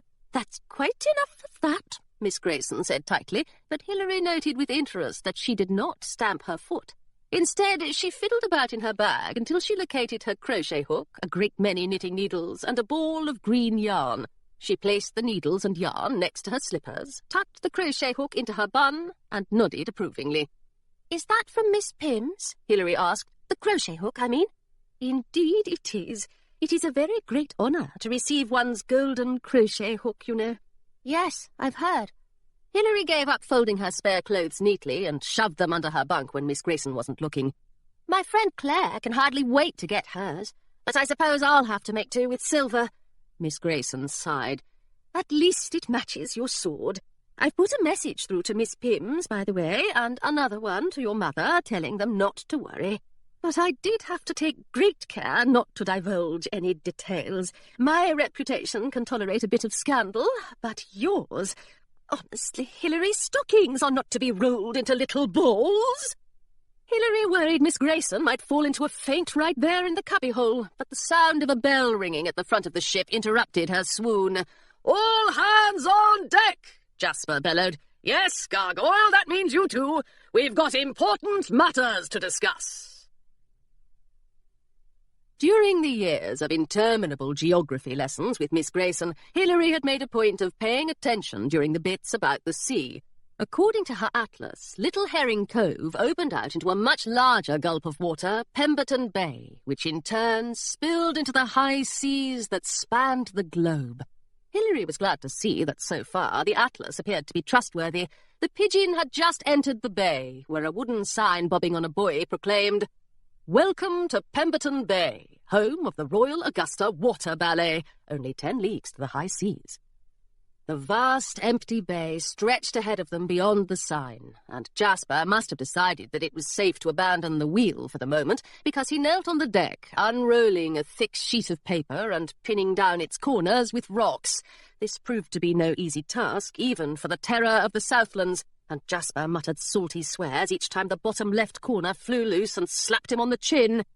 Hilary could have watched this performance for hours, but Charlie took pity on Jasper at last and rolled a cannonball on top of the loose corner. "Thank you," said Jasper, touching his chin tenderly. "Now, everyone gather round." They gathered. Hilary held the gargoyle in her arms to give him a better view. "Who can tell me what sort of document lies in front of us?" asked Jasper. Hilary wondered if this was one of those trick questions Miss Grayson was so fond of. "It's a map," she said cautiously. In fact, it looked a good deal like the maps Admiral Westfield stored in his office, but she certainly couldn't say such a thing to Jasper. "Precisely. Gold star for Hilary." Jasper grinned, and Miss Grayson gave the sort of sniff that suggested Jasper was not cut out to be a governess. "Furthermore, it's a very old map. A map of Gunpowder Island." A thrill skittered down Hilary's spine, and she felt the gargoyle tense in her arms. Gunpowder Island simply wasn't talked about in high society unless it was discussed in echoing whispers in the hall of Westfield House. Most of the history books declined to mention it, and even Hilary's atlas included a lengthy note of apology for acknowledging its existence. A good Miss Pimm's girl would never have heard of such a place, and if she did accidentally overhear its name, the very sound was likely to reduce her to tears. Hilary wanted to go there at once. "Do you mean to suggest," said Miss Grayson, "that we are travelling to a known pirate stronghold?" "Of course," said Jasper. "Filled with villains and northerners?" "Naturally," said Jasper. "It's really quite beautiful in the summer. Roses climbing up the crumbling stone walls, picturesque sunsets over the rooftops, the ones that haven't been set on fire, of course. Anyway, you'll love it." He sat back on his heels. "But this isn't a pleasure cruise. In addition to being a very old map of a very interesting location, this map," he stabbed his finger in its direction, "is a treasure map."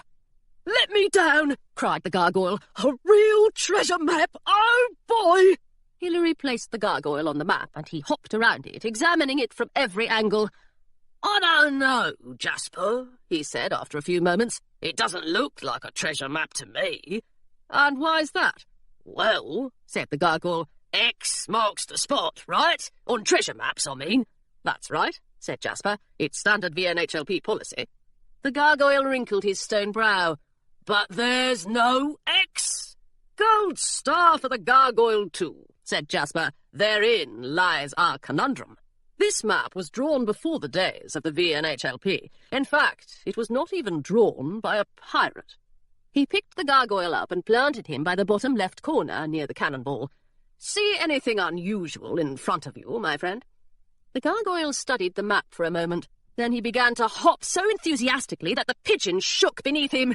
"It's her mark!" he cried. "The mark of the enchantress! Do you see it, Hilary?" He poked his tail toward a small figure 8 lying on its side in the bottom corner of the map. "The symbol of the infinite," Miss Grayson murmured. "However did you recognise it, gargoyle?" The gargoyle hopped up to her and raised his left wing. There, carved into the smooth stone of his back, was the same figure 8. "The enchantress gave me her mark when she made me," the gargoyle said. "Does that mean she made this map too?" Jasper nodded. "I believe it does. The figure 8 in the corner there is her signature, and this map will tell us the location of her treasure." "You can't be serious," said Oliver. "Do you really think this enchantress was foolish enough to take everyone's magic and leave it sitting on an island full of pirates? The whole thing sounds like a fairy story. It's preposterous." The gargoyle bared his teeth. "I think you're preposterous."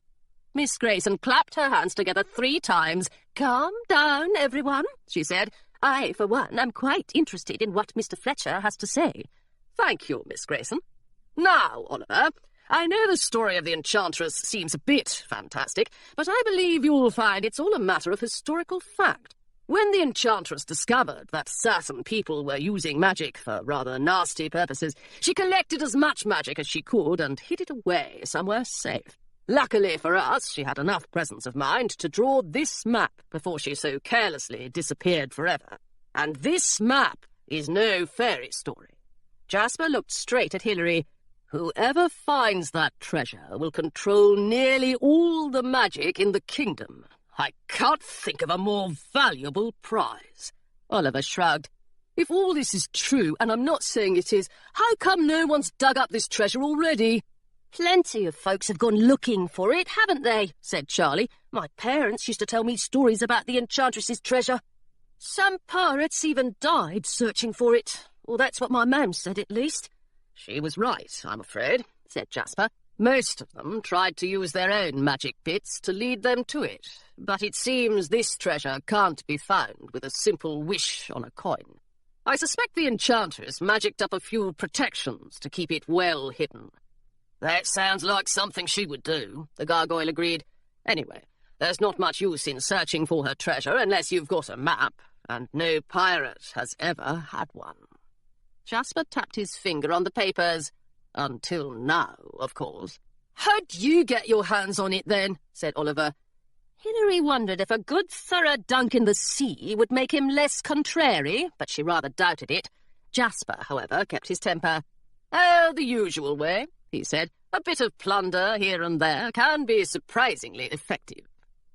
Hilary knelt down next to the gargoyle to get a closer look at the map. I don't understand how it's going to help us, though. The gargoyle's right. There's no X to mark the spot. We'll have to dig up all of Gunpowder Island if we want to find the treasure. Oh, we certainly won't be doing that, said Jasper. The place is absolutely packed with pirates. They'd never allow us to shovel through their sitting rooms or mess about in their vegetable patches. Hilary looked up at him. Then what will we be doing? That, Hilary, is the question I need you to answer. Me? You remember our deal, don't you? Miss Grayson stiffened. What deal? Hilary, you made a deal with a pirate? She pressed her fingertips to her forehead. For heaven's sake, did I teach you nothing? Hilary stared at her rope-burned hands and nodded. Find the treasure or return to Miss Pimm's with a blackened name. The terms of the deal were hardly forgettable. I'm leaving this map in your hands, said Jasper. I've set our course for Gunpowder Island. By the time we arrive, I expect you'll have discovered where the treasure is buried, and we'll all dig it up and have a round of grog. He smiled down at Hilary. Don't worry, I'm sure you'll figure it out. That's why I hired you. Oliver snorted. A useless map to an imaginary treasure, and you're counting on a girl to find it for you? Perfect. Hilary simply couldn't tolerate it. She stood up and moved toward Oliver, but before she could give him a really satisfying slap, the gargoyle nudged her boots with his snout. Don't pay any attention to him. He doesn't know anything. He's not a real pirate like we are. Besides, he added, I'll help you find the treasure. So will I, said Charlie quietly. I'm no expert at treasure hunting, but I won't let the lot of us end up like... He hesitated and shoved his hands into his pockets. Like the pirates in my man's stories. Jasper clapped Charlie on the back. Good lad, he said. I shall be no help at all, I'm afraid. He rolled up the map, secured it with a shabby red ribbon, and handed it to Hilary. I'll be captaining the ship and consorting with my budgerigar if you need me. Thank you, said Hilary, hugging the map close. It was a real treasure map, no matter what Oliver said, and somewhere out there a real treasure was buried, and somehow she would find it. A true pirate could do no less. Miss Grayson shook her head and turned back toward her cabin. Consorting with budgerigars, she said with a sigh. I've clearly wound up on a ship for the insane. Now, if you'll excuse me, I have to sharpen my knitting needles. I want to be able to defend myself when we reach Gunpowder Island. Jasper Fletcher, freelance pirate, terror of the Southlands, VNHLP certified in battle, treasure hunting and parrot maintenance. Dear Claire, please don't be too alarmed. I had to swipe some stationery from Jasper's cabin, but it's really me, Hilary. Thank you for your letter. The postal courier sailed out to deliver it to our ship yesterday. He told me he had to ask for a pirate Hilary at 15 different pirate ships before he found me, so I think I may be the only one. You can address all further correspondence to me in care of the Pigeon. I think it's a ridiculous name for a pirate ship, and when I asked Jasper about it, all he would say was that he likes pigeons. If you want to know the truth, pirates can be even sillier than Miss Pimm's girls, although they are not nearly as cruel. Thank you very much for the beard. It does fit, and I have to say it looks quite handsome in a bold sort of way. I borrowed Miss Grayson's mirror to admire myself. Did I tell you that my governess is on board? I have no idea how she tracked me down, and I am feeling very suspicious, but she does not approve of suspicion, so I am forced to hide my feelings. I also suspect that Jasper is wildly in love with her. I think you would find him very dashing, but he is even older than Miss Grayson and a good deal less sensible. I am quite concerned to hear that everyone is looking for me. Could you tell them to stop, please? Miss Grayson has written to Miss Pym to explain that I won't be coming back to school, so maybe I will not need the beard after all. Of course, I will still wear it if I ever need a disguise. If my father sees my picture in the newspaper, he will most likely send all his warships to collect me, but he is not too fond of newspapers, so I hope I will be safe for now. We are sailing to Gunpowder Island. I hope I have not upset you too much by writing its name here. Perhaps your parents have protected you from hearing of it. It is an island off the coast of Nordholm in Gunpowder Bay, and it is absolutely famous for piracy. I think it was once a summer palace for the Queen, or someone important like that, but pirates took it over by firing cannons at it, hence all the gunpowder. I believe the most fearsome scallywags on the high seas often spend their summer holidays on the island, organising their treasure chests and sending their enemies' ships up in flames. I'm afraid I can't reveal why the Pigeon has set her course for Gunpowder Island, but it is quite a thrilling mission, and I shall tell you all about it some day. Oh dear, the gargoyle is calling me to come watch a performance of the Royal Augusta Water Ballet, for their troupe has floated in front of our ship. He says they are very talented, but I will let you know my own opinion when I write again. Arr! That is a pirate valediction, of which I am sure the handwriting mistress would not approve. Hilary. Kingdom of Augusta, Office of the Royal Records Keeper, Form 118M, intention to set sail instructions. Please write legibly in ink. Forms completed in blood will be rejected upon receipt. All questions are mandatory.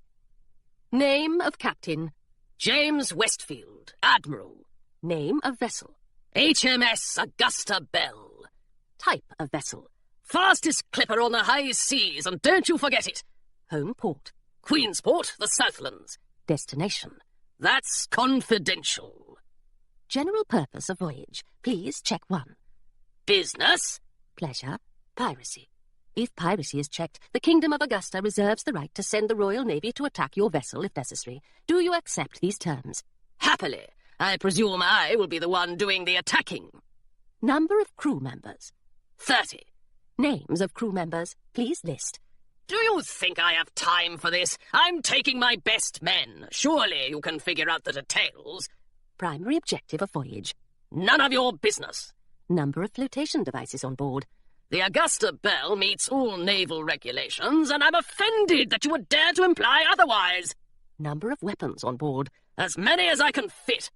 If you perish at sea, would you like a memorial plaque installed in your honour at the Royal Palace? Yes. No. And make sure it's one of those extra-large plaques with my portrait on it. Thank you for complying with the rules and regulations of the Kingdom of Augusta, and enjoy your voyage. Chapter 8. The sun had sunk below the sea, made a hasty journey around half the world, and poked a few tentative rays over the rim of the horizon again, but Hilary hadn't slept a wink. Her thin, lumpy mattress was a poor substitute for her feather bed in Westfield House. It smelled faintly of mildew, and her toes stuck out over the edge. The waves rocked the Pigeon to and fro in a vaguely alarming fashion. A square of hardtack and a mug of water were hardly sufficient for a good night's rest, and on top of all this, Miss Grayson was snoring, primly but unmistakably, in the next cot. Hilary hadn't thought governesses were capable of snoring. She could have tolerated it all quite well, though, if it hadn't been for the treasure map squashed under her pillow. She'd spent half the night worrying about the blasted thing. Generations of pirates had failed to find the Enchantress's treasure. What made Jasper so sure that Hilary would succeed? What would happen to her if she couldn't find the treasure after all? Or, and this was a thought nearly too horrifying to contemplate, what if she led the pirates directly to the treasure, only to find herself betrayed? Surely Jasper would never lie to her. Surely Charlie could be trusted. But they were pirates, and the treasure map they'd plundered looked suspiciously similar to the scroll those thieves had stolen from Westfield House. Whatever were they up to? Daylight slithered in through the porthole, and a cold snout nudged Hilary's arm. "Are you awake?" the gargoyle whispered. "I can't sleep." Neither can I. Do you need another blanket? Hilary had made a cosy spot for the gargoyle on the floor next to her bed after he had refused to perch in the gargoyle's nest all night, arguing that he was an indoor gargoyle at heart. "No, the blanket is fine," the gargoyle sighed, "but it's not like my doorway. It's not like home." Hilary picked up the gargoyle and tucked him in under her thin sheet. "It's all bumpy and wavy," the gargoyle continued, "and my stomach feels strange. They don't mention that part in Treasure Island." Poor gargoyle. I'm sure you'll get your sea legs soon, if you'll pardon the expression. Hilary patted the place where his legs would have been if he'd had any. The gargoyle snuggled up to her, and she lay back on her pillow, which crunched ominously under her head.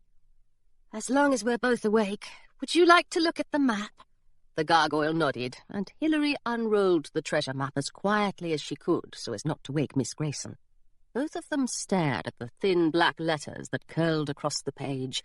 Unfamiliar place names were scattered across the map, and coves and hills were sketched in with only the faintest nod to accuracy. Little illustrations of houses and trees indicated villages and forests, and in the centre of Gunpowder Island stood a smiling, beautiful young woman who was doubtlessly intended to be the enchantress herself, looking very similar to her portrait in the stained-glass window of Westfield House. Hilary was disappointed to see that the enchantress had not sketched the likenesses of any pirates. Perhaps the island hadn't been overrun by scourges and scallywags in the enchantress's day. The enchantress had, however, written a long and looping phrase over the southern portion of Gunpowder Bay. It was too long to be a label, and too intentional for a mere decoration. The gargoyle hopped over to the line of text and poked at it with his tail. What does it say? He asked. Hilary squinted. It says, "Fear no more the heat of the sun." She exchanged a glance with the gargoyle. That's very strange. I wonder what it means. It means, said the gargoyle, that you're not supposed to be afraid of the sun. Yes, I know that, but why would anyone write it on a treasure map? Maybe she was feeling poetic, said the gargoyle. It's a line from Shakespeare, you know. I would have chosen something from Keats myself. He tapped his tail in response to Hilary's stare in much the same way that Miss Grayson tapped her foot. You really don't pay attention to your lessons, do you? Hilary pulled the sheet over the gargoyle's head. If I ever want another governess, I will let you know at once. For now, however, I am finding one governess to be more than enough. She traced her finger over the letters of the strange phrase. If we're not supposed to fear the sun, that means we must have to move toward it. So we sail east, said the gargoyle, toward the sun. But the sun isn't always east, just in the mornings. Besides, Gunpowder Island is north of here. Hilary muttered a minor pirate curse she'd heard Jasper use when he discovered a small fish in his coffee. Maybe we're thinking too hard. Maybe all she wants us to do is take the map out into the sunlight. The gargoyle poked his head out from under the sheet. What difference would that make? Well, maybe we'll be able to see something that's hard to make out when it's too dark. A secret message, maybe, or an X to mark the spot. What are we waiting for, then? Cried the gargoyle, hopping up and down on the bed. Miss Grayson rolled over and mumbled something about handkerchiefs. Let's go. All right, said Hilary. She swung her feet onto the cold wooden floor and swapped her nightdress for a shirt and trousers. Then she tucked the gargoyle under one arm and the map under the other. We'll have to be quiet, she whispered, so we don't wake anyone. The gargoyle nodded. My lips are sealed. Not really, of course. I need a way to let the spiders in, but you know what I mean. Hilary tiptoed to her cabin door, turned the handle, silently cursed the squeaky hinges, and walked straight into Oliver. She dropped the map, nearly dropped the gargoyle, and winced as the cabin door shut far too loudly behind her. "What are you doing?" she said when she had recovered herself. "Lurking outside my cabin, plotting a way to string me upside down from the mast?" Oliver's sneer settled comfortably on his face. "I'm on night watch," he said. "Or didn't you remember?" Now that he mentioned it, Hilary did remember. Jasper had given them their watch assignments the previous evening. "Fine," she said. "In that case, you can just watch somewhere else. I assure you that Miss Grayson and I don't need protecting. Besides, it's morning now." "My shift lasts another hour," said Oliver. "What are you up to, anyway? Sneaking out of bed is hardly ladylike." "Well, I'm not a lady." "Obviously. No lady would have that monster for a best friend." "Why, you little mould spore!" cried the gargoyle. "Hilary, let me at him!" "You know," said Hilary, "I just might." "And no lady," Oliver continued, "would be tiptoeing about with this." He bent down and picked up the map. Hilary grabbed for it, but Oliver held it over her head. "You give that here," she said as calmly as she could. Under her arm, the gargoyle gnashed its teeth. "No thanks," said Oliver. "I'd rather keep it. I could use a little light reading." "Jasper entrusted it to me, not to you." "Looks like you're not as trustworthy as he thought, then. Can't even hold on to it for a single day." "What in the world would you want with it? You don't even believe the treasure exists." "True," said Oliver, but I enjoy watching you turn purple. I'll let the gargoyle bite you, I swear. In fact, said Hilary, I'll bite you myself. I doubt your father would approve of that behaviour. Stop talking about my father! Hilary jumped and snatched at the map, but Oliver held on tightly and she didn't dare tear it. If you care so much about what he thinks, why don't you jump in the sea and swim back to him? Hey now, what's going on here? A door opened behind them and Charlie stepped out of his cabin brandishing his sword. Oliver transformed his sneer into something that faintly resembled a smile. Hilary dropped her map, he said, and I was helping her retrieve it. Here you go, Hilary. Hilary grabbed the map from Oliver's outstretched hand. Oh, you were a tremendous help. Charlie looked back and forth at the two of them, then slid his sword back into his belt loop. Glad that's all sorted out, he said. Any luck with that map, Hilary? Find the treasure yet? Actually, she said, the gargoyle and I have a theory. With any luck, we'll be heroes within the next 5 minutes. But luck, if any was to be had, chose to bypass the pigeon that morning. Hilary unrolled the map on the deck in the brightest patch of sunlight she could find, but no secret messages revealed themselves, and no X rushed in to mark any sort of spot. So much for heroism, Hilary said as she rolled the map back up. I believe I'm starting to loathe the Enchantress. It was a good idea, said the gargoyle. Almost as good as one a gargoyle might have. And what idea might a gargoyle have? Charlie asked. The gargoyle ground his teeth together thoughtfully for a few moments, sending small bits of rock trickling across the deck. I'm still working on it, he said at last. You'd better make me a figurehead again so I can watch for scurvy sea dogs. Charlie and Hilary helped him hop into the gargoyle's nest, and Charlie watched as Hilary tied the knots that kept the gargoyle secure. That's the finest bowline in the Southlands, he said when she'd finished. Where'd you learn to do that? Hilary hesitated. I've been good at knots since I was young. Admiral Westfield had refused to teach her a skill as unladylike as knot-tying, of course, but Hilary had spent hours studying the hitches and bends he tied on his ships. Soon enough, she'd worked out how to knot them herself, and she'd even replaced a few of the knots her father's apprentices had gotten wrong. Did you grow up on ships, then? Charlie frowned, and his voice became sharp as a cutlass. You don't come from a naval family, do you? No, said Hilary. I mean, certainly not. My father is a sailor. That much was true, at least.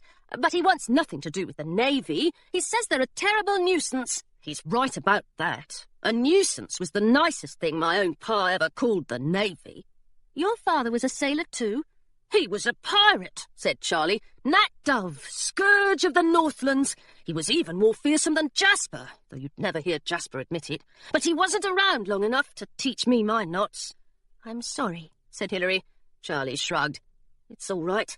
When Jasper took me in, I told him I'd be a pirate just like my pa, and he got my bowlines and hitches in order.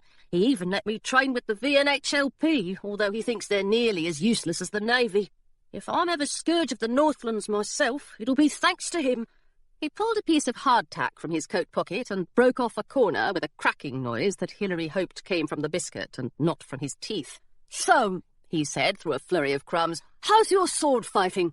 We'll need a crackerjack swashbuckling team if we're headed to Gunpowder Island. Plenty of pirates who've sailed there have left a limb behind.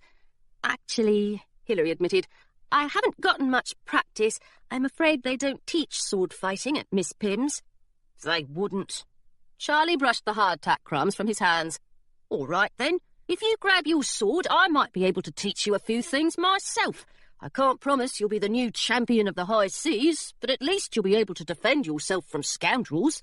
Not to mention from Oliver. Thank you, Charlie, she said. That would be wonderful. I'll do my best not to slice your nose off. Hilary returned to her cabin to find that Miss Grayson was no longer snoring. In fact, she was wide awake, wearing a pressed calico dress and peeling an orange. Her bedclothes were neat as a pin, and the cabin floor looked suspiciously as though someone had swept it. Good morning, Miss Grayson. Hilary buried the treasure map back under her pillow and accepted the segment of orange her governess held out to her. It tasted perfectly sharp and juicy, especially compared to hardtack. I hope you slept well. Miss Grayson chewed a slice of orange thoughtfully. Yes, I suppose I did, she said. I'm finding all of this piracy to be rather exhausting, but I must summon up my strength, and so must you, because it's nearly time for your lessons. My lessons? Perhaps it was a joke, but Miss Grayson never joked. Blast, Miss Grayson! Pirates don't have lessons! Miss Grayson procured her most devastating gaze and aimed it directly at Hilary. Do not say blast, she said. Say pardon me, if you must say anything at all.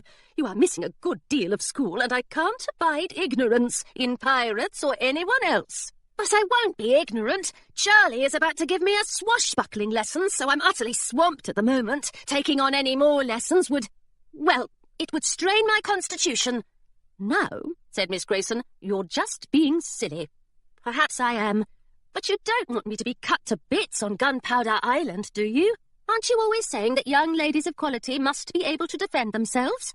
Miss Grayson frowned at her orange. I do often say that, but I've never meant to suggest they should use swords. She put the orange aside and fiddled with the crochet hook tucked into her hair bun. I can see I won't be able to prevent you from buckling swashes or whatever it is you plan to do, but I'll expect you back here in 2 hours' time for history lessons. Are we in agreement? I suppose so. Hilary was fairly sure she was the only pirate in the kingdom who had to do battle with a governess. May I go now? You may, said Miss Grayson, once you've tidied up your things. Even the most fearsome of pirates must fold their blankets and retrieve their night dresses from the floor. It turned out that Claire had been right. Sword fighting was very much like waltzing, though it was also a good deal more violent. Hilary had no trouble following the footwork patterns Charlie demonstrated for her, but she found it difficult to make her sword behave itself. When she wanted it to slice, it squiggled. When she wanted it to stab, it swooped out of her hand and into the air, nearly skewering Jasper's hat on one occasion. Jasper warned her at this point that if she did not improve quickly, she might find herself cutting and parrying at the bottom of the sea. "And we're on the high seas now," he said, "so you'll find the bottom is a long way off." Charlie was an excellent fencer, so skillful that the gargoyle declared that if a real sword fight ever broke out on the Pigeon, he would choose Charlie's legs to hide behind. "Did you learn all this from your pa?" Hilary asked. Charlie shook his head. "From my mam, actually.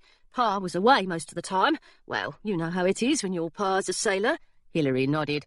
"And my mam always wanted to be a pirate. She would have made a fine one, too. She could beat Pa handily in a duel, but the League wouldn't tolerate it." "Of course they wouldn't," said Hilary fiercely. The VNHLP didn't seem to tolerate much of anything, really. "Couldn't your pa let her on board his ship anyway?"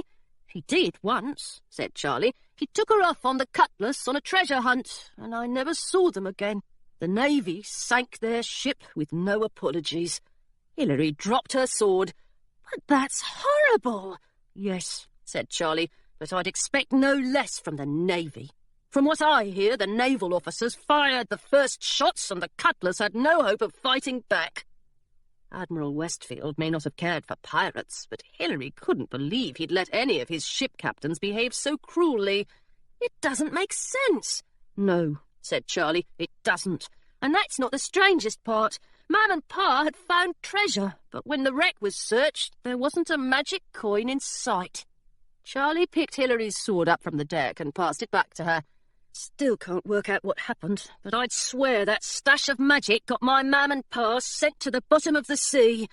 And that's why you won't touch the stuff. That's right. I've got no use for magic, and I doubt it's got much use for me." "It's very kind of you, then, to help us search for treasure," said Hilary. "Do you mind very much?"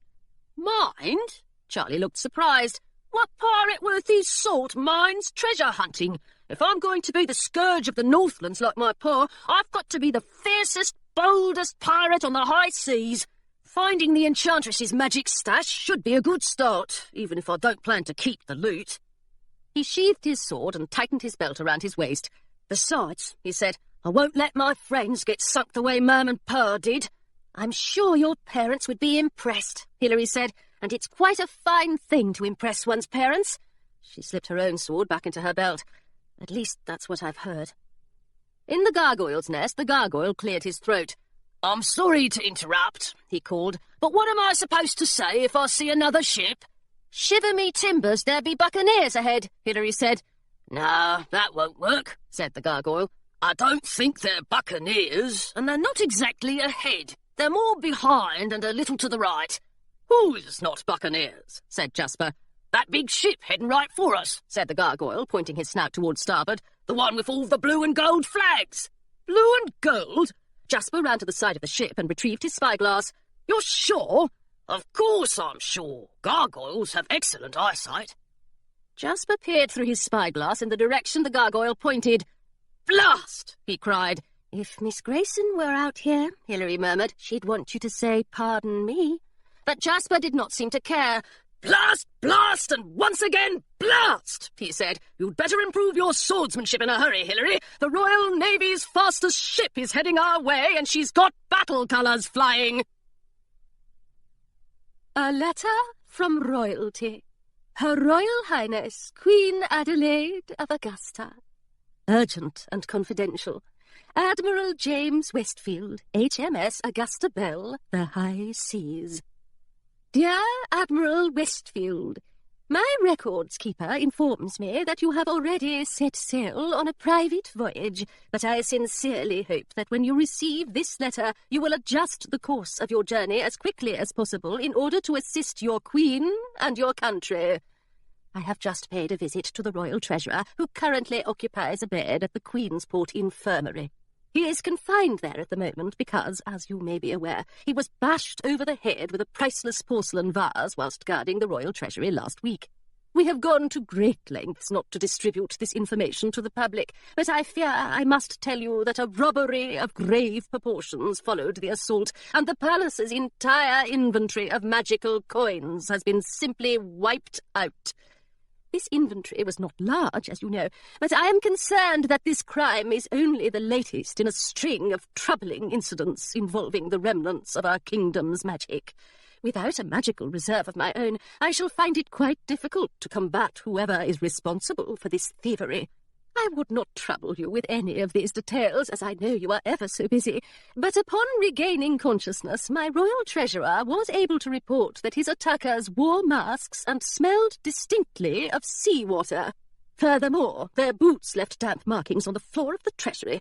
I am convinced that this evidence, the masks, the seawater, the lust for treasure, points firmly and unquestionably to pirates. As your queen, I command you and your officers to stop any pirate ship you spy on the high seas and question its captain thoroughly, searching below decks for treasure if you believe such a step is prudent and warranted.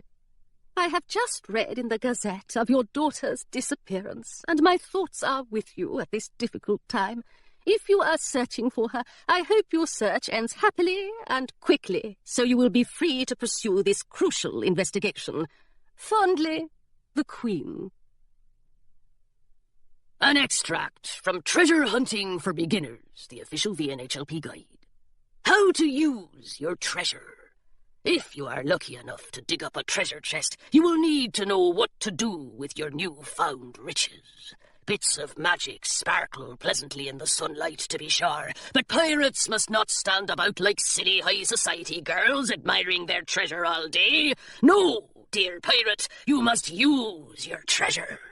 All pieces of magic, coins, goblets, toothbrushes, and so forth, operate in the same way. A pirate who wishes to perform an act of magic must first grip his coin, or goblet, or toothbrush, firmly in one hand. Then, in a loud and fearsome voice, he must command the magic to do his bidding. For example, if a pirate wants to sharpen his hook, he must say, "Sharpen my hook." When these words are spoken, the magic piece will draw power from the pirate himself. If this power has been properly channeled into an appropriate magical item, it will transform his wish into reality. In no time at all, the hook will be sharp enough to skewer a coconut. Be warned, however, that the use of magic can be draining. Most pirates are not powerful enough to perform more than a few magical acts without pausing for a nap and a spot of grog.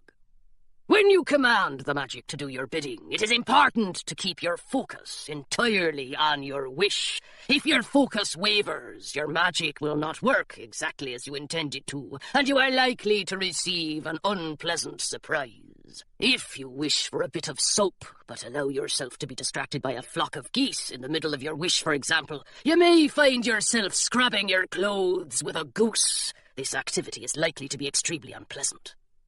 While a single magic coin is sufficient for small chores, such as hook sharpening, more ambitious tasks require additional magic. Pirates who uncover large treasure troves often attempt to use their newfound magic to sail through the air in flying pirate ships or defeat all their enemies in combat. We at the VNHLP must stress, however, that these activities are not recommended.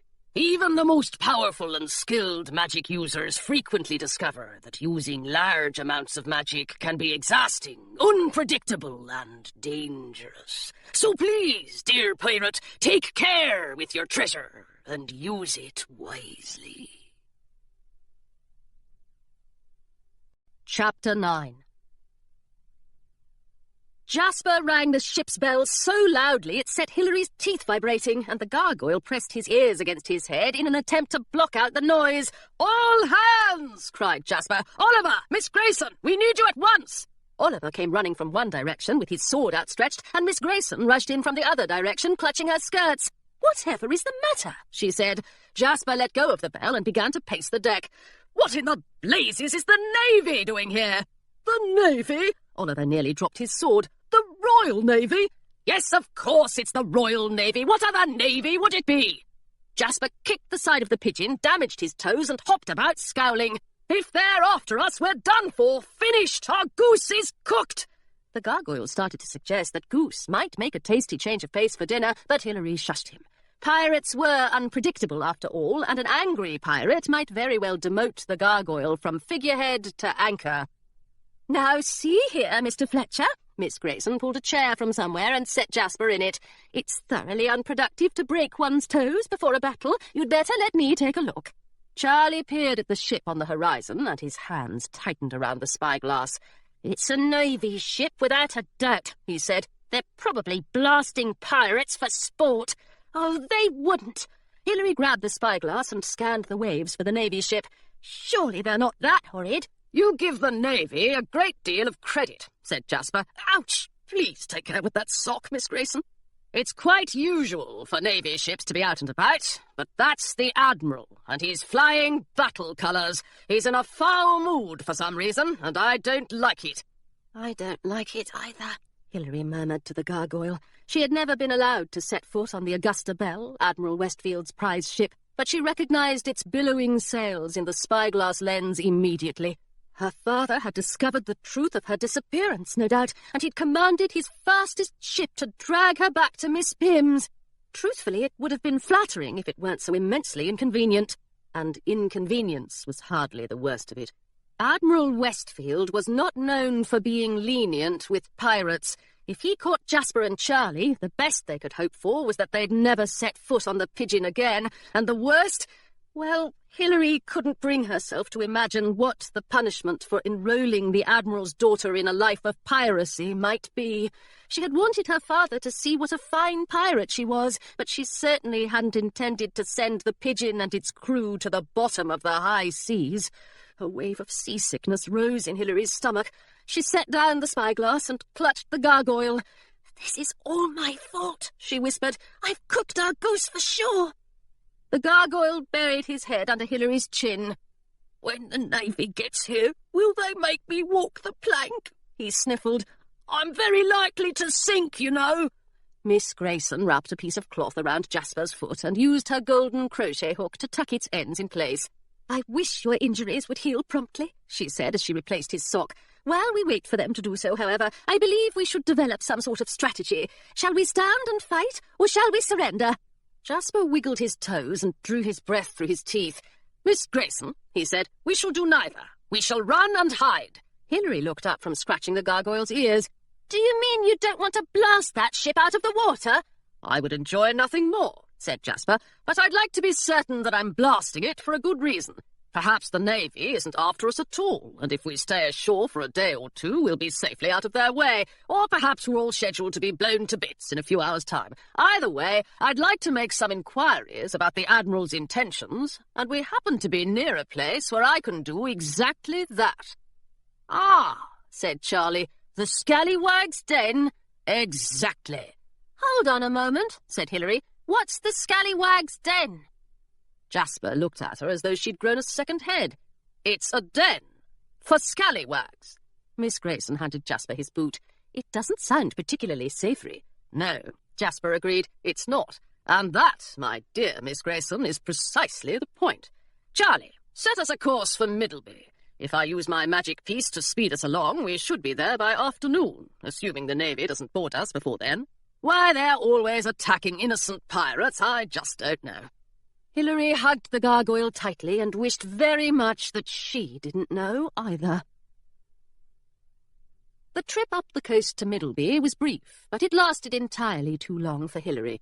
Charlie attempted to pick up their swashbuckling tutorial where they'd left off, but both of them kept glancing over their shoulders at the ship on the horizon. It looked no larger than a child's toy boat, but a few hours before it had only been the size of Hilary's thumbnail. Admiral Westfield enjoyed bragging to anyone who would listen about the Augusta Belle's speed, and it was clear that his boasts hadn't been exaggerated. It was late afternoon when the Pigeon pulled into Middleby Harbour. "Land ho!" cried the gargoyle, a bit belatedly, as Jasper lowered the anchor and Charlie prepared the dinghy that would take them to land. Jasper had insisted that as the ship's resident scallywag, he should be the only person to make the trip to the Scallywag's Den. But Charlie said that it would be too dangerous for Jasper to go alone, and Hilary said she couldn't possibly miss an opportunity to see a real pirate's den, and Miss Grayson would certainly not let Hilary go into a pirate's den unaccompanied, and the gargoyle announced to everyone that if they were all going ashore, they had better not leave him behind. In the end, it was decided that Oliver would remain on board the Pigeon to guard it from suspicious personages, and everyone else climbed into the dinghy. "Like a tin of anchovies," Miss Grayson remarked, sandwiched between Charlie and the side of the boat, with the gargoyle on her lap in her canvas bag and Fitzwilliam perched too close to her shoulder for comfort. Hilary wasn't sure whether Miss Grayson was referring to the squash of bodies in the dinghy or to the harbour's distinctly fishy smell. Despite the smell, however, the harbour was cheerful and pretty. Small sailboats in a rainbow of colours were tied up along the docks, and planters of tulips bloomed in the midsummer light. Wooden stalls along the waterfront offered clams dipped in butter and potatoes crisped in oil, and Jasper swore in his fourth-best hat that he could smell blackberry pie. They tied up the dinghy under a sign marked "Pirates Only" and followed Jasper like a trail of ducklings as he strode along the dock and down the cobblestone length of Middleby's main street. The Scallywag's Den was hard to miss. It stood only a block from the water, a low wooden building with shuttered windows and a flapping skull and crossbones flag over its doorway. Outside the door stood a burly pirate in a red bandana and blue-striped shirt who was looking about in a bored sort of way, cleaning his fingernails with his cutlass. Jasper tipped his hat to the burly pirate as he passed through the door. "Ahoy!" said the burly pirate. "Very welcome ye be to the Scallywag's Den. 'Tis a fine parrot you have there." "He's a budgerigar," said Jasper. But as Hilary tried to follow Jasper through the doorway, the burly pirate stuck out his burly arm in front of her. "Go away, little girl," he said. "Pirates only." Hilary tried to walk through the pirate's arm, but it wouldn't budge. "Excuse me, sir, but I am a pirate." The burly pirate looked at Jasper, and Jasper nodded. "She is. She's a member of my crew." "Sorry," said the pirate. "Even if that's the case, she be a pint-sized pirate, and we don't allow children in this here establishment." He tapped his cutlass against the sign beside him, where the words "No Children" were clearly written in chalk. "Same goes for the middling-sized pirate behind her." "But I'm first mate," said Charlie. "My father was Scourge of the Northlands." "Doesn't matter," said the burly pirate. "Full-grown pirates only, and those be the rules." He glanced up at Miss Grayson, and without a word pointed his cutlass a few inches lower on the sign, where it said, "No governesses." "Humph," said Miss Grayson. "What about gargoyles?" Before Hilary could stop him, the gargoyle poked his head out of the bag and examined the sign. "It doesn't say no gargoyles, does it?" The burly pirate heaved a sigh, reached in his pocket for a piece of chalk, and wrote in large letters at the bottom of the sign, "Absolutely no gargoyles." What a shame, said Jasper far too cheerfully. "I'll meet you all back at the ship in 3 hours' time." He poured a few coins out of a leather pouch and pressed them in Miss Grayson's hand. "You can hire a rowboat to take you back to the Pigeon." Then the burly pirate closed the door between them, and Jasper was gone. "You heard him," said the burly pirate. "Off with the lot of you." He stared hard at Hilary and Charlie, who stared just as hard back at him. "Stubborn little pirates, aren't you?" "Yes," said Hilary, "we are." "Walking about with a great lump of magic." The pirate eyed the gargoyle. "That's awfully bold." The gargoyle bared his teeth. "Did you hear that, Hilary? He called me a lump." Hilary drew her sword. "If you even touch him," she said, "I'll call for the terror of the Southlands, and he'll squash you under his boots." "Assuming we don't squash you first," Charlie added helpfully. The burly pirate shrugged. "In that case," he said, "you'd better clear out." He pulled a handful of golden coins from his pocket and cleared his throat. "Send the small pirates away," he said firmly to no one in particular. A wall of air hit Hilary hard in the stomach and sent her staggering back into the street. She landed on the cobblestones a good 10 feet away from the scallywag's den, and Charlie crashed to the ground beside her. "Of all the nasty tricks," cried the gargoyle, "if you've bruised my tail, you'll never hear the end of it." "Small pirates, he called us," Charlie muttered. "I've got a few names I'd like to call him myself." Hilary waved her sword in the general direction of the burly pirate, who merely crossed his arms and looked away. "You may have magic," she said, "but you've got no right to knock other people about with it. It's a shame you haven't met Philomena. I think the two of you would get along swimmingly." Miss Grayson gave the burly pirate an unmistakable look of fury, as though she very much wished that she could send him to his room without supper. Then she grabbed Hilary by one hand and Charlie by the other. "Come along, both of you," she said, "before he's tempted to run us all through." "But he shouldn't be allowed to act that way," Hilary protested as Miss Grayson dragged her down the street. "It can't possibly be legal." "Oh, it's not," said Charlie. "But who'd stop it?" The gargoyle hung his head. "I could have stopped it," he said quietly. "If you'd grabbed hold of me, Hilary, and if you'd said, 'Gargoyle, please protect me,' I could have helped." "Nonsense," said Hilary. "I promised I'd never let anyone use you. I know how much you hate it, and I won't let your heart go all fluttery. Besides, a pirate should be able to defend herself." She waved her sword in the air. "The next time a scallywag threatens either of us, I'll simply run him through." "It's the only proper thing to do," Charlie agreed. "It most certainly is not," said Miss Grayson. "And Hilary, put that sword away before you slice somebody's nose off. Now, let us stroll the streets like respectable citizens. And please speak up if you see a market. I discovered this morning that I'm nearly out of oranges." Behaving like a respectable citizen was rather tedious work. Hilary looked up and down Middleby's main street for the town market, but it wasn't nestled in the rows of spiky pine trees that lined the avenue, nor was it hiding behind the whitewashed cottages. Her shoulders strained under the gargoyle's weight, and her stomach ached from the burly pirate's magic. Still, hadn't she just been in her first pirate battle? The thought cheered her considerably. Then they turned a corner, and Hilary saw the sign. It was nailed to a nearby tree, and sketched upon it, rather unflatteringly, she thought, was a drawing of her face. Underneath the image, a great many bold and blackened words marched along the page. "Missing, missing, missing. One important and valuable young girl answering to the name of Hilary Westfield. Dark brown hair, brown eyes, rather short, unhealthy fondness for piracy, first-class dancer. Last seen at Miss Pym's finishing school for delicate ladies in Pemberton. It is believed that on a journey to visit an infirm relation, Miss Westfield was kidnapped by a rogue governess and lured to parts unknown. She may now be accompanied by other nefarious scoundrels, including a fearsome, sharp-toothed beast. If located and identified, do not provoke. Both girl and beast are believed to be somewhat temperamental. Please report any sightings of Miss Westfield to Miss Eugenia Pym, Pemberton. In exchange for her safe return, Miss Pym will provide a substantial reward." "Oh, curses!" Hilary cried. She ripped the poster down with both hands and shoved it in her bag, ignoring the gargoyle's protests. Then she looked down the street. Whoever had hung the posters had been thorough. Her face was nailed to trees and signposts in both directions. There was nothing to do but tear the signs down as quickly as possible. "What are you doing?" Charlie called. "Hey, what's that?" Hilary raced toward the next sign, but Charlie got there first. "Hilary Westfield," he read. He gave a low whistle. "So that's it. You're Admiral Westfield's daughter. No wonder you know all those knots." Hilary ripped the sign from the tree, but Charlie pulled it away from her. "Hold on," he said. "I haven't finished reading yet."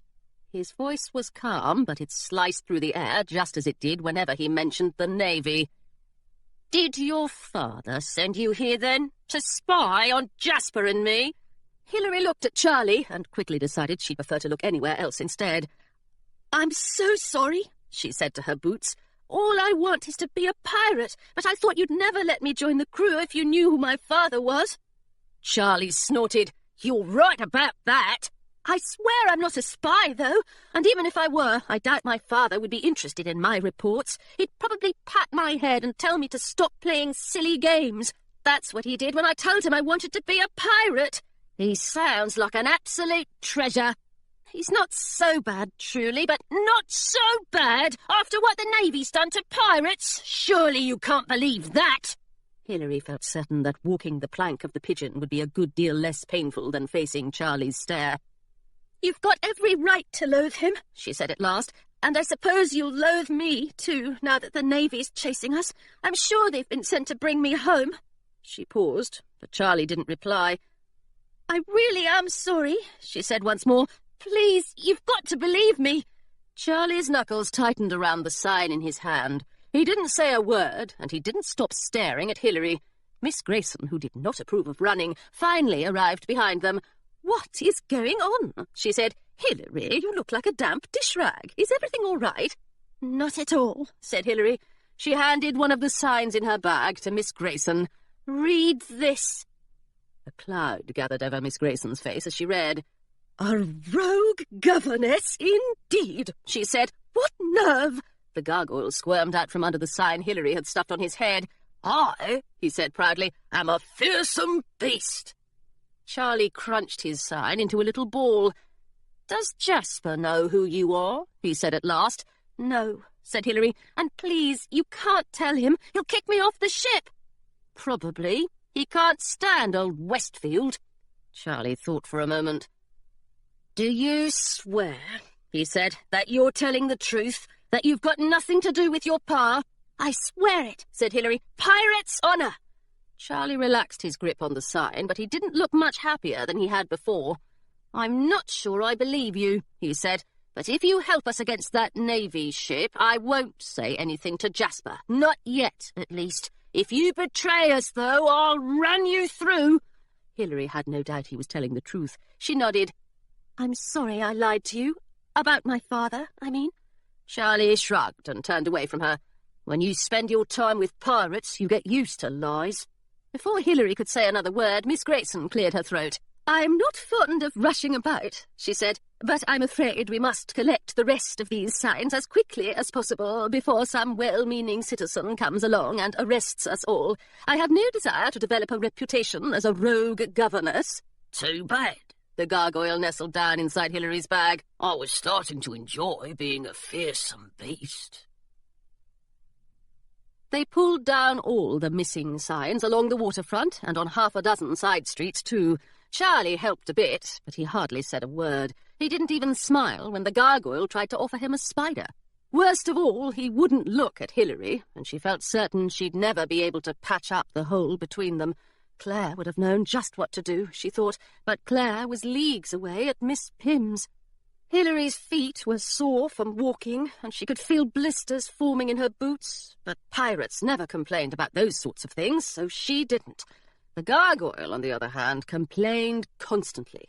He couldn't see out of the bag, and he didn't enjoy swinging back and forth so frequently, and the growing number of signs on top of his head was starting to weigh heavily upon his ears. "You'd better find a place to get rid of these things," he said, "because they're not going into the gargoyle's nest, and that's final." Although Middleby was still a few leagues away from the Northlands, it was much farther north than Hilary had ever travelled before. The summer sun stayed up later here. Even though dinner time must have come and gone, the sky was still nearly as light as it had been hours earlier. Hilary wondered how the people who lived in the Northlands ever got any sleep at night if the sun didn't bother to go to sleep itself. But Miss Grayson took her question as an opportunity to launch into a sneaky lesson about longitude and latitude, and it was a great relief when their wanderings through Middleby's side streets brought them at last to the market. Middleby's town square was smaller and less grand than Pemberton's, and the market vendors were just packing up for the evening. Miss Grayson made a beeline for the woman selling oranges, leaving Hilary and Charlie to watch a group of men lighting a bonfire in the middle of the square. Although the sun was still up, the air was chilly this far north, and Hilary was grateful for the bonfire's warmth. Charlie took his hands out of his pockets and looked sideways at Hilary. "I've got an idea," he said quietly. Then he took a handful of signs out of Hilary's bag and tossed them into the flames. They crackled in a satisfying sort of way as their edges caught fire. The signs closer to the centre of the bonfire crumbled to ashes almost immediately, while the ones along the edges turned a toasty brown before they disintegrated. Hilary grinned. "Thank you," she said. Charlie didn't return her smile, but after a while he nodded. They stood there without talking, tossing signs onto the fire, until the whole bundle was alight. It was rather disconcerting, Hilary thought, to watch one's own face go up in smoke. Sometimes the heat made little patterns along the paper, like charred water stains or unexplored coastlines. "Very clever," said Miss Grayson, handing them each an orange and warming her hands over the flames. "When you're finished, I think it's time we return to the Pigeon. It wouldn't be polite to keep Jasper waiting." As they left the town square, they discovered that people were lighting smaller bonfires on every street corner. The flames grew brighter, and the air grew colder as the sun began to set at last, and Hilary hurried from fire to fire, stopping to warm herself up at each one. The heat felt delightfully cosy against her cheeks, as long as she didn't lean in too close. "Fear no more the heat of the sun," she murmured to herself.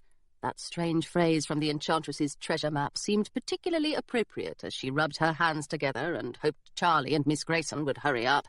Really, she thought, it should be "fear no more the heat of the fire." Fire was much more fearsome, after all, and it was quite a good source of heat when the sun simply wasn't as warming as it should be. In fact, "Charlie! Miss Grayson!" She ran back to them and took their hands, though neither Charlie nor Miss Grayson looked terribly pleased about being pulled along behind her. "We have to get back to the Pigeon at once!" Miss Grayson frowned. "Really, Hilary, you must learn to be more patient. I know I said we shouldn't keep Jasper waiting, but—" "Oh, blast Jasper!" cried Hilary. "I think I figured out how to read the treasure map!" Miss Grayson hired the fastest rowboat in all of Augusta, or so the oarsman claimed, to deliver them back to the Pigeon, and they clambered onto the deck without even bidding the oarsman good night. Although Miss Grayson did not approve of running, she proved to be a superb sprinter, and she was the first to reach the door of the cabin she shared with Hilary. Oliver was just coming out of it. Miss Grayson skidded to a halt. "Young man, whatever were you doing in my private quarters?" Oliver shrugged. "Sorry, ma'am, wrong cabin." "Very wrong indeed." Miss Grayson clicked her tongue and brushed past him through the door. "You may atone for your mistake by fetching us some matches. I believe I have a candle in here somewhere." Oliver smirked, and Hilary resisted the urge to trip him as he skulked by. "I do not like him," the gargoyle muttered once Oliver was out of earshot. "That makes at least two of us," said Hilary. She joined Charlie and Miss Grayson in the cabin and rummaged about under her pillow until she found the treasure map. Miss Grayson produced a candle from the depths of her carpet bag. It was a new-looking candle, squat and sturdy, and unfortunately it was purple. A white candle, or even a yellow one, would have been more piratical, but this was no time to be picky. Oliver reappeared with a half-empty box of matches, and Hilary lit the candle's wick. Immediately, a strong scent of lilacs filled the cabin. Charlie coughed, and Miss Grayson looked embarrassed. Hilary didn't care, though. She unrolled the treasure map and held it carefully over the flame. "What do you think you're doing?" said Oliver. "You'll burn it up." "No, I won't," said Hilary. At first, however, very little seemed to happen. The map turned warm all over, and its underside began to scorch where it hovered over the candle. "Oliver may be right," said Miss Grayson reluctantly. But I see what you're getting at, Hilary. Perhaps there's another solution. She reached under her bed and pulled out her iron and ironing board. "Please, Miss Grayson," said Hilary, "tidiness isn't important at a time like this." Miss Grayson simply smiled and removed the map from the flame. Then she held the iron over the candle until its flat bottom was warm to the touch.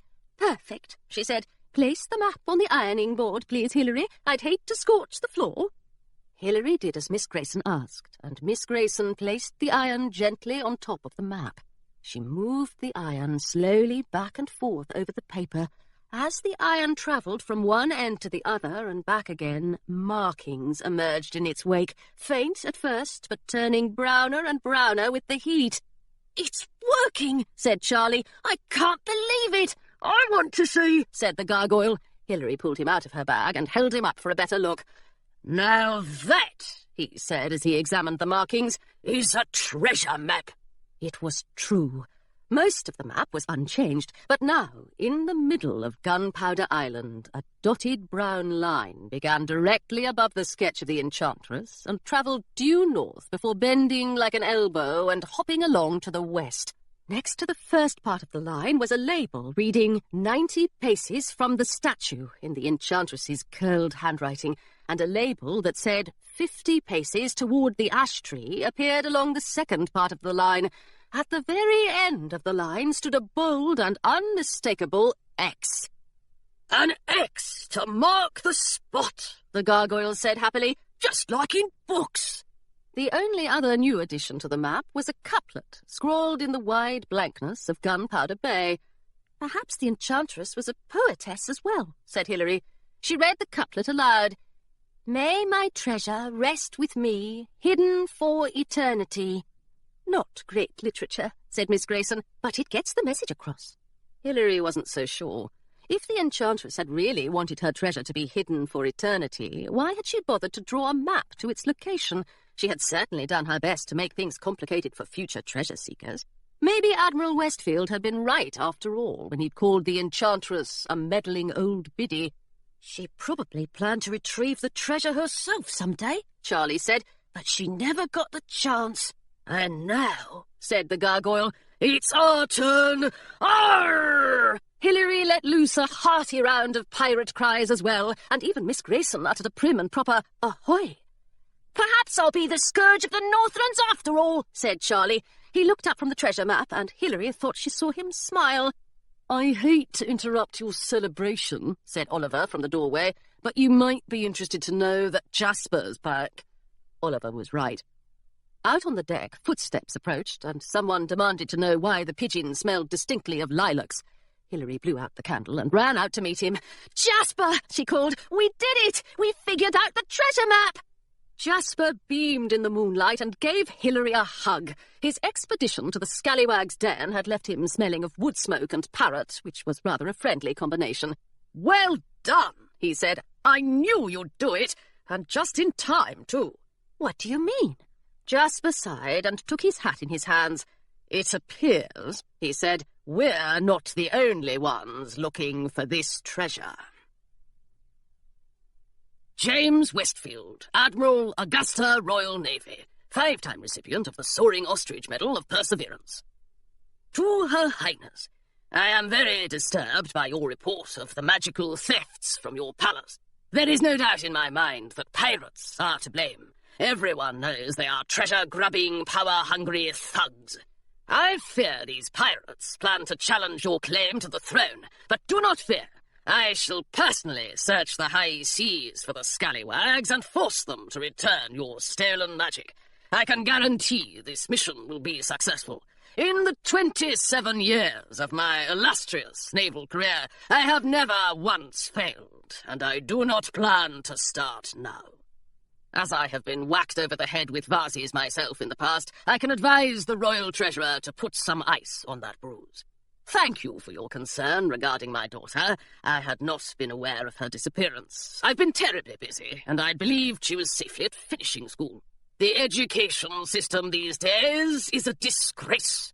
J.W. A postcard sent to Miss Eugenia Pym. Visit sunny Middleby, where every day is a delight, excluding Wednesdays. Ahoy, Miss Pym. I've spotted that girl you're looking for. I thought she were a pint-sized pirate when I saw her, but I didn't know you wanted her then. Just saw your sign on my afternoon juice break. If ye be travelling to Middleby in search of her, you're always welcome for a free pint of grog at the Scallywag's Den. Best regards, Burly Bruce McCurkle. P.S. About that reward, do I get paid in magic coin or in gold? I prefer magic if ye got any. Chapter 10. Although Jasper had called an emergency meeting in his private quarters, Jasper himself was the last to arrive. The others huddled around a large oak table that took up a good portion of the room. No one spoke. The only sound was the grumble of stone as the gargoyle ground his teeth. Jasper appeared at last, carrying a box packed to the brim with tins of beets. Without a word, he deposited the box on the cabin floor and disappeared again, returning a few minutes later with an even larger box of beet tins. He hurried back and forth for some time, until it was nearly impossible to move through the cabin without bumping into a beet. "That's the last of it," said Jasper as he dumped a dozen more tins on the floor. "Everyone still here? Fantastic." He slid into the slightly bedraggled chair at the head of the table. "I'm pleased to report that my visit to the Scallywag's Den was most instructive. The Scallywags proved to be tremendously helpful." Oliver glanced around the cabin. "They must have instructed you to invest in beets," he said. "They did not," said Jasper icily. He popped open a tin with his sword and helped himself to a beet slice. "They did, however, have plenty of gossip to share about that Navy ship, the Augusta Belle."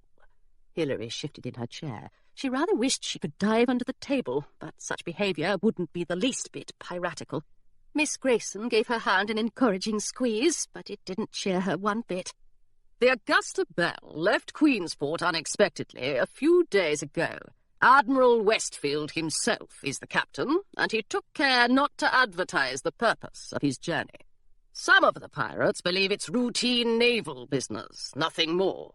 But a few of them," said Jasper, "disagree."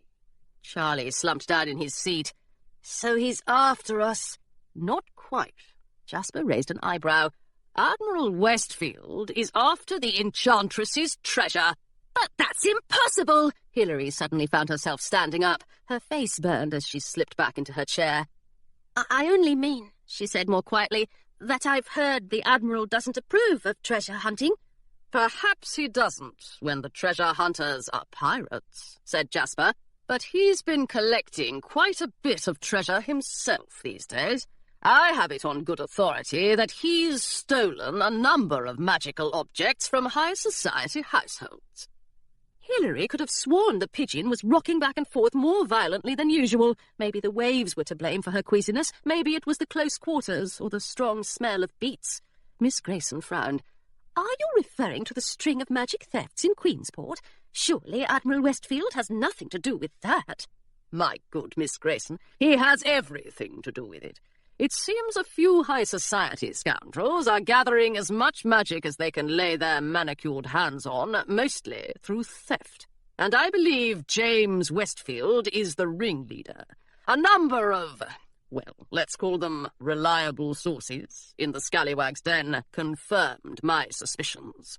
The rocking sensation had gotten worse. Hilary was almost sure of it. If only the room weren't so warm, if only Miss Grayson weren't sitting so close, if only the cabin walls would stop leaping about and settle down properly.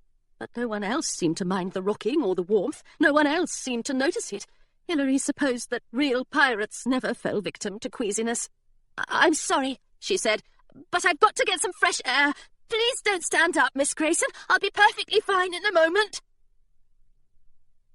The overturned dinghy was still damp and cold after its journey to Middleby, but Hilary hardly noticed the chill as she leaned against it. The gargoyle had hopped after her when she'd left Jasper's cabin. Now he rested his stone cheek against her leg and wound his tail around her ankle in a comforting sort of way. Bits of starlight dotted the ocean, and in the distance the Augusta Belle's lanterns flickered across the waves. Being pursued by a villain on the high seas was all part of being a pirate, Hilary knew, but she had never suspected that the villain would be her father. It rather dampened the thrill of the whole adventure. "It's not fair," said the gargoyle. None of the pirates in Treasure Island have villainous fathers. Perhaps Jasper's made a mistake, said Hilary, but she knew Jasper had done no such thing. On the day she'd left for Miss Pym's, Admiral Westfield had been too busy to say goodbye to her, too busy even to bestow his usual distracted kiss on her forehead. Had he been busy stealing magic? Hilary buried her face in her hands. It was lucky she was a pirate now, because pirates didn't let anything bother them. They sailed forth and dug up priceless treasures, and when they returned home in a haze of victory, their parents were undoubtedly proud. Footsteps hurried toward the dinghy, and Hilary peered through her fingers at the lantern that bobbed above her in the darkness.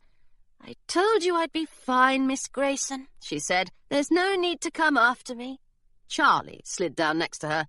"That's the first time I've been mistaken for a governess," he said. "You really didn't know old Westfield was rotten, did you?" Hilary shook her head. "He's a thief," she said. "He's a rat, and I didn't know a thing." "I'm sorry I thought you were in league with your pa," Charlie said after a while. "You look so awful right now that I know you're not." Hilary nearly laughed in spite of herself. "That's kind of you to say." She held out her hand. "Shall we be friends again?" "Friends," Charlie agreed, and they shook on it. "I'm awfully glad for a friend right now," said Hilary. "When Father's ship began following us, I thought he wanted to send me back to finishing school, to keep me safe. But I suppose he only cares about the safety of his treasure." "That's not quite all he cares about," said Charlie. "What do you mean?" Charlie hesitated.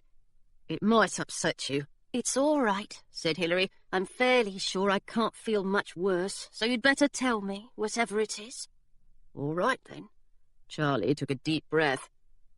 "Admiral Westfield wants to rule Augusta. Well, that's what Jasper's saying, at least. That's why your pa's been stealing magic. He wants to use it to get rid of the Queen." The rocking sensation had started again. "He does love ordering people about," Hilary said quietly. "Well, if he gets his hands on the Enchantress's treasure, he'll be ordering us all about. He and his high society mates will have most of the magic in the kingdom, and no one will be able to stop him from doing whatever he wants." It was treasonous talk, but it all made a horrid sort of sense. "No wonder he hates pirates so much. The more treasure we dig up, the less there is for him." Hilary peered at Charlie and the lantern light. "How long have you known what he's been up to?" "I just found out this evening, same as you. But I think Jasper's suspected for a while. The scallywags say your pa's been looking for the Enchantress's treasure map for years, and he finally got his hands on it a few months ago, but Jasper found out somehow. We did some pilfering at Westfield House a while back. Jasper wouldn't tell me what we were pinching, but it turned out to be that map." "You made an awful scene with that hole in the wall. Father practically turned purple." Charlie laughed. "You saw that? It was Jasper's idea, I swear. He loves a good spectacle." "I've noticed that," said Hilary. "I want to know what he's got planned with all those beats." The gargoyle shuddered. "I don't." "Let's go back and find out then," said Charlie, "unless you're still feeling rough. If you are, I don't blame you. Finding out your pa's a villain is enough to make anyone seasick." Hilary pulled herself to her feet and picked up the gargoyle. Seasick or not, she couldn't allow her father to seize that treasure for himself. He was likely to rule Augusta as imperiously as he ruled the halls of Westfield House, and Hilary could hardly imagine the unpleasant things he might do with a stash of magic. He might lock her up in finishing school, or enchant her away from the high seas for good. The thought was too horrid to bear. "Thank you," she said to Charlie, "but we'd better hurry back. I've got to find that treasure before Father does." "I'm afraid I don't understand," Miss Grayson was saying as Hilary and Charlie slipped back into Jasper's quarters. Hilary could tell by the way Miss Grayson was tapping her fingers on the tabletop that Jasper was in for a scolding. "If you're trying to keep Admiral Westfield from finding the treasure, why not steal the map and leave it at that? It seems to me, Mr. Fletcher, that if you claim the Enchantress's treasure for yourself, you'll be no less dangerous than the Admiral." Jasper leaned back in his chair and placed a melodramatic palm against his forehead. "She thinks so little of me," he cried. "She has so little faith." "Actually, Miss Grayson," he said, sitting up, "I must admit that I'm not quite as much of a terror as I used to be." Charlie snickered. In response, Fitzwilliam flapped down from Jasper's shoulder and pecked at Charlie's earlobe until the snickering stopped. Now, I won't have you spreading the news of my virtue outside this room, Jasper continued, but I don't want to keep that treasure for myself. If Westfield doesn't find it, someone else might, and that person might be twice as villainous as the Admiral. As I figure it, the only way to protect ourselves, pirates and commoners, from tyrants like Westfield is to find that stash of magic and hand it out to the people of Augusta, fairly and equally, of course. Give them a chance to fight back. That's what I plan to do, he said, and I hope you will all help me. Miss Grayson flushed. Well, she said, in that case, if everything you say is true, it's very noble of you. What he won't tell your governess, Charlie said to Hilary, is that after he's shared that magic all over the kingdom, he won't hesitate to pinch a bit and bury it on a nice deserted island somewhere.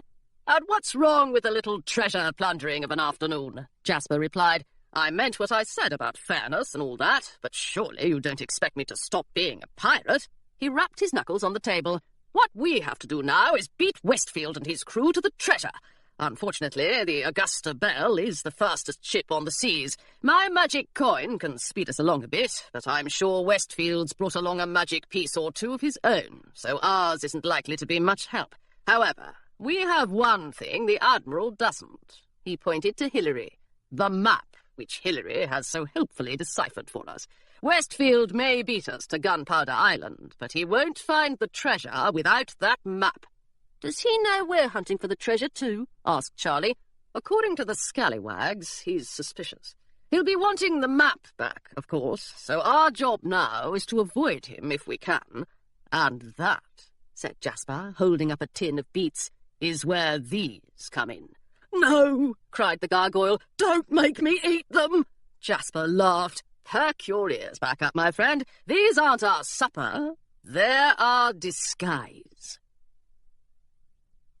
This, the gargoyle announced, is completely undignified. He spit a strand of curly yellow hair that had detached itself from his wig. I'd rather eat beets. I, for one, think you look radiant. Hilary smoothed the shiny green fabric around the gargoyle's torso and adjusted the seashells on his top. You're the most beautiful mermaid I've ever seen. The gargoyle snorted. If anyone sees me looking like this, my name is Mud back in the quarry. But you're disguising yourself for a noble cause. Hilary patted his yellow curls. And you're not the only one who looks ridiculous. The beard that Claire had crocheted for her was starting to itch, and she scratched her chin in much the same way that Admiral Westfield often scratched his own. A villainous way, she supposed, but a true pirate wouldn't let herself be distracted by such thoughts. You're right, said the gargoyle as he examined Hilary's beard. Purple really isn't your colour.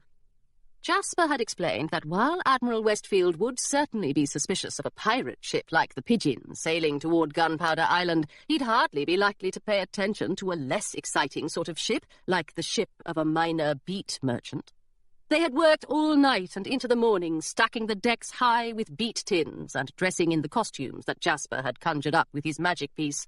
Jasper himself, clad in a pink feather boa, had painted over the Pigeon's name on the stern and rechristened it the Friendly Vegetable. Miss Grayson had lowered the skull and crossbones and replaced it with a flag she'd sewn herself, upon which a vivid beet hovered over 2 crossed carrots. Even the gargoyle had grudgingly allowed himself to be transformed into a more traditional figurehead. Having a mermaid on the prow of the ship was supposed to make the Pigeon less noticeable, but Hilary couldn't help admiring the gargoyle's iridescent green tail as it sparkled in the sun. "Well done, crew," said Jasper as he examined the Pigeon's transformation. "Well done indeed." One end of his boa dripped with seawater, the other end dripped with paint, and he had refused to relinquish his pirate hat. Still, Hilary had to admit he looked nothing at all like the terror of the Southlands.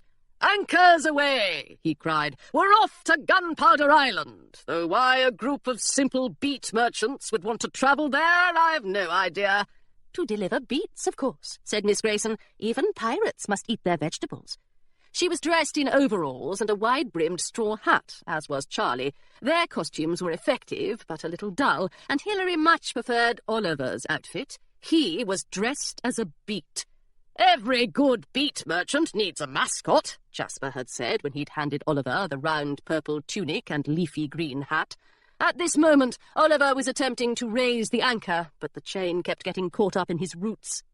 Once the Pigeon had gotten some wind in its sails, Miss Grayson picked up the spyglass and squinted through it across the high seas. "Oh dear," she said. Even without a spyglass, Hilary could tell that the Augusta Belle was gaining ground. She could practically make out the crew members climbing its ropes. "We've got nothing to worry about," said Jasper. "With any luck, they'll sail straight past us, and we'll slip into Gunpowder Bay right under the tips of their moustaches." "Or they'll sink us with a single cannonball," said Charlie. Miss Grayson put a hand on Charlie's shoulder. "You mustn't think that way. It isn't good for one's nerves. I'm sure the Navy won't give us any trouble at all." Still, Miss Grayson allowed Hilary to skip that day's lessons in order to work on her sword fighting with Charlie. By the end of the afternoon, Hilary had thrown her sword in the air only twice, knocked Charlie's sword out of his hand once, and successfully skewered 6 tins of beets. The Pigeon was bathed in the blood of massacred vegetables, and Jasper ordered both of them to swab the deck. Night fell at last, only to be replaced by another thinly stretched day and another brief wrinkle of night. The Pigeon sailed straight through all of it. So did the Augusta Belle. Trees along the coastline shrank and grew stubby. The chilly wind carried the scent of sod and pine. And finally, early one morning on Hilary's watch, the Pigeon sailed past a salt-stained wooden sign. It read, in faded letters, "You are now entering the Northlands. Danger! Treacherous waters ahead. If you survive, enjoy your stay." The choppy grey sea churned ahead of the ship, all studded with islands and rocky outcroppings, but in Hilary's opinion it didn't look half as treacherous as what lay behind them. The Augusta Belle had caught up at last, and her deck was loaded high with cannonballs. "Yikes," said the gargoyle. Under his wig he turned even more grey than usual. "We'd better get the others out here." "They'll probably pass us by," Hilary whispered, "like Jasper said." Still, her handmade beard suddenly felt very thin, and she was sure Admiral Westfield would be able to see right through it. She couldn't make him out at the Augusta Belle's helm, which was a slight relief. She couldn't think of anyone she'd be less thrilled to see. Even Philomena would have been something of an improvement.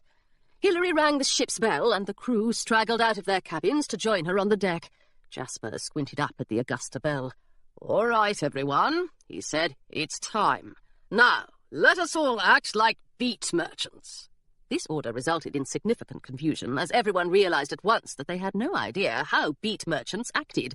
Hilary settled for waving tins of beets in the air and calling, "Beets! Get your tinned beets here! Best in Augusta!" while Charlie juggled 3 tins at once, and Miss Grayson stacked the rest into elaborate pyramids that fell down whenever the Pigeon bumped into a wave. Oliver had gone back to his cabin, and Hilary didn't entirely blame him. It would be quite embarrassing for one's former employer to see one dressed up as a root vegetable. A shadow fell over the Pigeon as the Augusta Belle passed between the ship and the sun. Hilary had seen her father's fastest ship hundreds of times before, but it had never looked quite so ominous or smelled quite so strongly of gunpowder. She resisted the urge to hide behind the nearest stack of beet tins. "Ahoy!" called a naval officer from the deck of the Augusta Belle. "Greetings to the friendly vegetable on this fine morning." Jasper gave the officer a cheerful wave. "Ahoy, sir! We are simple beet merchants, and definitely not pirates." "That's fortunate, Captain," said the officer. Hilary didn't know his name, but she'd seen him roaming the halls of Westfield House over the past few months. He had a distinctive orange moustache in which he took great pride, probably because it was the only thing standing between him and baldness. "If you were pirates, we'd be obliged to do battle with you, and it would be terribly messy. I don't care for mess." The officer peered at them through his spyglass. "As a matter of fact, we've been looking for a pirate ship on these waters, a boat called the Pigeon. Have you seen it?" Hilary groaned, and Charlie dropped a tin of beets onto the deck where it splattered. "The Pigeon, eh?" said Jasper. "Foolish name for a pirate ship. Captained by Jasper Fletcher, isn't it? I hear he's the terror of the Southlands." "I wouldn't know," said Orange Moustache. Jasper raised his eyebrows, and Miss Grayson kicked him in the shin. "Anyway, officer, I'm sorry, but we haven't seen so much as an eye patch or a peg leg for days now. We did pass a pirate ship anchored in Middleby, though. Perhaps that's the boat you're looking for." "Perhaps," Orange Moustache shrugged. "Thank you for your help, and for the important, the important vegetable services you provide to the people of Augusta. He turned away. All is well, Admiral Westfield, they heard him call. They're simple beet merchants, and definitely not pirates. They say they might have seen the pigeon in Middleby. But that's leagues away. It's impossible. Admiral Westfield sounded nearly as irritated as he had when Hilary had eaten the last piece of cake at his birthday gala. He'd been quite furious with her after the cake incident, but if he spotted her on the deck of the Pigeon, she'd receive a lecture 1,000 times worse, assuming her father was feeling generous, and Admiral Westfield hardly ever felt generous. Hilary pulled her beard more tightly around her chin and reached for her sword. At the prow of the boat, the gargoyles shivered. "Give me that spyglass," said Admiral Westfield. "Let me talk to them." Orange Moustache handed the spyglass over, and the Admiral's bulky silhouette appeared over the Augusta Bell's railing. He looked them over, first from right to left, then from left to right. On the third sweep of the spyglass, Admiral Westfield paused. "What a surprise," he said slowly. "I'd know that face anywhere." Hilary braced herself for the worst. "If it isn't Jasper Fletcher," said the Admiral. "Thought I wouldn't recognize you in that feathery thing, eh? Well, if you're a beet merchant, I'm the Queen of Augusta." "Oh, blast!" said Miss Grayson. She slapped her hand over her mouth. Jasper tossed his boa aside and drew his sword. Charlie and Hilary drew theirs as well, rather shakily in Hilary's case, and the gargoyle did his best to hide under his wig. "I'm glad someone on your ship has heard of me," said Jasper. "Care for a beet, Admiral?" Admiral Westfield laughed and pulled out a sword of his own. "Ready the ropes, men," he cried. "Those rascals are pirates, and we're going aboard." Miss Pym's Finishing School for Delicate Ladies, where virtue blossoms. Office of the Headmistress. To all students from Miss Pym. Please report to the Great Hall promptly at 1 o'clock in the afternoon for an important announcement. Second-year girls and above, be sure to bring your golden crochet hooks. Girls with sailing or boating experience should gather in Miss Pym's office directly after the assembly. All classes are cancelled for the remainder of the day.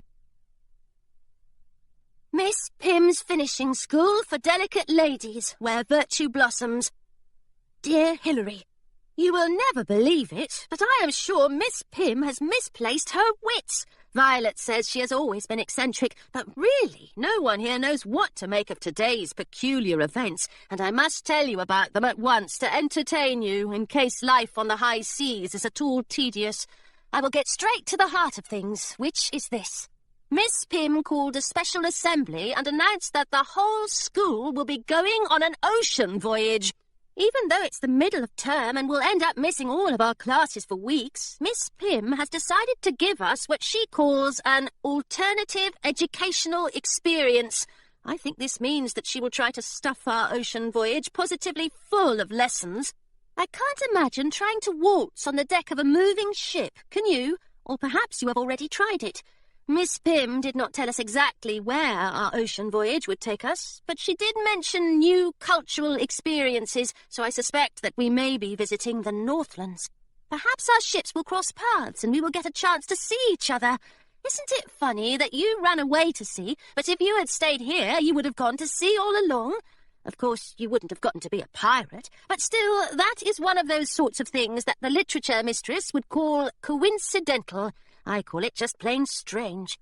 Our ship is to be called the Dancing Sheep. What else? And horrid Philomena has been appointed first mate. I don't entirely know what that means, but I suspect that Philomena will be yelling at all of us even more than usual for the next few weeks. She certainly has the lungs for the position. I have been assigned to help in the galley, peeling potatoes and convincing the cook not to make anything absolutely revolting like rat's tail stew. Is there such a thing as rat's tail stew? It seems like something one might eat on a ship, but I hope I am making it up. We leave in the morning, and I must admit that I am slightly terrified. Miss Pym says we may meet all sorts of rapscallions and scoundrels on our voyage, but we must remember our manners at all times and behave as high society ladies would in every situation. But whoever heard of high society ladies going to sea?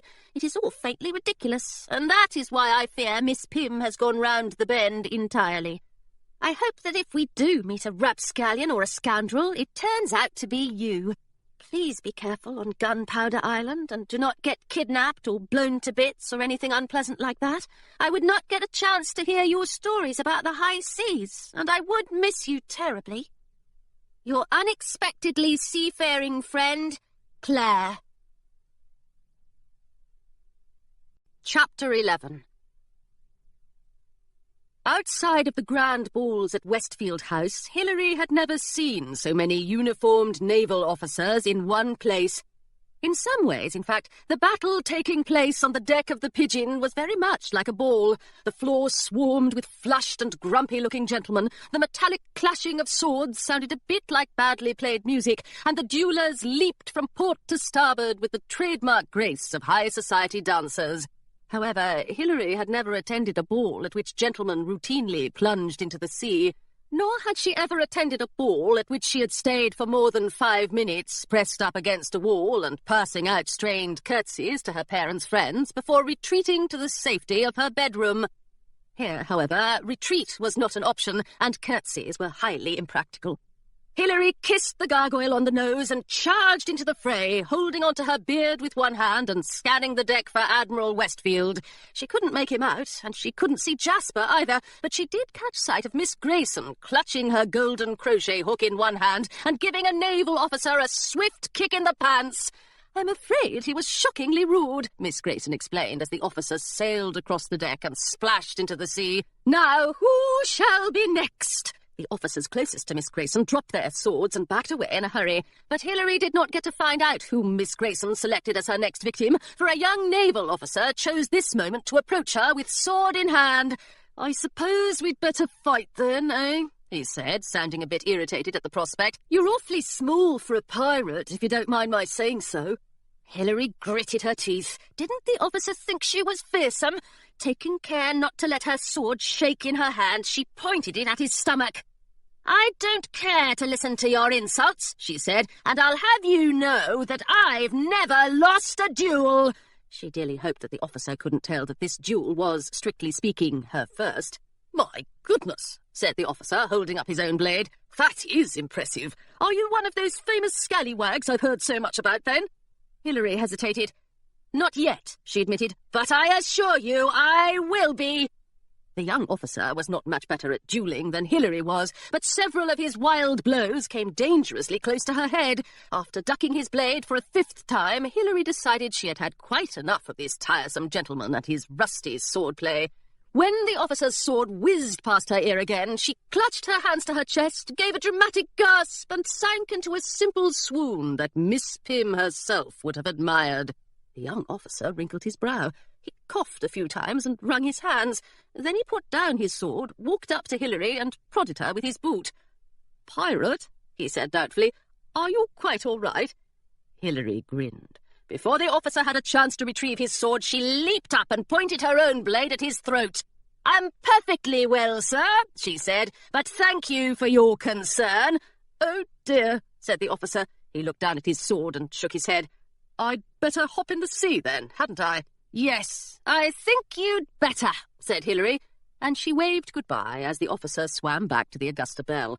In fact, though she'd never admitted to Jasper, she was relieved the officer had suggested this course of action. She had felt awfully uncomfortable holding her sword against his throat. Surely one could be a successful pirate without separating people's heads from their necks. To her left, Charlie was fighting 2 officers at once and hardly breaking a sweat. To her right, Miss Grayson was sending a first lieutenant or a cabin boy soaring overhead once or twice a minute. The gargoyle waved his shiny green tail back and forth like a pennant and cheered the pirates from the prow, although Hilary noticed that he squeezed his eyes shut whenever the battle threatened to become bloody. All in all, however, there was not much blood, because the naval officers were proving to be surprisingly useless at duelling. A few of them put up a decent fight against Hilary, but even they didn't seem to be trying very hard. By the time Hilary had encouraged 4 officers in a row to swim back to the Augusta Belle, she was feeling rather suspicious. Charlie and Miss Grayson were holding their own against the dwindling band of sailors, and even the gargoyle took occasional breaks from cheering to bite those naval officers who were unlucky enough to wander past his perch. Jasper, however, was still nowhere to be seen. Perhaps the terror of the Southlands had decided to run and hide in the captain's quarters, or perhaps he was actually in trouble. Hilary made her way around the edge of the deck, tripping a few naval officers along the way, until she reached the door to Jasper's cabin. The door was open, and inside 2 people were arguing. One of them was Jasper, the other was Admiral Westfield. "Halt!" said a voice behind Hilary. She whirled around to find Orange Moustache, pointing a very shiny, very sharp sword in her direction. "Back away, pirate fiend!" said Orange Moustache. Hilary was pretty sure he was trying to look threatening, with his eyes narrowed and his lips curled into a snarl, but his moustache spoiled the whole effect. "I've got orders to protect the Admiral from the likes of you." "Surely," said Hilary, "the Admiral can protect himself." In response, Orange Moustache sliced her beard neatly from her ears. Her left cheek stung where the officer's sword had grazed it. Hilary winced and pressed her hand to her face. At least Orange Moustache didn't seem to recognise her, but he had been in the habit of gazing several feet above her head whenever they'd passed each other at Westfield House. "Thank you, officer," she said. "I hear being clean-shaven is all the rage this season. Perhaps I'll return the favour." She held her sword to his nose and trimmed a few unruly hairs from the ends of his moustache. "How dare you!" Orange Moustache cried, and the duel was on. Unlike his fellow officers, Orange Moustache was very handy with a sword, much handier even than Charlie. As Hilary dodged Orange Moustache's blade and attempted to whack him with her own, she performed several waltz steps, a twirl, and a handful of improvisational moves that would have sent Miss Pym's dance mistress into hysterics. She was more nimble than Orange Moustache and equally fierce, but he showed no signs of wanting to jump into the sea as they duelled up and down the deck of the Pigeon. Even worse, he showed no signs of running out of breath. It turned out that sword fighting was far more exhausting than treading water for 37 minutes, and Hilary could feel her strength leaking out of her and sloshing onto the deck. At last, she fell back against the ship's rails, breathing hard. Behind her was the open sea, and to either side, tall stacks of beet tins barred her way. Orange Moustache stood in front of her, with his sword at her throat. He had her cornered. "Drop your sword, pirate scum," said Orange Moustache. Hilary dropped it, and Orange Moustache kicked it away out of her reach. "Very good." His moustache twitched in the breeze like a small and curious rodent. "You're a fearsome little fighter, and it would be a shame to kill you. Perhaps I'll take you hostage. I'd be the taste of Queensport with a pirate hostage of my very own. Or perhaps I'll adopt you and civilize you. Would you like to be civilized?" "I'd prefer not to be, if you don't mind," Hilary said. "They've already tried to civilize me at finishing school, but I'm afraid it hasn't stuck." Orange Moustache took a step back. "Finishing school? But you're a pirate. Whatever do you—" Before he was able to complete this line of questioning, however, Hilary struck him in the head with a well-aimed tin of beets. The tin popped open and purple juice trickled down his forehead as he slumped to the deck. Hilary tossed a second tin at him just to make sure he'd stay unconscious. The splattered beets made a pleasant pattern on his bald head. She felt a little guilty. Orange Moustache didn't care for mess, and now he was lying in a thick pool of beet juice. But he had wanted to civilize her, and he had destroyed her beard in the process. That sort of behaviour simply couldn't be tolerated. She stepped over Orange Moustache, taking care not to slip in the beet juice, and retrieved her sword from the deck. The argument in the captain's quarters was louder than before, and Hilary wasn't quite sure whether to barge in to defend Jasper's honour or run as far away from Admiral Westfield as possible. Running did seem to be the more practical option, but pirates didn't run from villains or parents, did they? Perhaps pirates stood awkwardly outside open doorways, trying to gather up their courage. "I swear to you," Jasper was saying, "I don't have your blasted map." This was true enough, Hilary realised. The map was still safely tucked under her pillow. "And I don't appreciate having power-mad government officials abuse my crew for sport." Hilary ducked behind a crate of beet tins as Admiral Westfield pushed his chair back from the long oak table. "You expect me to believe," he said, "that you're not after my treasure?" "You have my word," said Jasper. "And what is a pirate's word worth to me? You're nothing but scamps and liars, the lot of you." The Admiral scratched his chin. But you swear the map's not on board. I do. In that case, Said Admiral Westfield, there's nothing to prevent me from blasting this ship to smithereens. Jasper spun his magic coin on the tabletop. Just like you blasted the Cutlass, he said. Behind the beet crate, Hilary clutched her sword. Hadn't Charlie's parents been aboard the Cutlass when they'd been sunk by the Navy? Surely her father couldn't be villainous enough to send an entire pirate crew to the ocean floor. I'm not here to discuss the Cutlass, said the Admiral. The whole event was regrettable, but they refused to give up their treasure, and I had no choice but to sink them. Now, if you'll excuse me, I'll have my men prepare the cannons at once. Hold up, said Jasper. You don't want to sink this ship? I don't. Admiral Westfield paused. Why ever not? Because, said Jasper, I've got your daughter on board. Hilary gasped, feeling rather like she'd been hit with an exploding beet tin herself. Had he known all along? Had he seen the signs in Middleby? Regardless, Jasper was discussing her now as if she was some sort of hostage, and Hilary did not care for it one bit. If Admiral Westfield sliced him to ribbons right then and there, she wasn't entirely sure she'd mind. But Admiral Westfield refrained from slicing anyone to ribbons. Instead, he merely sighed. So that's where she's run off to, foolish child. It would be rather unseemly to sink one's own daughter, said Jasper. His coin clinked to rest on the tabletop, and he set it spinning again. I doubt they go in for that sort of thing in high society. They certainly don't. Admiral Westfield put both hands on the table and leaned toward Jasper. Look here, Fletcher. I don't have time to deal with my daughter's little pranks. You'll have to return her to Miss Pimm's at once, with all of her limbs intact, if you can manage it. We make no bargains, said Jasper, until you remove yourself from the Pigeon, and take your band of sycophants with you, please. Very well. The Admiral plucked Jasper's spinning coin from the tabletop. But I'll be taking this with me. Can't leave my enemy with a magic piece, you understand? And if I catch you near my treasure— Believe me, Westfield, said Jasper, you won't catch me anywhere. Hilary stayed hidden behind the beet crate as Admiral Westfield marched out of Jasper's quarters, but she soon realized that she needn't have bothered to hide. Her father did not seem at all interested in searching for her. Instead, he caught sight of Orange Moustache lying in a pool of beet juice and nudged the officer with his boot. Soon enough, all the naval officers had departed the Pigeon, and the Augusta Belle sped away in a flurry of blue and gold. It should have been a relief, but the sight of Admiral Westfield's ship disappearing in the distance was sharper than a dozen of Orange Moustache's swords at Hilary's throat. She watched the Augusta Belle until it was hardly more than a smudge on the horizon. Then she knocked on the door to Jasper's quarters and entered without waiting for a response. Jasper looked up at her and smiled as if nothing at all terrible had just occurred. "Hello, Hilary. That went rather well, don't you think?" Hilary straightened her shoulders and drew herself up to her full height, which was not nearly as high as she had hoped. Still, Jasper was sitting down, so at least she was able to look him in the eye. "How did you know?" she asked. "How did I know the battle went well? We've still got our map, and we're still alive, or at least I assume we are. I'm sure the screaming would have been quite a bit louder if anyone had gotten themselves run through." "No," said Hilary, "that's not what I meant." Did he think she was a foolish child, too? "How did you know Admiral Westfield is my father?" Jasper crossed his arms and kicked his boots up onto the table in front of him.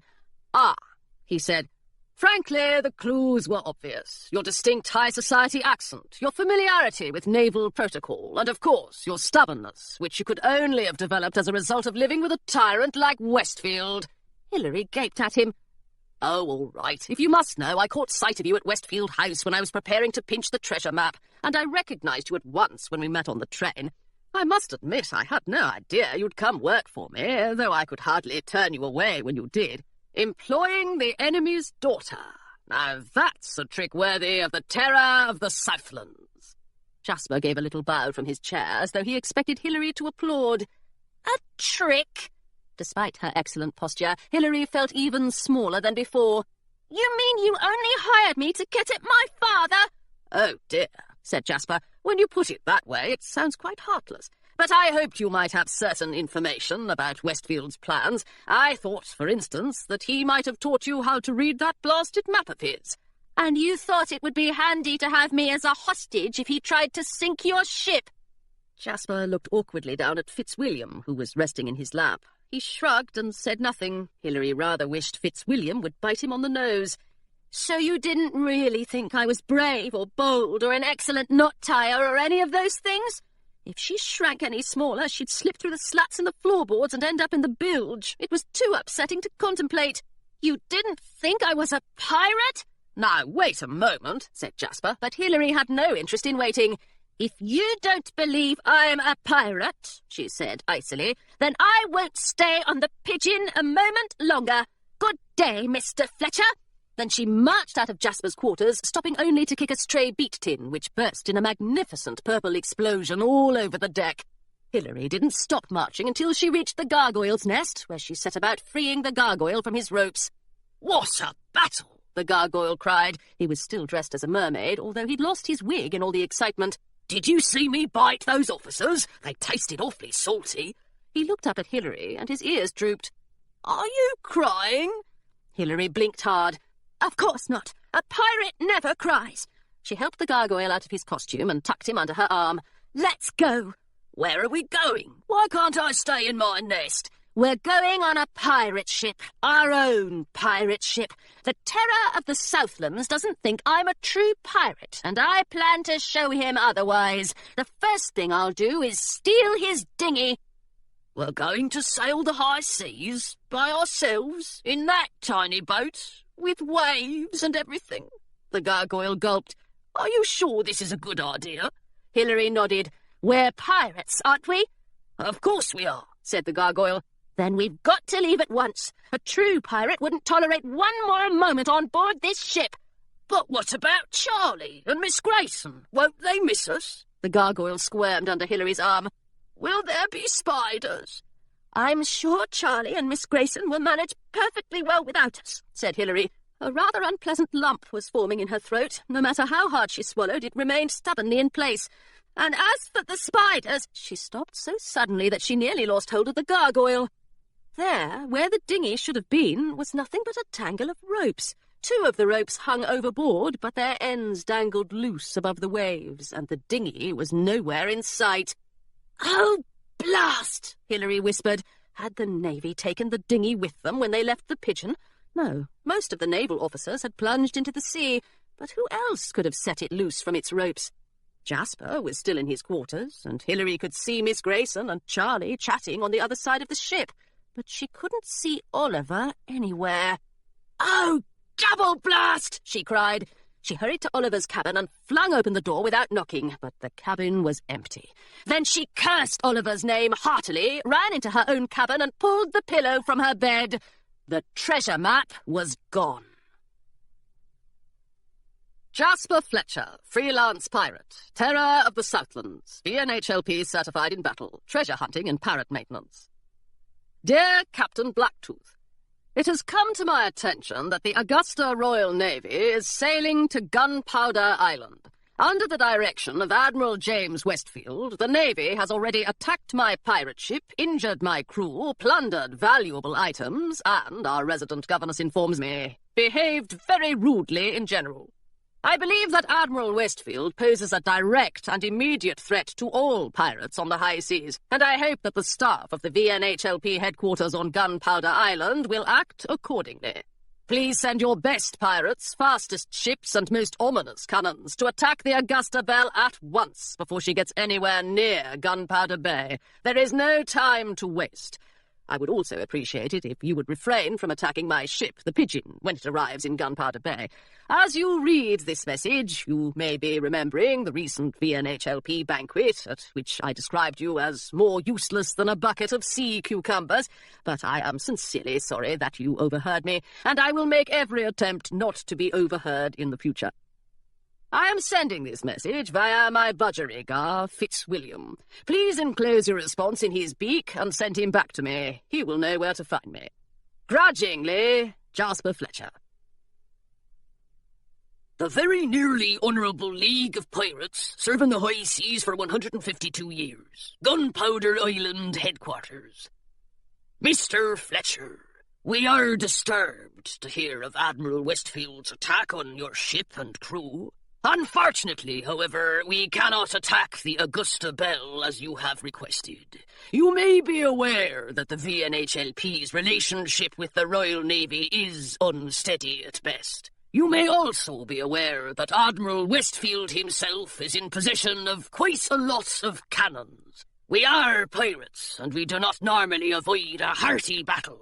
But considering the Admiral's extreme distaste for piracy, we would prefer not to provoke him unless it's absolutely necessary. And frankly, Mr. Fletcher, defending your honour is not our greatest concern at this time. Please be assured that if the Augusta Belle does engage us in battle as we are minding our own business, we will do our best to send the ship to the bottom of the bay. It would be convenient for us to have a new shipwreck in this location to serve as a spine-chilling warning to passers-by. Our existing shipwrecks have become homes for interesting varieties of fish and are more of a delightful tourist attraction than a spine-chilling warning. We are concerned by your report that you are employing a governess. Mr. Fletcher, pirates do not have governesses. This fact should be obvious to even the most hopeless amateur. Furthermore, a little bird tells us that one of the members of your crew is a young girl. We sincerely hope that the little bird is mistaken, since as you are no doubt aware, young girls are not permitted to be pirates. Any pirate who violates this rule may find himself on the uncomfortably sharp side of the VNHLP's sword of justice. If you are indeed employing a governess and a young girl, please dispose of them immediately. Tossing them over the side of your ship should suffice. And no, we have not forgotten about the sea cucumbers. Arr! Captain Rupert Blacktooth, President, VNHLP. Jasper Fletcher, freelance pirate, terror of the Southlands, VNHLP certified in battle, treasure hunting and pirate maintenance. Captain Blacktooth, thank you for your response. I am disappointed to learn that you will not be able to put every effort into stopping Admiral Westfield, but I understand that keeping up the appearance of piracy is more important than actually thwarting one's enemies. Thank you also for the advice about disposing of my crew members. I shall cheerfully ignore it. Eagerly anticipating a blow from the sword of justice, Jasper Fletcher. Chapter 12. Although Jasper and Charlie searched the ship from keel to crow's nest, and Hilary and Miss Grayson scoured it from starboard to port, no one could find any trace of the treasure map. Do you really think Oliver took off with it? Charlie asked. He can't be planning to row that dinghy all the way to Gunpowder Island. It would take months to get there. Hilary groaned and flopped onto her bed. But he won't be rowing, she said. He'll be sailing there on the Augusta Belle. Charlie stared at her. Why would a pirate climb aboard a Navy ship? He's not a pirate. Hilary wanted to kick herself. Of course, Admiral Westfield had never dismissed Oliver at all. Don't you see? He's a spy. He must have been working for Father all along. She shut her eyes. He used to be Father's apprentice. Did he? Said Jasper. Oh, blast it all, Hilary. Why didn't you tell us? I couldn't. He said he'd tell you that I was the Admiral's daughter. Hilary hesitated. Of course, you knew that all along, but I thought he'd had a fight with Father. He said he wanted to help you in your battles against the Navy. Oh, dear, Hilary said. I've mucked things up terribly. Nonsense, said Miss Grayson. You are certainly not responsible for that boy's treachery. I should have said something myself. And I should have let you drop that cannonball on his foot, said Charlie. Well, I was foolish enough to hire the lad in the first place, said Jasper, so there's no use assigning blame. He set down his hat and mopped his forehead with a bandana. The gargoyle hopped eagerly toward the hat, but Jasper frowned at him. Don't even think of it, Gargoyle. A pirate must have his hat in times of crisis. So must a gargoyle, the Gargoyle protested, but it did no good at all. If Oliver's been working for the Navy, said Charlie, and Westfield knew all along that Oliver would be able to get him the map, does that mean the whole battle was nothing more than a distraction? Yes, I'm almost sure of it. Jasper squashed his hat back down onto his head, where it settled like a fat black rain cloud. I have to give Westfield some credit. It was a tidy little plan. Sneak a man onto my ship, cause a ruckus, scurry off with the loot while we're all looking the other way. And he stole my magic piece for good measure. I hate to say it, but it's textbook piracy. This observation only served to make Hilary feel worse. Judging by the way everyone else was staring at the floor and scowling, she wasn't alone in her misery. If it's any consolation, she said at last, Oliver is still dressed as a beat. Charlie snickered.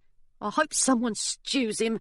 I should have bitten him when I had the chance, the Gargoyle said. Could have had a nice big chomp on his leg. Now, really, said Miss Grayson, this is hardly the time for vengeance. Miss Grayson, if you please, said Jasper. We are pirates. It is always time for vengeance. Miss Grayson rolled her eyes toward the heavens. Mr. Fletcher, I'm afraid that's a highly impractical approach to life. If you are good, you may have your vengeance later, but first we must plot a course of action. If I'm not mistaken, Admiral Westfield not only has our treasure map and our magic coin, he also has the fastest ship on the high seas. If we don't act at once, we'll have no hope of beating him to the treasure. Yes, of course. Right you are. Jasper bowed to Miss Grayson and tipped his hat. Hilary had always assumed that Miss Grayson was incapable of blushing, but to her astonishment, Miss Grayson blushed right then and there on the deck of the Pigeon. Before Hilary could ask her if she was feeling quite well, Jasper clapped his hands together. All right, crew, he said. Barring a storm or some other piece of luck, we've got no chance of catching up to Westfield, and no magic to speed us along. I've sent a request for help to the VNHLP. Jasper squinched his lips together as though he tasted something sour, but their response makes it clear that those overstuffed fools will be no help at all, so it's entirely up to us. I want each of you to think hard about ways to make this ship fairly leap through the waves like a young gazelle. Miss Grayson busied herself by explaining the concept of a gazelle to the Gargoyle, and Charlie set off in search of extra sails and oars, but Jasper pulled Hilary aside before she could leave. If you don't mind, he said, I'd like to have a word with you. They walked together out onto the deck, where the summer sky showed no hint of a storm or any other force that might stop Admiral Westfield in his tracks. Hilary crossed her arms in front of her chest and stared up at Jasper. Fitzwilliam, who was perched on Jasper's shoulder, ruffled his feathers. Jasper smiled down at her, but she didn't smile back. You've got every right to curse my name, Jasper said at last, and I don't blame you for storming out of my quarters, but I hope you'll hear me out. You were perfectly right about me. I didn't think you were a pirate, not at the start. But tell me, how many naval officers did you defeat in combat today? Hilary thought for a moment. 5, but I don't think 4 of them were trying very hard. Still, a win's a win in my book. Besides, you lied to me about your identity, a very piratical thing to do. And you deciphered that treasure map, didn't you? Hilary nodded. You were wrong, by the way, she said. My father never told me a thing about it. After today's events, I have no trouble believing that. Jasper placed both of his hands on her shoulders. Now, I am about to be perfectly honest with you. Engaging in perfect honesty is something I do quite rarely, so I hope you'll pay attention. The smile had disappeared from Jasper's face. Even Fitzwilliam stopped preening and stared at him. Hilary Westfield, said Jasper, you are a true pirate, and I'm honoured to have you on my crew. I hope you'll forgive me for ever thinking otherwise.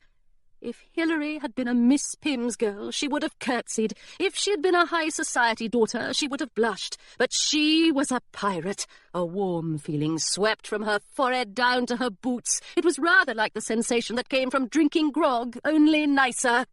And you won't take me back to finishing school? She asked. Certainly not, said Jasper. I need you to help me find the treasure, and you can't do that while you're waltzing about in a bathing cap or whatever it is those girls do at Miss Pimm's. The warm feeling drained away. But we've lost the map.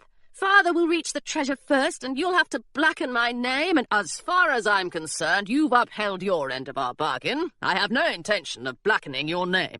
Jasper paused. "However, if your father gets his hands on that treasure, my good opinion will hardly matter. The Queen tolerates us, but what do you think life will be like for pirates under the rule of James Westfield?"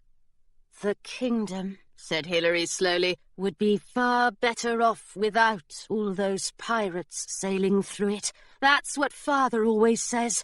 She could practically picture him leaning back in his chair with his boots up on his desk, dusting off his hands after ridding the high seas of pirates. "He'll toss us all in jail, along with the other things he can't abide, like books and newspapers and square-shaped windows," she swallowed. "Or he'll sink us, like he did the Cutlass." "Yes, I think you're right. Jail if we're lucky, the ocean floor if we're not. I'm sorry to say it, but if we can't find our way to the treasure before he does, you'll never be a pirate again, and neither will anyone else." 90 paces from the statue, 50 paces toward the ash tree. Or was it 50 paces from the statue and 90 toward the ash tree? No, Hilary was almost certain she'd been right the first time. She refused to let Oliver of all people, get the best of her. He might have stolen her map, but that didn't mean she couldn't remember the enchantress's instructions. 90 paces from the statue, 50 paces toward the ash tree. She could beat Oliver in a foot race if it came to that. She'd had no trouble running away from him hundreds of times at Westfield House. Beating Oliver, Admiral Westfield, and 30 additional naval officers in a race across Gunpowder Island might prove to be slightly more difficult, but Hilary preferred not to think about that if she could help it. 90 paces from the statue, she said to the gargoyle. Yes, and 50 paces toward the ash tree. Why is Gunpowder Island so far away? The gargoyle hopped around his nest. I haven't gotten to say land ho in days. That was hardly the worst of their troubles. Without his magic coin to toss from one hand to the other, and with no hint of a breeze in the air, Jasper had wrapped himself in a foul temper, and Hilary was growing worried. If even Jasper had lost hope, their chances of being first to arrive at the treasure must be very grim indeed. Miss Grayson appeared to be worried as well, for she had cancelled all of Hilary's lessons, and she spent a good deal of time walking up and down the deck, clutching her golden crochet hook. "I do wish we'd catch a favourable wind," she said quietly as she walked past Hilary. At the helm of the Pigeon, Jasper sniffed the air. "The wind's picked up, my friends," he said. "There may be some hope for us yet. Charlie, Hilary, tend to the sails." But Hilary didn't move. She kept her eyes locked on her governess. A breeze had sprung up at the very moment Miss Grayson had wished for one. It was odd, now that she thought about it. Miss Grayson kept that crochet hook with her at all times, but Hilary had never actually seen her use it. She sewed, of course, and knitted thick and itchy woolen sweaters in the winter, but the crochet hook served only to help keep Miss Grayson's hair tidily in place. She often clutched it when she was nervous or worried. Hilary believed she'd even been holding it on the night she'd arrived at Jasper's bungalow.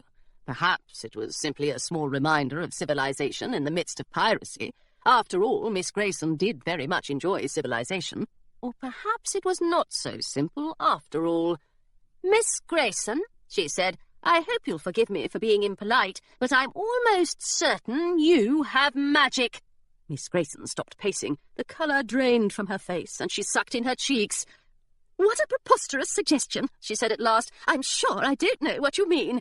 "But you just used your crochet hook to summon a wind." Hilary had gotten Jasper and Charlie's attention by now. "Didn't you?" Miss Grayson let the crochet hook clatter to the deck. "I did no such thing." Because Miss Grayson was not a pirate, she was not a very good liar. "And you've used it before," said Hilary, "to find me on the train to Miss Pym's, and to find me again when I ran away. You must be terribly good at magic if you tracked me all the way to Little Herring Cove." Miss Grayson started to say something about governesses having their ways, but Jasper retrieved the crochet hook from the deck and weighed it thoughtfully in his palm. "Fetch me a drink," he said to the hook. A silver serving tray appeared on the deck. In the centre of the tray, a pink china teacup perched on a lace doily, accompanied by a small pink bowl of sugar and a small pink pitcher of milk. The cup was filled nearly to the brim with steaming black tea. Jasper picked up the teacup, sipped, and made a face. I was hoping for grog, he said, but I should have known a governess's magic piece would deliver a tea service. I do wish it had thought to send along some biscuits.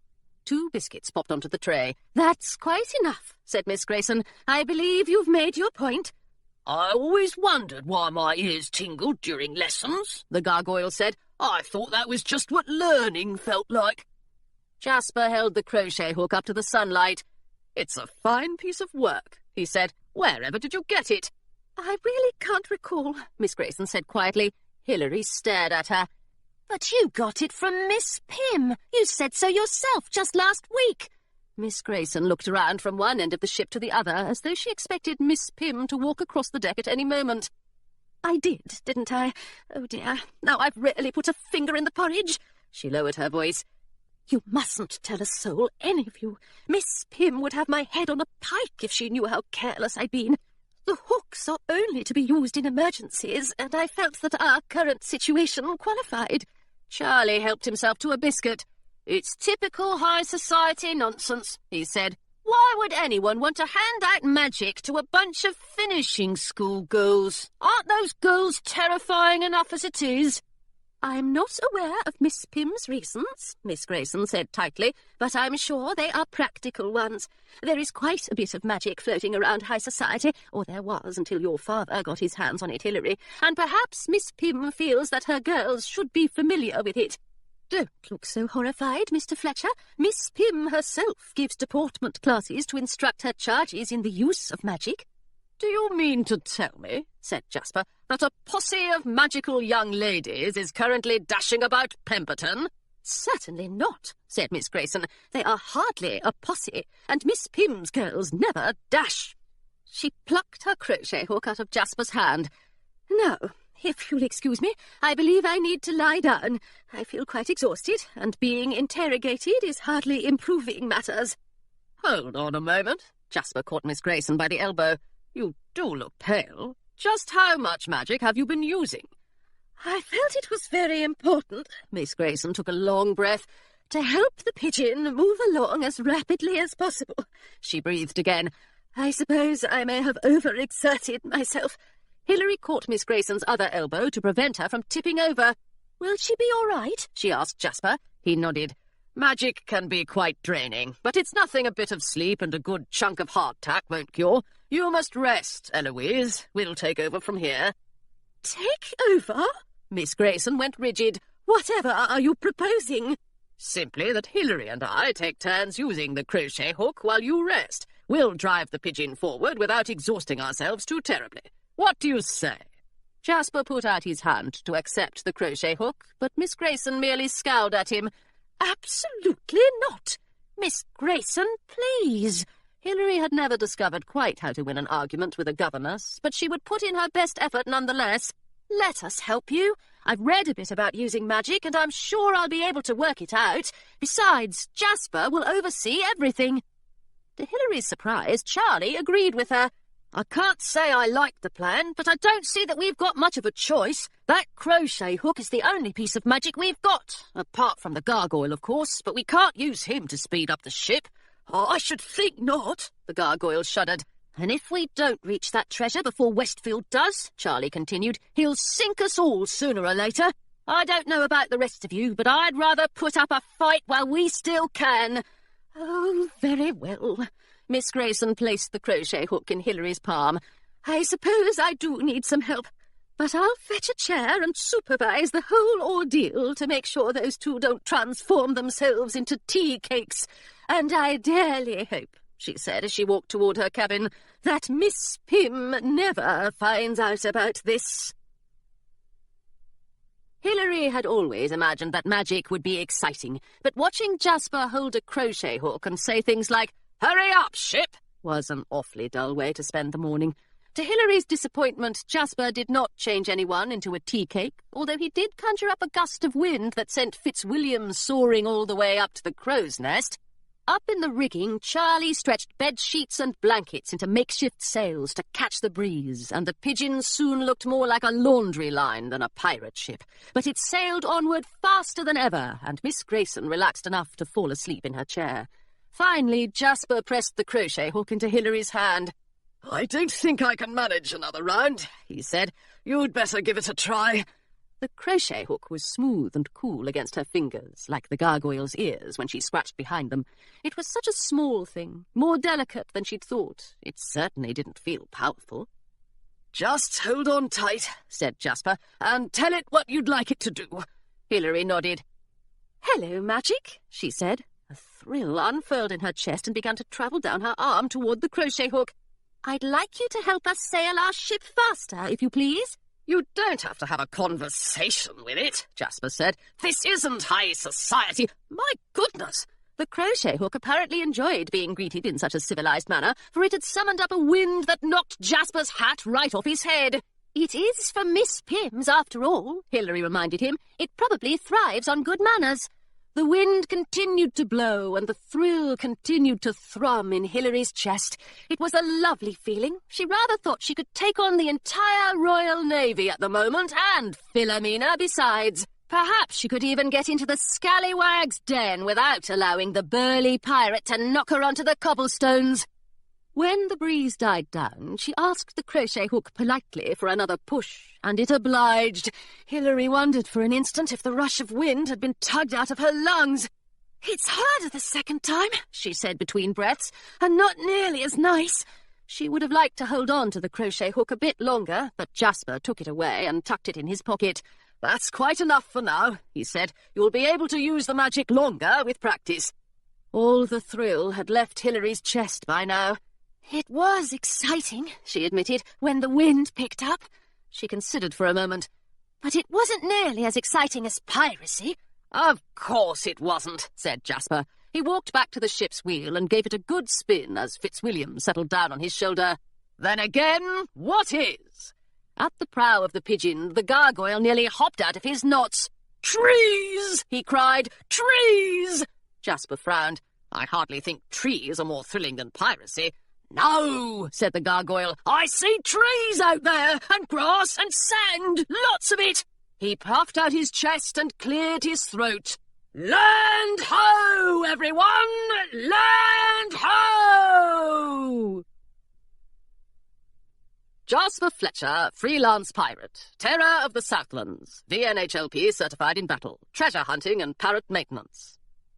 Dear Claire, please forgive me for taking so long to reply to your letter. It seems that doing battle on the high seas does not leave one with much free time, and I have only just caught a spare moment in which to steal a page of Jasper's stationery. I cannot believe that the entire staff and student body of Miss Pimm's has taken to sea. You are right. This is entirely strange. I do not know all that much about high society, but I am fairly sure that Mother never swabbed any decks when she was in finishing school. As she positively refuses to come within 10 feet of a mop at home, I cannot imagine that she would behave any differently on board a ship. I have discovered something else quite surprising about Miss Pimm's, and I must admit that I don't know what to make of it. I've been sworn to secrecy on this matter, but I can't bear to keep it a secret from you, so you must simply swear to secrecy as well. Have you sworn? Good. Now that you are prepared, here is the shocking truth. The golden crochet hooks that Miss Pimm distributes to her students are made of magic, and Miss Pimm herself instructs her students in their use. I shall give you a few moments to recover. If you are anything like me, you are probably shaking your head and muttering to yourself, "But that's impossible!" I suggest that you stop shaking your head. You will only succeed in making yourself seasick, and I promise you that I am telling the truth. In fact, I am quite sure that Philomena used her very own golden crochet hook to enchant your fish sticks, though I still can't believe Miss Pimm would have approved of her behaviour. As you can probably guess, I am simply swamped with questions, and here is a sampling of them. Why is Miss Pimm instructing her students in magic? How does she know anything at all about the subject? Where in the world does she find all of those crochet hooks? And why has she given one to someone as horrid as Philomena?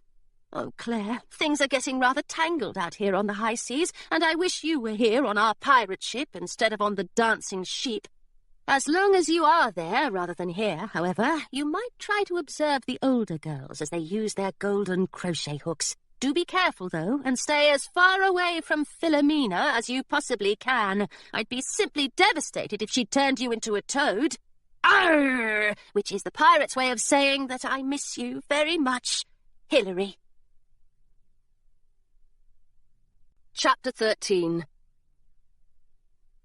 Hilary, Jasper and Charlie all raced for the spyglass, but Hilary claimed it first. Through its lens, she could make out a flat coastline trimmed with crenellated towers and sharp, proud steeples. She caught glimpses of gardens, apple orchards, and what appeared to be rows upon rows of cannons. There was no question about it. They'd reached Gunpowder Island at last. Hilary hurried to wake Miss Grayson, and Charlie took the spyglass. "I don't want to dampen the mood," he said after a while, "but there are naval flags flying in Gunpowder Bay." "Curses," said Jasper. "They've gotten here first." Hilary peered through the spyglass again, just as a cannonball from the island smacked into the water off the starboard side of the Augusta Belle.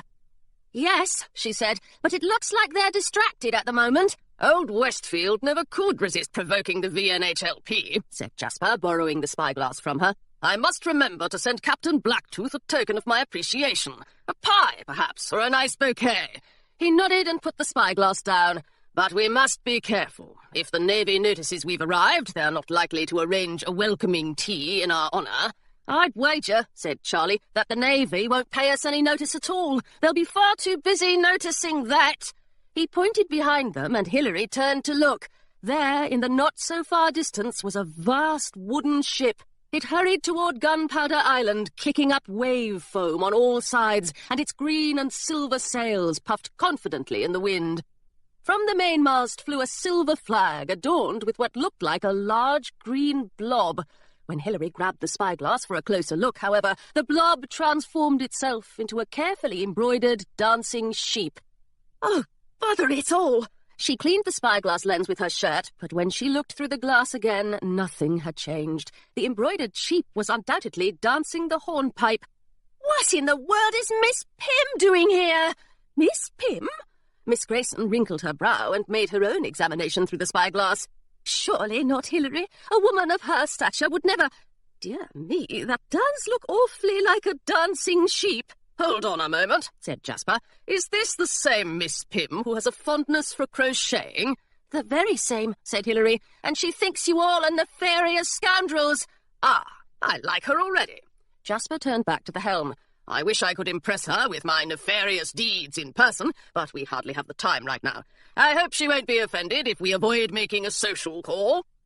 Along the edge of Gunpowder Island, where the wide gape of the bay bumped impolitely into the coast, dozens of standing stones rose up from the waves. Their surfaces had been polished by centuries of water rushing past, and they reminded Hilary of the unsmiling guards who stood at the palace gates in Queensport.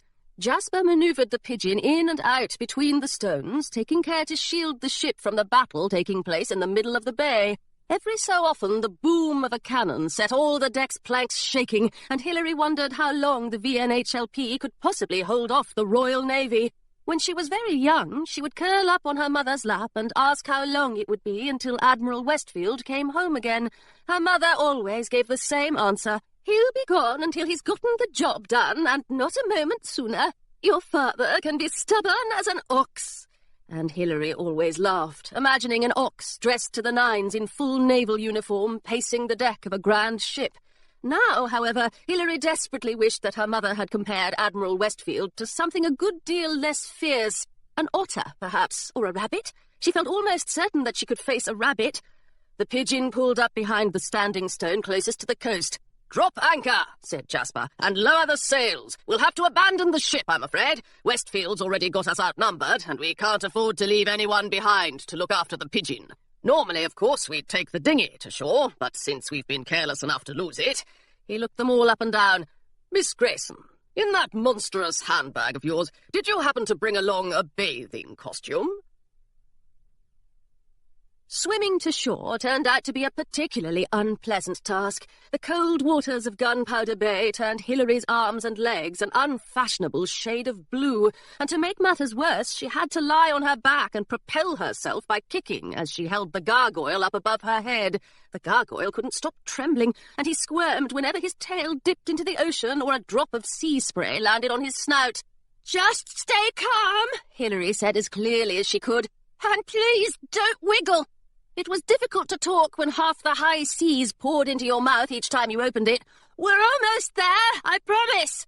"I had no idea piracy would be so terrifying," said the gargoyle from between his clenched teeth. "You hear all about the swords and cannons, but no one ever mentions a thing about swimming." Finally, the ocean floor was close enough to touch, and Hilary hauled the gargoyle out of the water and onto the rocky beach. She set him down safely on the shore, where he began to introduce himself to all the resident pebbles and boulders. Charlie, who had been the first to float ashore, was sharpening his sword on a nearby rock, but Miss Grayson and Jasper were still bobbing about in the waves, holding large metal spades in the air above them. Atop Jasper's head sat his very best pirate hat, and atop the hat sat Fitzwilliam. Jasper, Fitzwilliam, and the hat all looked terribly bedraggled, and bits of seaweed clung to them for dear life. Miss Grayson brushed off her long woolen sleeves and marched out of the sea as though she were a particularly brusque and responsible ocean goddess.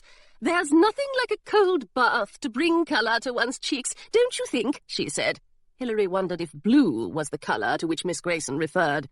In front of them, a stone wall laced with vines and roses stood twice as high as Jasper. Hilary looked down the beach in both directions, but the wall didn't seem to end, nor did it shrink. If anything, it grew taller. "I've been here once before," said Charlie, "for VNHLP training. If I'm remembering it right, this wall goes all around the island. We can get in at the west gate, though, and it's not too far from here." Miss Grayson picked up her spade and started walking. "Well, then, that's where we must go." "You intend to march up to the west gate and announce yourself to the pirates on duty?" Jasper shook his head, and seaweed flew from his hat. "I wouldn't recommend it. They have cannons, you know, and they don't take kindly to governesses." Hilary suspected that Miss Grayson could have made short work of the pirates on duty, but they all agreed that it would be practical to avoid unnecessary skirmishes. "Which means," said Jasper, "that we must go up." "Up?" The gargoyle looked doubtfully at the sky. "Up," said Jasper, "and over." He began stacking rocks against the side of the wall like stair-steps. "If you hop this way, gargoyle, I'll give you a boost." Scrambling up to the top of the ancient wall was quite easy. Hilary found toeholds in the vines and in the places where stone had crumbled away over the years, but getting back down to the ground on the other side proved to be more of a challenge. From her wall-top perch, Hilary took a good look at Gunpowder Island, scanning the landscape for any sign of a buried treasure. The helpful X on the Enchantress's map was not likely to appear on the ground itself, and all Hilary could see were miles of winding old-fashioned cobblestone streets, lined with shops and houses, bustling with pirates, and punctuated by the occasional tree or well-tended flower-bed. Gunpowder Island may have been the home to the most fearsome scourges on the high seas, but it appeared that the VNHLP liked to keep things tidy. Jasper handed the gargoyle up to Hilary. Slowly, balancing him under one arm, she lowered herself to the cobblestone street below. She had to let go of the wall a good 5 feet above the ground, and she landed rather painfully on the seat of her pirate breeches. Miss Grayson's head popped up over the wall, and soon enough all of Miss Grayson crash-landed next to Hilary. "I hope you won't think I'm being rude," said Hilary, "but I never thought I'd see you fly through the air like that." "Governesses," said Miss Grayson, "are full of surprises." She adjusted the skirt of her bathing costume.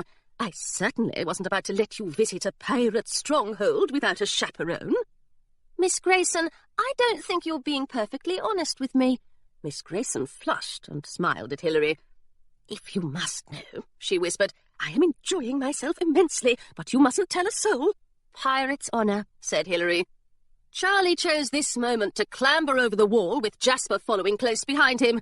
"All right, treasure seekers," said Jasper. "Where do we go from here?"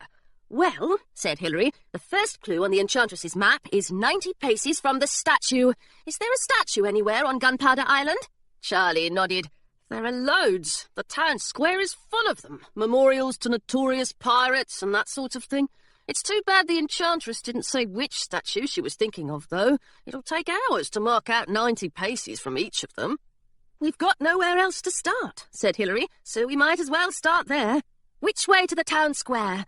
At Charlie's direction, they picked up their spades and turned left down the cobblestone street. "Remember," Jasper whispered over his shoulder, "don't make eye contact, and look as ferocious as you possibly can. You might even mutter a curse or two if you're up for it. It will help us blend in with the crowd." Jasper had been right about Gunpowder Island's beauty. Roses bloomed in every colour imaginable, as well as a few colours that Hilary had never thought to imagine. The narrow streets marked the routes along which generations of pirates had strolled. Intricate faces of animals and monsters were carved into some of the rooftops and stone walls. The gargoyle greeted them politely, but they appeared to be decorative rather than magical. Small wooden signs offered up smartly painted street names like Mutineer's Way and Scurvy Lane, and timber-fronted shops advertised everything from sword-sharpening services to sail repair, from map-making to millinery. The gargoyle gazed longingly at the elegant display of pirate hats in the milliner's window, and Hilary would have loved to stop in each and every shop. But what good would a new hat be if they didn't reach the treasure before the Royal Navy did? On the outskirts of town, they had been the only people on the street, but as they drew closer to the centre of the island, they found themselves caught up in coarse and salty crowds of pirates going about their daily errands. Quite a few pirates were discussing the battle taking place in the bay, but it did not sound as though battles were an unusual or unexpected part of life on Gunpowder Island, and most of the pirates' discussions soon turned to which groggery they would visit to celebrate their inevitable victory later that day.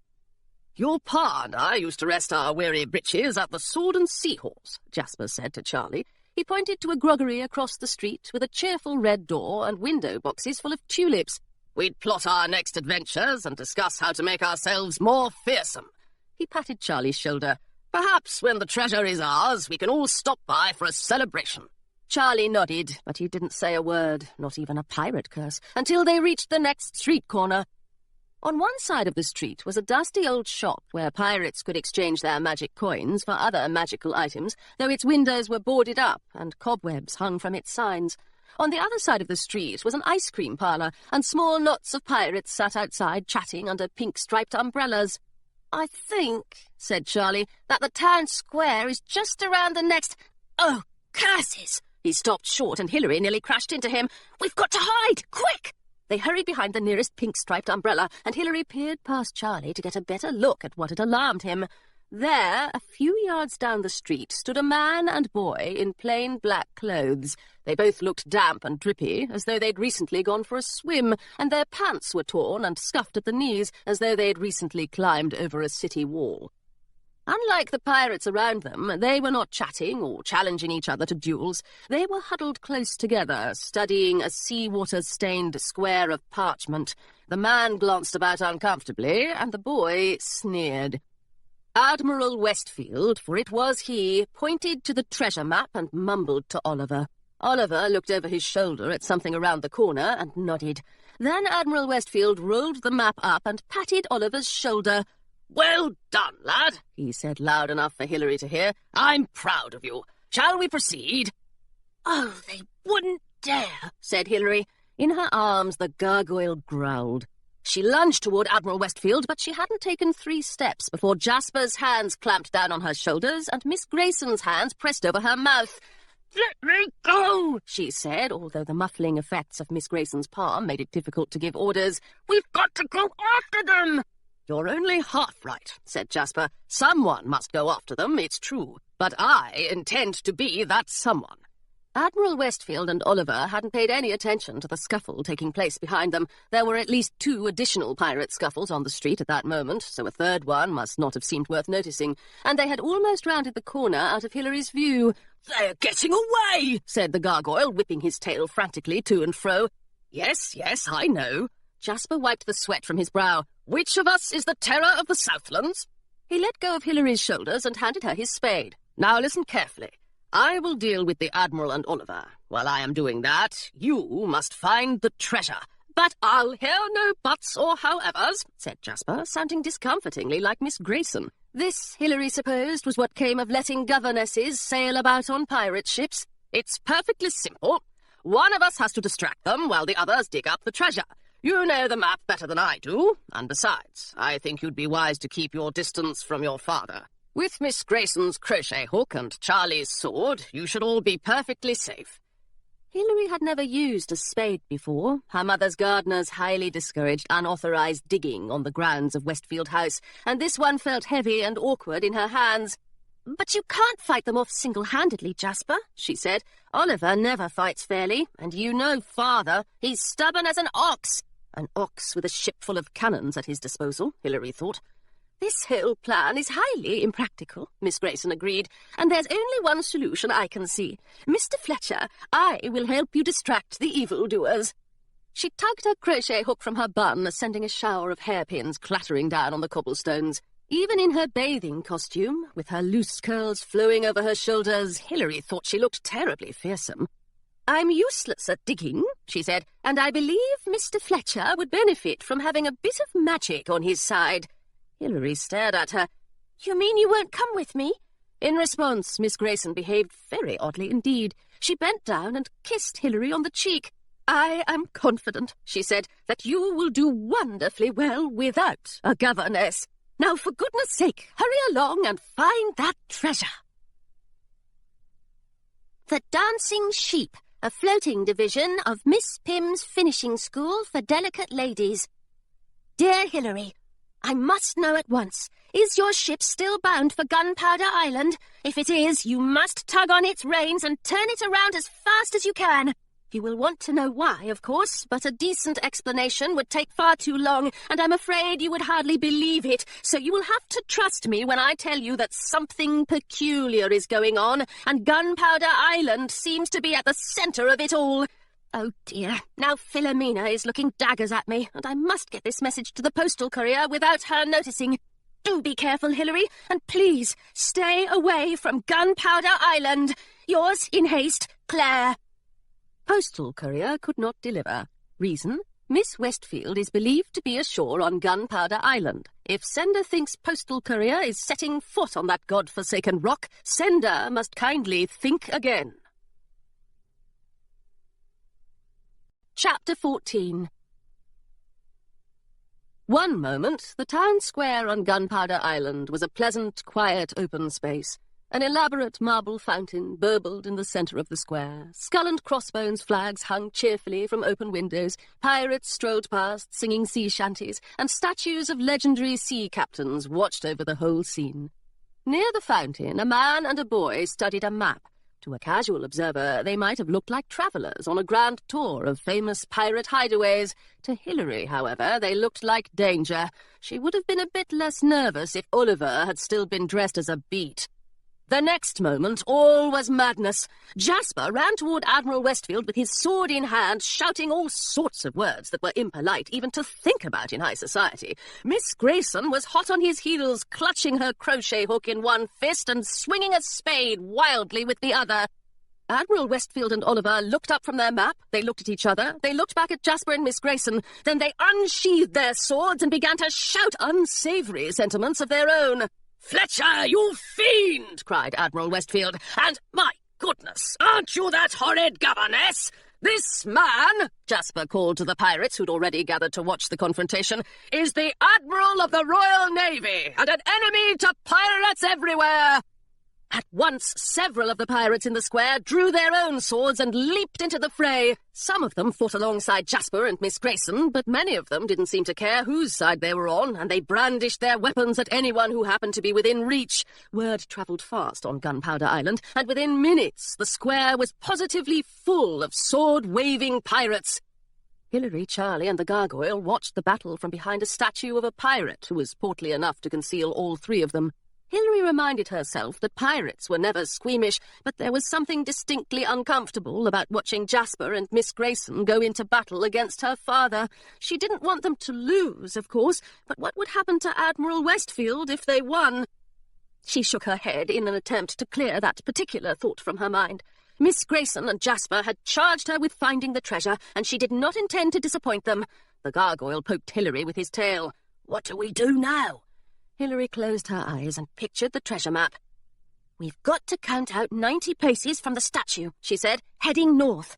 That sounds easy enough, said Charlie. But which statue? Dozens of statues filled the town square, and none of them looked like a particularly suitable starting point for a treasure hunt. Maybe the enchantress chose the statue she liked best, like that one. Hilary pointed to a polished stone sea captain a few yards away. He looks quite trustworthy. Charlie coughed. Trust me, he said. It's not that statue. I'm certain of it. But you haven't even looked at it. Hilary tucked her spade under one arm and the gargoyle under the other. Then she hurried through the crowd of battling pirates to the sea captain statue and knelt down to examine the words carved into its base. Nat Dove, Hilary read aloud. Scourge of the Northlands. The gargoyle's ears drooped. The enchantress wouldn't have known about this statue, Charlie said behind them. Pa only died 10 years ago, and her treasure was hidden long before that. Oh, Charlie, I'm sorry. He must have been a very great pirate. Hilary looked up at the statue of Charlie's pa. His stone arms crossed his chest, and his stone mouth was pressed into a stubborn line, but she decided his eyes looked friendly. He looks a bit like you. Not really, said Charlie. Everyone said I looked more like my mam. She should have had a statue of her own, but the VNHLP wouldn't allow it. When you're Scourge of the Northlands someday, I'm sure they'll change their minds, said Hilary. They'd better, said Charlie. But if I'm going to be Scourge of the Northlands, we've got to find that treasure. I don't want to embarrass myself with my pa looking on. I understand completely. The pirate battle had grown fiercer than ever around them, and a small part of Hilary wished she could abandon her hiding place and dash across the square with her sword glinting in the sun like a hero out of a pirate yarn. That would have given her father and Oliver something to think about. The gargoyle had apparently been thinking about something too. If the enchantress hid her treasure a long time ago, he said slowly, shouldn't we look for a really old statue? That one over there is even more crumbly than I am. He jabbed his tail toward a worn and weathered statue standing to one side of the town square. Good thinking, Gargoyle, said Hilary. The gargoyle bowed and looked terribly pleased with himself. Jasper and Miss Grayson had managed to lead the battle down a side street, so no pirates gave Hilary or Charlie any trouble as they crossed the square to the ancient-looking statue. When they'd drawn close enough to make out its features, the gargoyle gasped. Then, quite without warning, he began to flap his wings and wriggle about. Whatever is the matter? Said Hilary. Don't you see? The gargoyle wriggled so fiercely that he nearly tore a hole in Hilary's sleeve. It's the enchantress!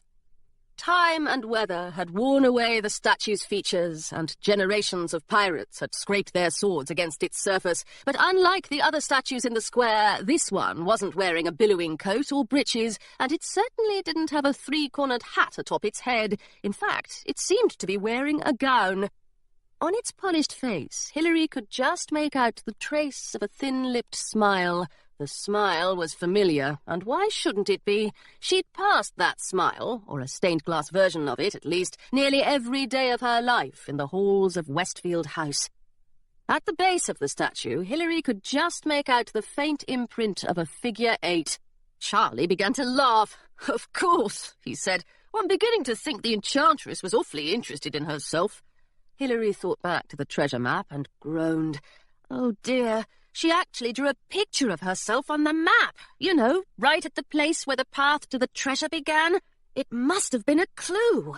She rapped the statue's left foot hard with her knuckles. Missing a clue on a treasure map was hardly piratical behaviour. This is the starting place, I'm sure of it. Aside from a few pirates watching the battle through their spyglasses, the path due north from the statue was clear enough. Hilary handed her spade to Charlie, who rested it on his shoulder. Now, she said, we've got to pace.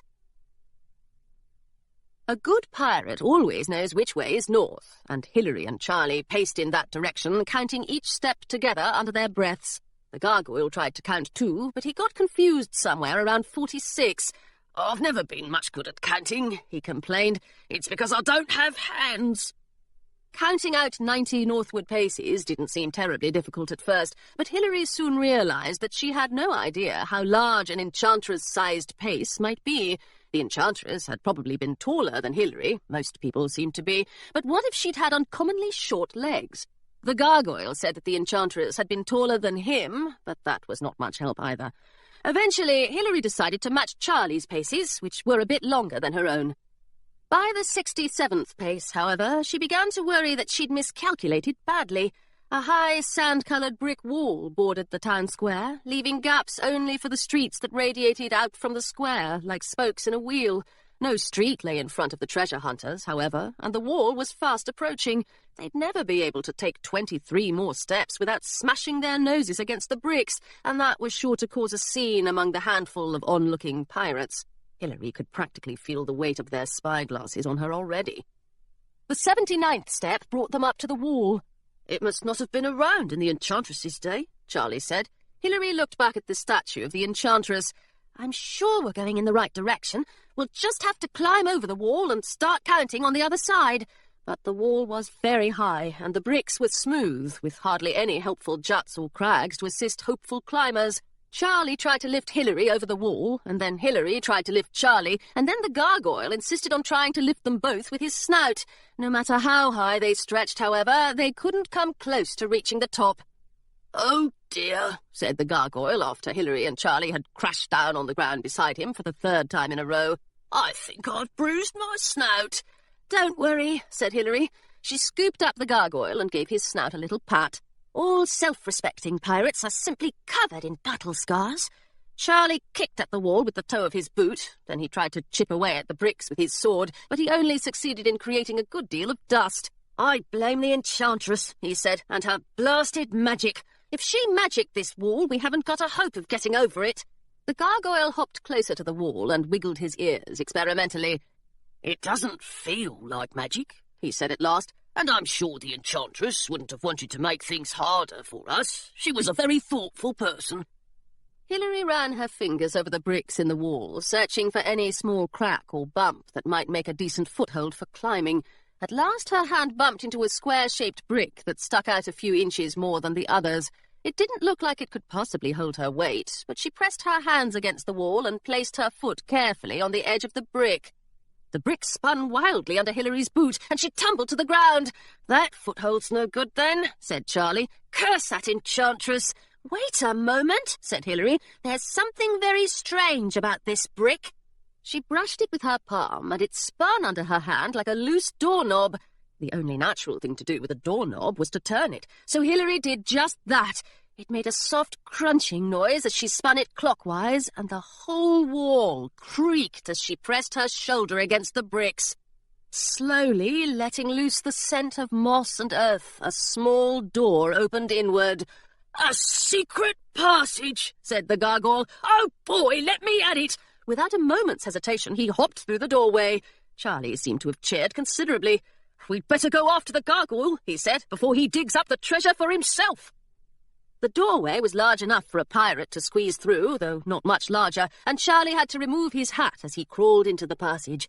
When they had both reached the other side of the wall, Hilary pulled the door shut to discourage curious pirates or angry Royal Navy admirals from following them to the treasure. When she stood up again and brushed the brick dust from her breeches, she found she was standing in a garden. An overgrown lawn stretched before her, and delicate yellow and blue flowers sprang up from the grass, determined to claim every spare inch of soil as their own. More Gunpowder Island roses bloomed here too, scrambling up the garden walls. A wooden swing hung from a tree with leaf-covered limbs reaching in every direction, and the air hummed with the summer buzz of bees. At the far end of the garden, a jumble of stones cast mossy shadows over the ground. Perhaps a great mansion had stood here once long ago, before the days of pirates. "Where are we?" Hilary whispered, for it seemed right to whisper in this place. It was nothing like the manicured lawns of Westfield House, where her mother's gardeners constantly reminded Hilary that sword-play in the flower-beds was strictly forbidden. It had been a long time, Hilary guessed, since a gardener had bothered to scold anyone here. "It's pretty enough," said the gargoyle, "if you like flowers and that sort of thing. But I don't know, it still doesn't feel like magic. Are you sure the treasure's nearby?" "Yes, it's got to be."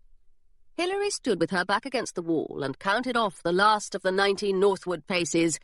"All right, now it's 50 paces toward the ash tree." She looked around the garden at the trees that lined its borders, green and brown and golden-leaved, wide and bushy, thin and creaky. "What does an ash tree look like?" she said at last. "I don't believe Miss Grayson ever tried to teach me about nature." "It's that huge old tree, the one with the swing," said Charlie. "They grew all around our house in the Northlands." Hilary turned to face the ash tree. 50 paces, then. She tried as hard as she could to keep from wobbling as she paced, but her legs were growing shakier by the second. How many pirates had tried to find the Enchantress's lost treasure? However many had tried, they'd all gone home empty-handed. But now that very treasure was only 50, 49, 48 paces away. As they walked, Charlie told treasure-hunting stories he'd heard from his mam and pa, and the gargoyle wondered aloud if they would get their pictures in the Queensport Gazette, or if the VNHLP might commission a statue for Gunpowder Island in recognition of the kingdom's most heroic gargoyle. There were 30 paces left to walk, and then there were only 20. The ground under Hilary's feet felt soft and earthy, easy to dig.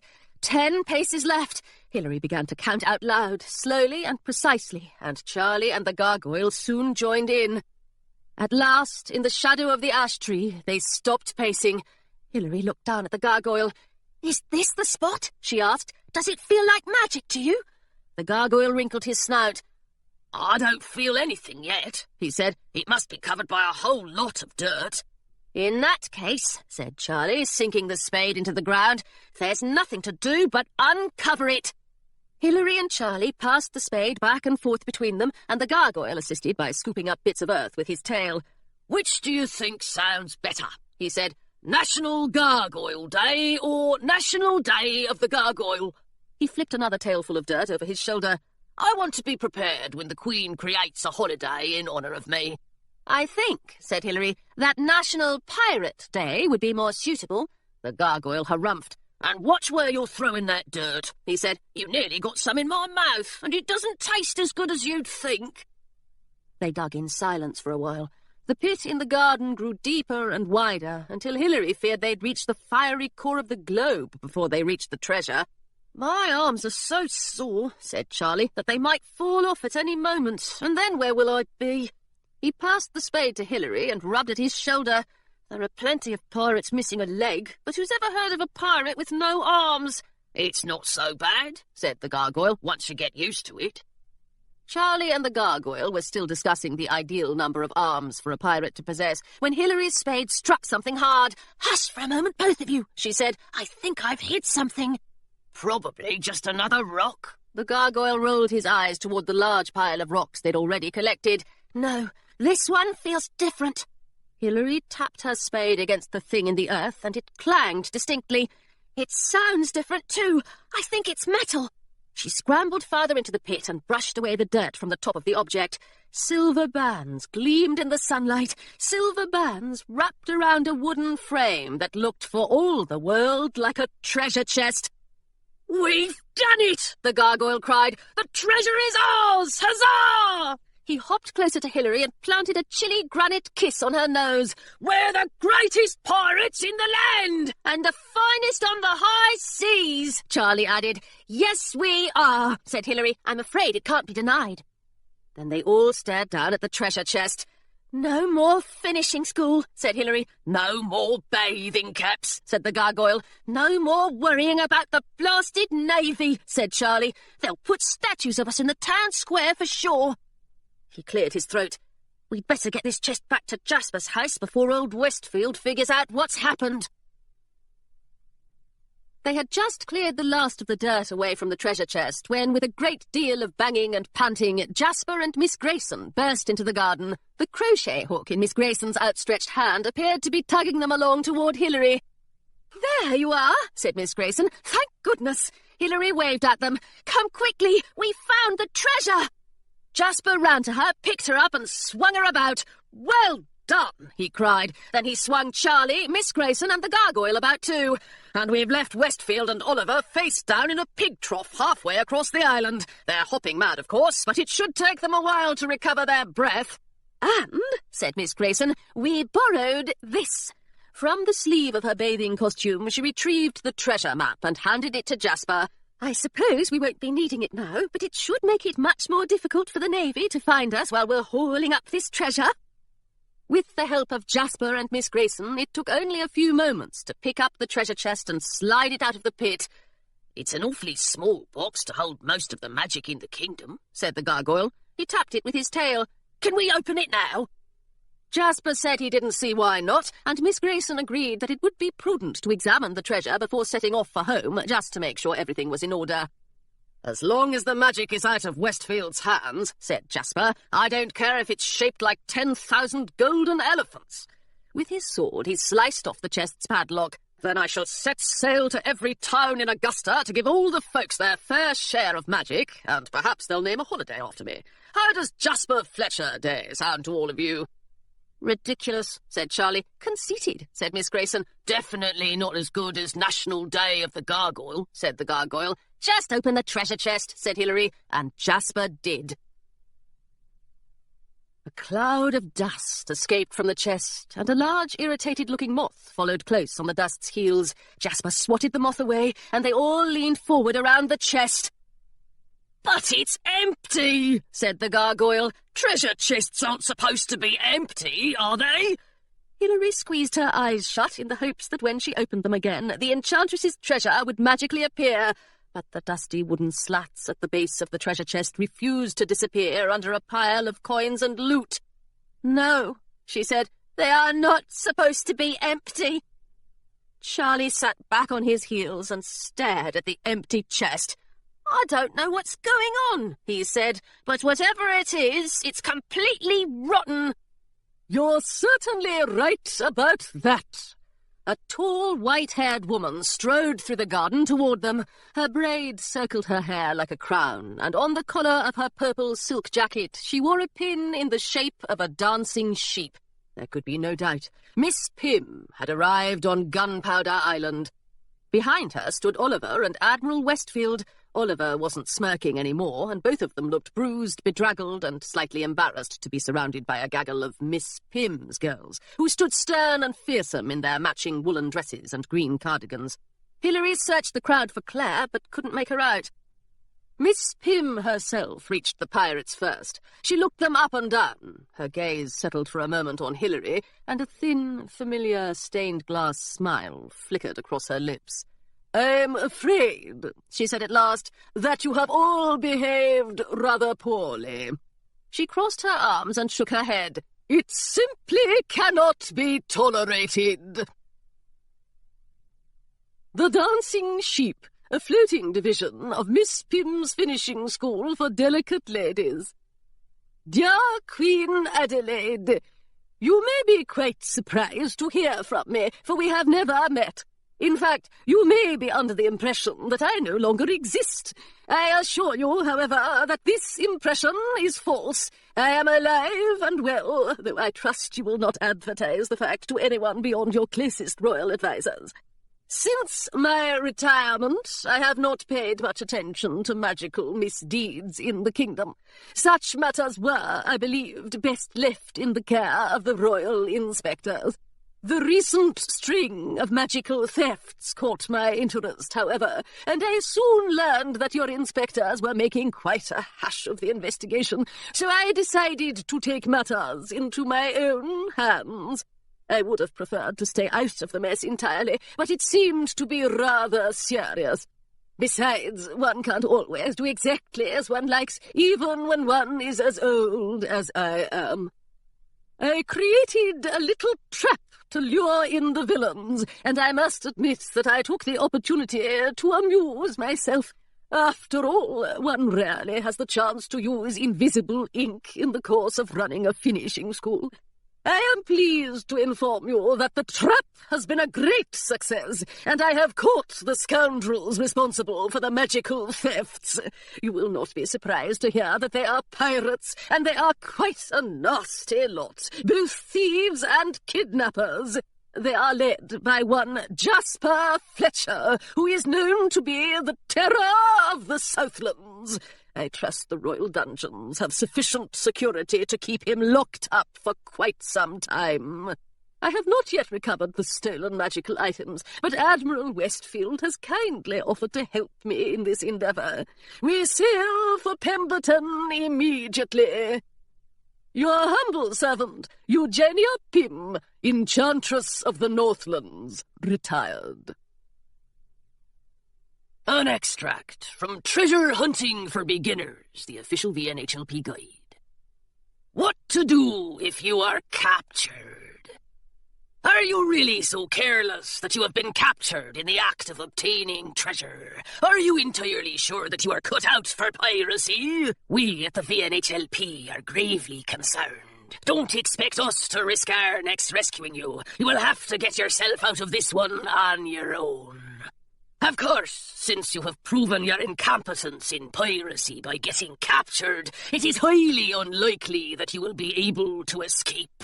If you inform the VNHLP of your new address in the Royal Dungeons, we will send you greeting cards on your birthday and major holidays. Membership in the VNHLP is, of course, revoked upon your capture. If you are proven innocent, you may reapply for membership, but it is best to face the facts. You are a pirate, and pirates are never innocent. Chapter 15. "Who," said Jasper, "is this terrifying woman?" "It's Miss Pym," said Hilary at the same moment as the gargoyle said, "It's the Enchantress." Miss Pym smiled and extended her hand to Jasper.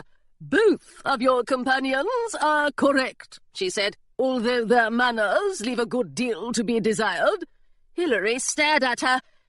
You're the Enchantress of the Northlands? "You mustn't let your mouth hang open like that, my dear," Miss Pym replied, "unless you care to swallow a fly. I was the Enchantress. I am now retired." She paused. "My goodness, is that the gargoyle I carved for Simon Westfield? I haven't seen you in centuries. You must be the fearsome beast I've heard so much about." Hilary picked up the gargoyle, who was beaming at Miss Pym. "You used to look a lot younger," he said. "So I did," said Miss Pym with a sniff. "And I believe you had a full set of limbs when I saw you last." Simon Westfield? Said Hilary to the gargoyle. The same Simon Westfield we've got in our stained glass window at home, the aeronaut. Claire had mentioned once that Miss Pym had fallen in love with an aeronaut, but Hilary hadn't imagined he might have been one of her long-ago ancestors, and Simon Westfield had died over 200 years ago. You never told me you knew Simon Westfield. The gargoyle shrugged. "There's not much to tell. He hardly ever came to visit me on my wall, and he wasn't very chatty." Jasper had turned to Miss Pym. "Forgive me for asking such an indelicate question," he said, "but how is it possible that you are the Enchantress of the Northlands? You'd have to be, 238 years old," Miss Pym interrupted. "All I can say is that my work keeps me young." She nodded to the girls behind her. "Well, that and the magic, of course." Charlie had ducked behind Hilary at the sight of an approaching army of finishing school girls, but now he stepped forward. If you really are the Enchantress, he said, why don't you tell us where your treasure is? It's obviously not here. He kicked the empty treasure chest, but Miss Pym simply laughed. "I've kept that information under lock and key for the past 200 years, she said, "and it would be absurd to share it now, especially with a pirate." She peered down her nose at Charlie. "Aren't you a bit young to be a pirate, my boy? Shouldn't you be in school?" Charlie tried to protest, but Miss Pym had no intention of pausing. "And Miss Westfield," she said, turning to Hilary, "I can't tell you what a relief it is to find you safe and sound. I can only imagine how harrowing your kidnapping must have been. Abducted by common thieves. It's lucky you had the gargoyle to protect you. But never fear, we'll have you back at finishing school in 3 shakes of a lamb's tail. Your father must be just as relieved as I am. Why don't you go say hello to him, dear?" Behind Miss Pym, Admiral Westfield tugged at his collar and frowned. When Miss Pym turned to look at him, however, he summoned up a feeble smile and opened his arms. "Ever so good to see you, Hilary," he said. "Been terribly worried, of course." Hilary held on tightly to Miss Grayson's hand. "I'm afraid there's been a mistake," she said. "I wasn't kidnapped. I ran away, and it certainly wasn't Jasper's fault, or Charlie's, or Miss Grayson's either. Besides, they're not thieves." Hilary glanced at the stolen treasure map in Jasper's hand. "Not usually, at least. They're pirates, and so am I." Miss Pym stepped forward and pried Hilary's hand out of Miss Grayson's grasp. "Oh, my dear," she said, "a sweet young girl like yourself, a pirate? I know you've had a terribly confusing time, but you mustn't let these criminals addle your brain any more." Hilary tried to wriggle free, but Miss Pym was surprisingly strong. She pushed Hilary forward into the waiting arms of Admiral Westfield, who smelled of tobacco and pig trough. At this, Jasper drew his sword. "Let her go, you miserable—" he began, but at a gesture from Miss Pym, the girls behind her raised their golden crochet hooks and murmured a muddle of polite-sounding requests. Jasper dropped his sword as though it had burned him. Charlie reached for his own sword in response, but his arm froze in mid-air, and Miss Grayson muttered a pirate curse as her hand came to a halt halfway to her crochet hook. None of them seemed to be able to lift their feet from the ground. Hilary wished she could run to them, but Admiral Westfield held her tightly. How could Miss Pym approve of such shocking behaviour? Her girls were acting even more abominably than the burly pirate in Middleby had. No decent pirate would engage in such an unfair fight. "Please, Miss Pym," she said, "you've got to let them go." "I'm afraid," said Miss Pym, "that the only place these scallywags will be going is the Royal Dungeons." "Dungeons?" Jasper sputtered. "And what, pray tell, have we done to deserve such treatment?" Miss Pym walked calmly in a circle around Jasper. "I should think it's perfectly obvious. You've been stealing magical objects from Augusta's most noble citizens for months. I've heard reports that a man and a boy have been involved in these thefts, and it's clear that you," she gestured to Jasper and Charlie, "are the villains in question. I must admit that I don't know what you're planning to do with the magic you've stolen, but as you're the terror of the Southlands, Mr. Fletcher, I assume it can't be anything good." "But Enchantress," said the gargoyle, "they haven't— Don't bother defending the pirates, my dear gargoyle. It's no use. The very fact that they are here is evidence enough of their guilt. When I set out to catch these villains, I asked myself what a thief of magic would most desire. The largest stash of magic in Augusta seemed to be rather a safe bet. So I let loose a rumour that my treasure had surfaced at last. Then I drew up a map, the very map you hold in your hand, Mr. Fletcher, and sent it to a small museum in Queensport, where the guards simply sat back and waited for it to be stolen. I should congratulate you, Mr. Fletcher, for conducting the theft in very short order. I hoped my little game would lure the thieves to this spot so I could catch them in the act of stealing magic, and my hopes have been rewarded, for here you stand." "A brilliant trap. Well done, Miss Pym," said Admiral Westfield. "Well done indeed." Hilary spun around to face him. "Don't be ridiculous. You know perfectly well that you're the one who stole the map in the first place. You're the one who's been stealing the kingdom's magic. If anyone should be sent to the royal dungeons, it's you and Oliver." Admiral Westfield stepped back as though Hilary had struck him. "Don't you dare speak that way," he said quietly. "I am your father, and I will not have you spreading wicked tales about me." He looked at Miss Pym and shrugged.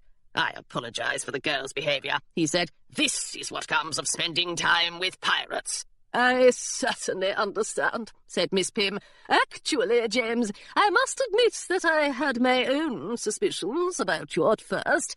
I had heard you were planning a treasure-hunting expedition to Gunpowder Island, and, well, you can imagine my reaction." Miss Pym looked modestly down at her dancing sheep-pin. "Now, of course, I see that you are simply trying to track Mr. Fletcher down yourself.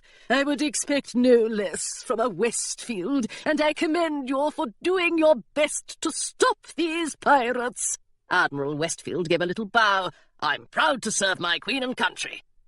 "Oh," said Hilary, "this is all utter nonsense." She reached down to draw her own sword, but the scabbard was empty. Her father had removed the sword and tucked it into his own belt. "Such a weapon is far too dangerous for a young lady," he said. "I'm sure you'll learn that when you're settled back at Miss Pym's."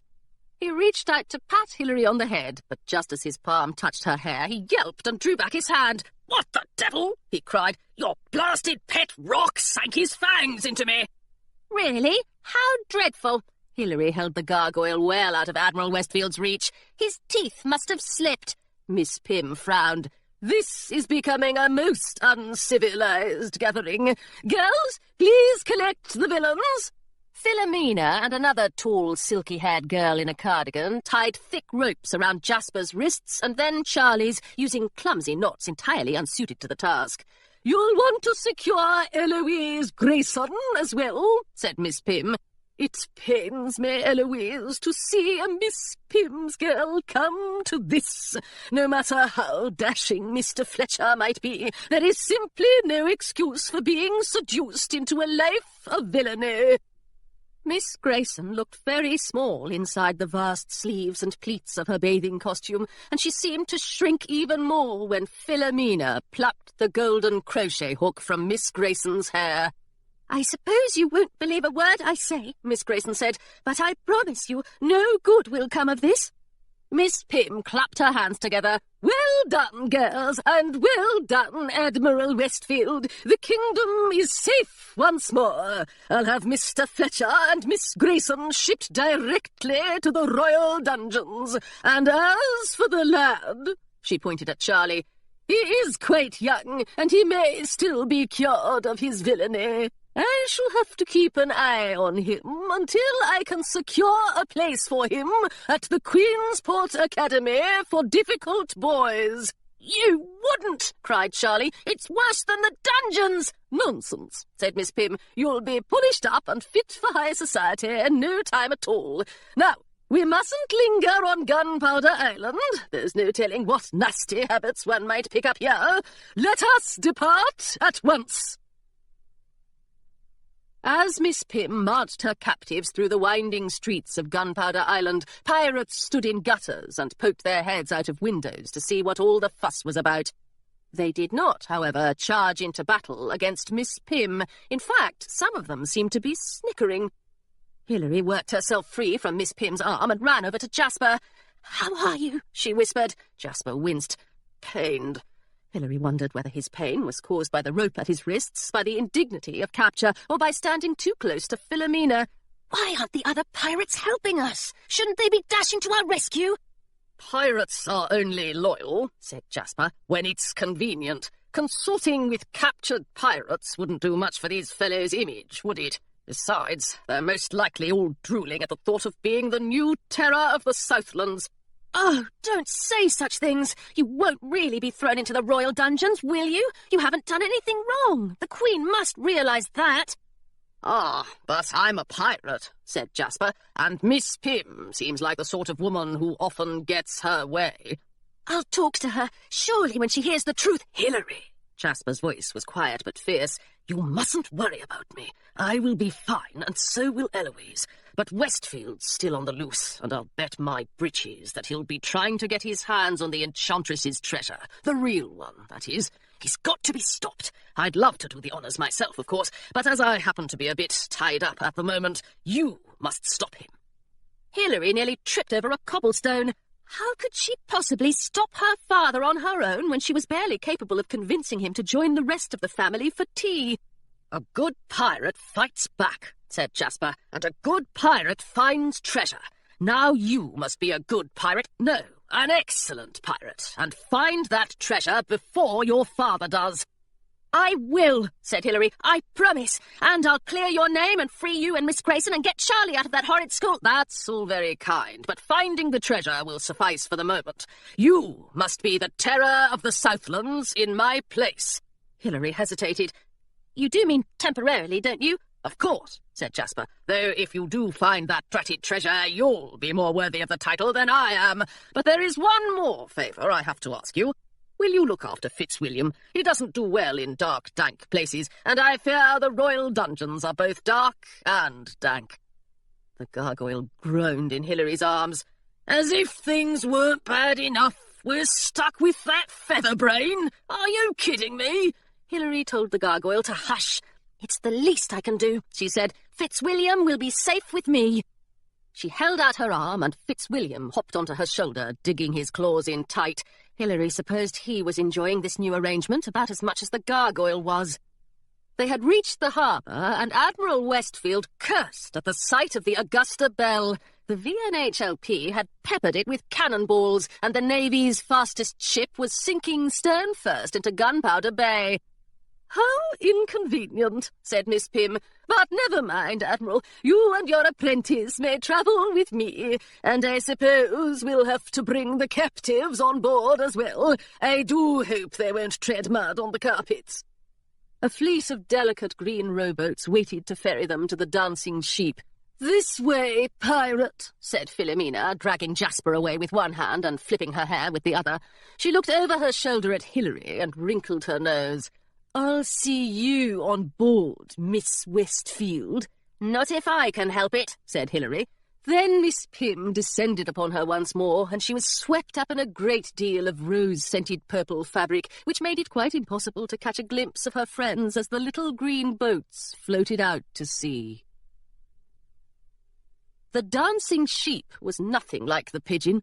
Silver curlicues decorated the railings all around the ship, and both the port and starboard sides were lined with benches cushioned in thick green velvet. On the lower deck, a vast dining room was set with crystal goblets and china plates that jangled against one another whenever the boat rocked to and fro. And on the upper deck was a sunny dormitory stacked high with bunk beds, each one dressed in crisp white linen. Hilary couldn't stand it, neither could the gargoyle.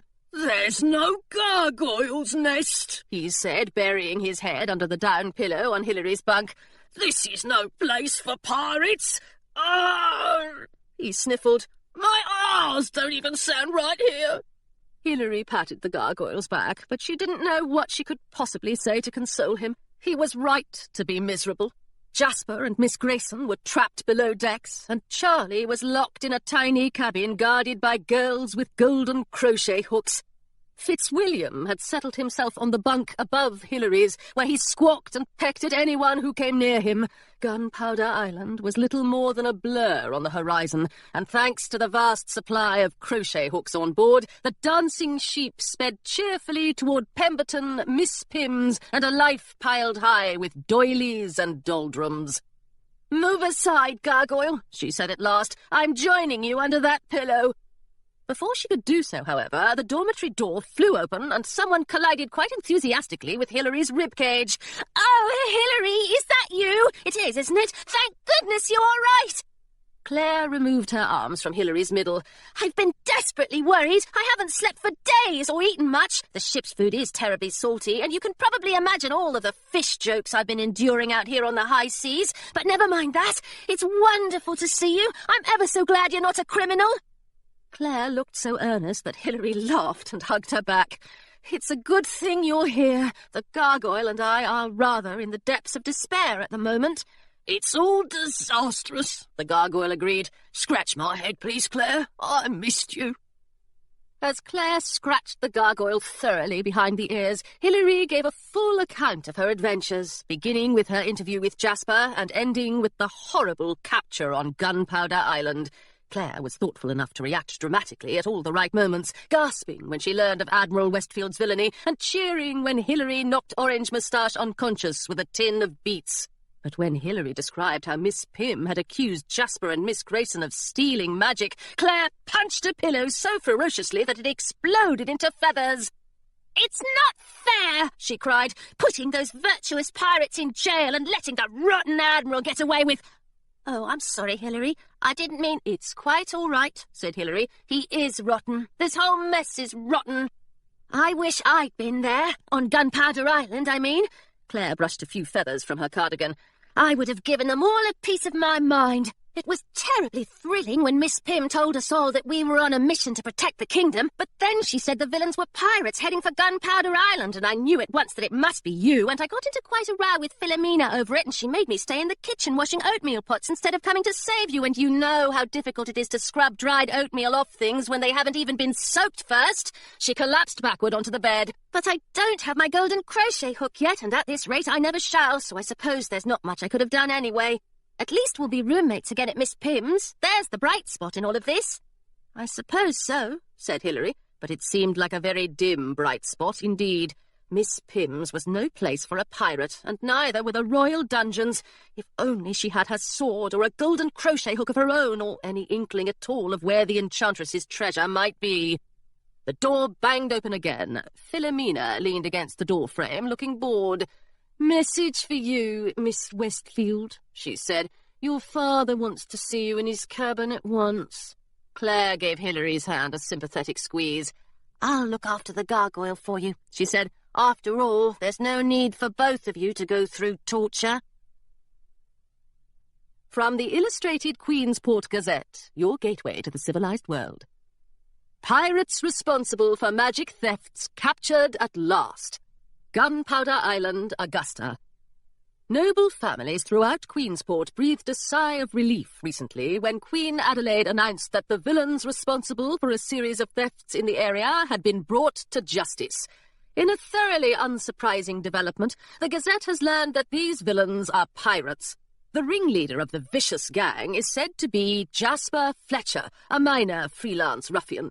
Accompanied by a rogue governess and a few other individuals of no importance whatsoever, Mr. Fletcher entered the great noble households of Queensport and absconded with magical objects of incalculable value. The royal treasury itself was a target of Mr. Fletcher's highly improper operation to steal Augusta's magic. "I, for one, am thrilled that these pirates will be behind bars," said victim Admiral James Westfield, a fixture in high society and a 5-time recipient of the Soaring Ostrich Medal of Perseverance. "That's the proper place for pirates, if you ask me." Captain Rupert Blacktooth, the president of the Very Nearly Honourable League of Pirates, denies any knowledge of Fletcher's scandalous actions. "Jasper Fletcher, eh?" said Blacktooth when asked to comment on the matter.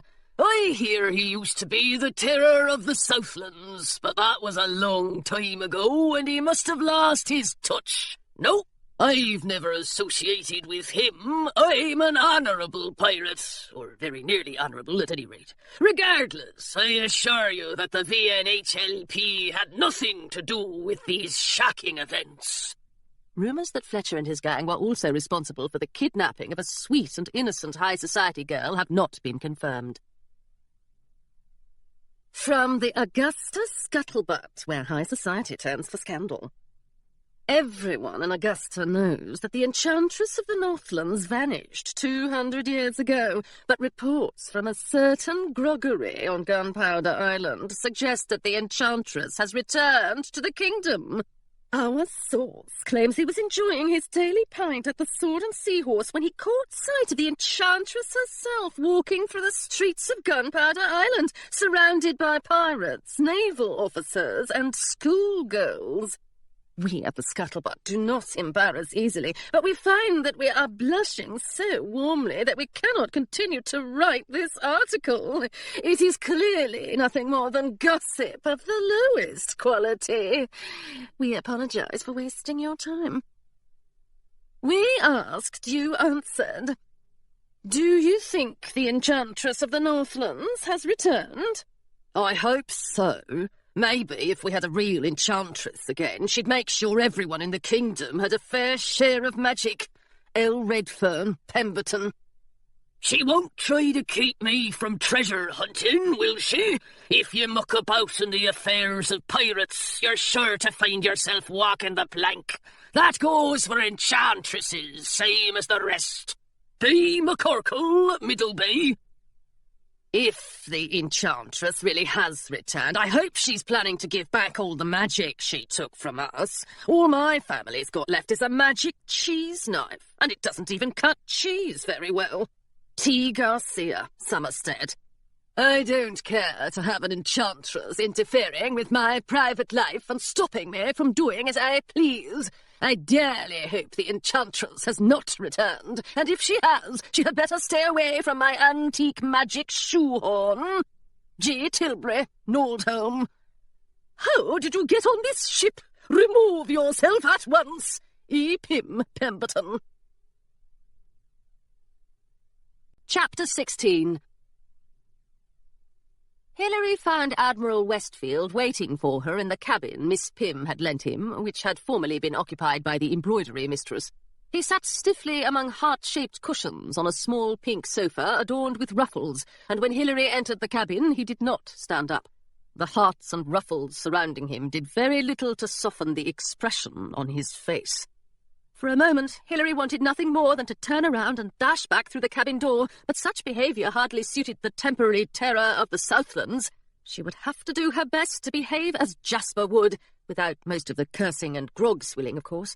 She settled herself on a round pink tuffet across from Admiral Westfield. You wanted to speak with me, Father? Admiral Westfield picked up a ruffled bolster pillow and leaned forward. "Running away," he said, tapping the bolster pillow against his open palm for emphasis. "Consorting with villains, attempting to claim my treasure for yourself, and worst of all, going directly against my wishes. Hilary Westfield, I am deeply embarrassed. An admiral whose own daughter disobeys him. If this gets out, I'll never hear the end of it in high society. And just think of your poor mother, who will surely faint when she hears of your impudence. I assure you, this is not how a young lady behaves herself." Hilary steadied herself on the tuffet. "I know that, Father. It's how a pirate behaves herself." "A pirate? Haven't you tired of that nonsense yet?" Admiral Westfield tossed the bolster pillow to the deck. "My dear, you must stop being foolish. You may have stowed away with those scoundrels, and how you managed that I'll never know, but you are certainly not a pirate."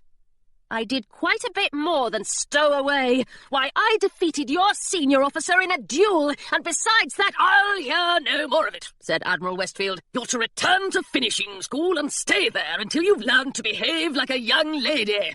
I am fully aware that such a task may take decades, but I can't allow you to keep running about with the scum of the high seas, although I suppose I won't have to worry about that once I've abolished piracy."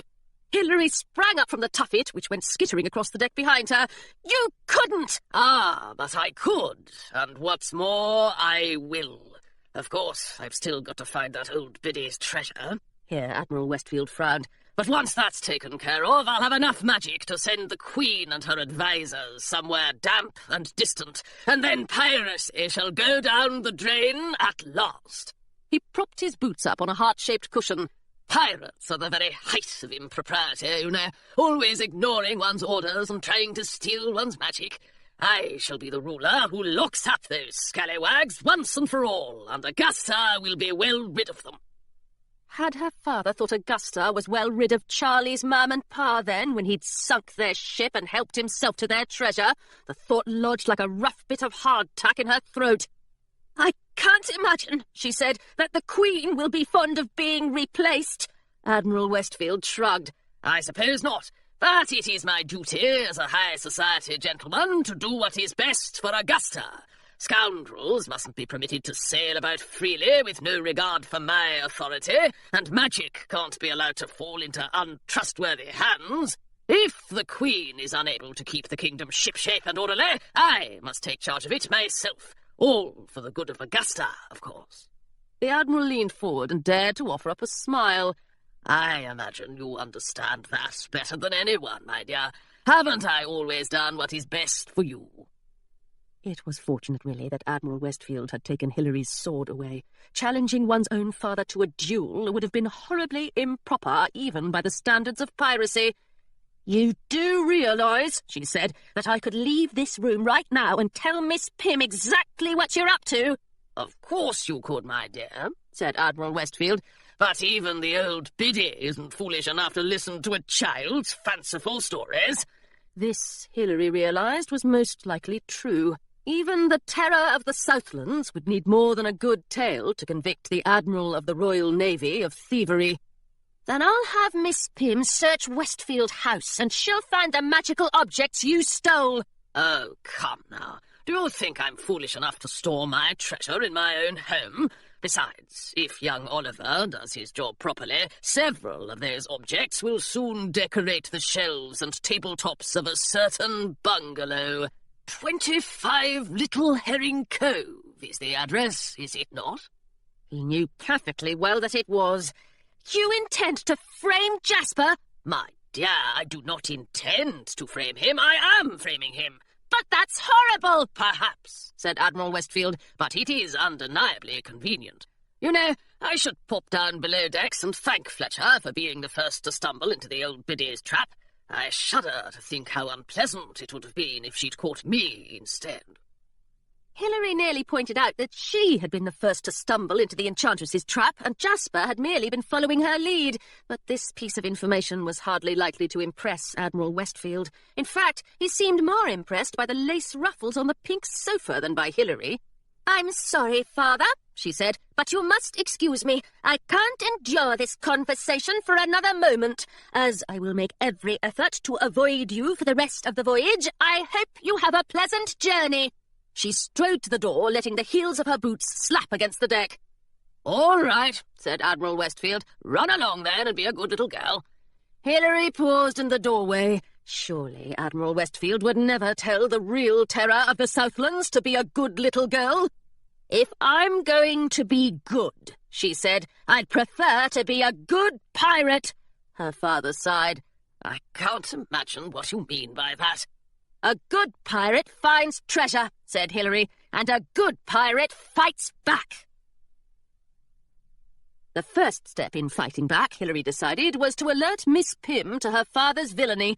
If anyone could capture Admiral Westfield and free the crew of the Pigeon, it was the Enchantress of the Northlands, even if she was retired. With Claire and the gargoyle by her side and Fitzwilliam hovering anxiously over her head, Hilary rapped on the door to Miss Pym's cabin. The door swung open so suddenly that Hilary, Claire, the gargoyle and Fitzwilliam all tumbled inside in a most uncivilized way. "My goodness," said Miss Pym, "what a menagerie! Good afternoon, Miss Westfield, Miss Dupree, gargoyle." She looked up at Fitzwilliam. "Good afternoon, bird," Fitzwilliam squawked. "This is most unusual." Miss Pym shut the door and returned to the chair where she'd been working at embroidery. "Is there something I can do to help you all?" "You can free my friends," said Hilary, "and capture the villainous Admiral," said Claire. "And save the kingdom," cried the gargoyle. Miss Pym frowned. "That does sound like quite a lot of work. Perhaps you'd better explain yourselves."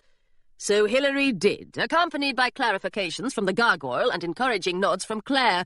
But no matter what Hilary said to convince Miss Pym that she had captured the wrong group of scallywags, Miss Pym simply sighed and lifted her eyes toward the heavens. "Your father is an honourable gentleman," she said at last, "and a valued member of high society.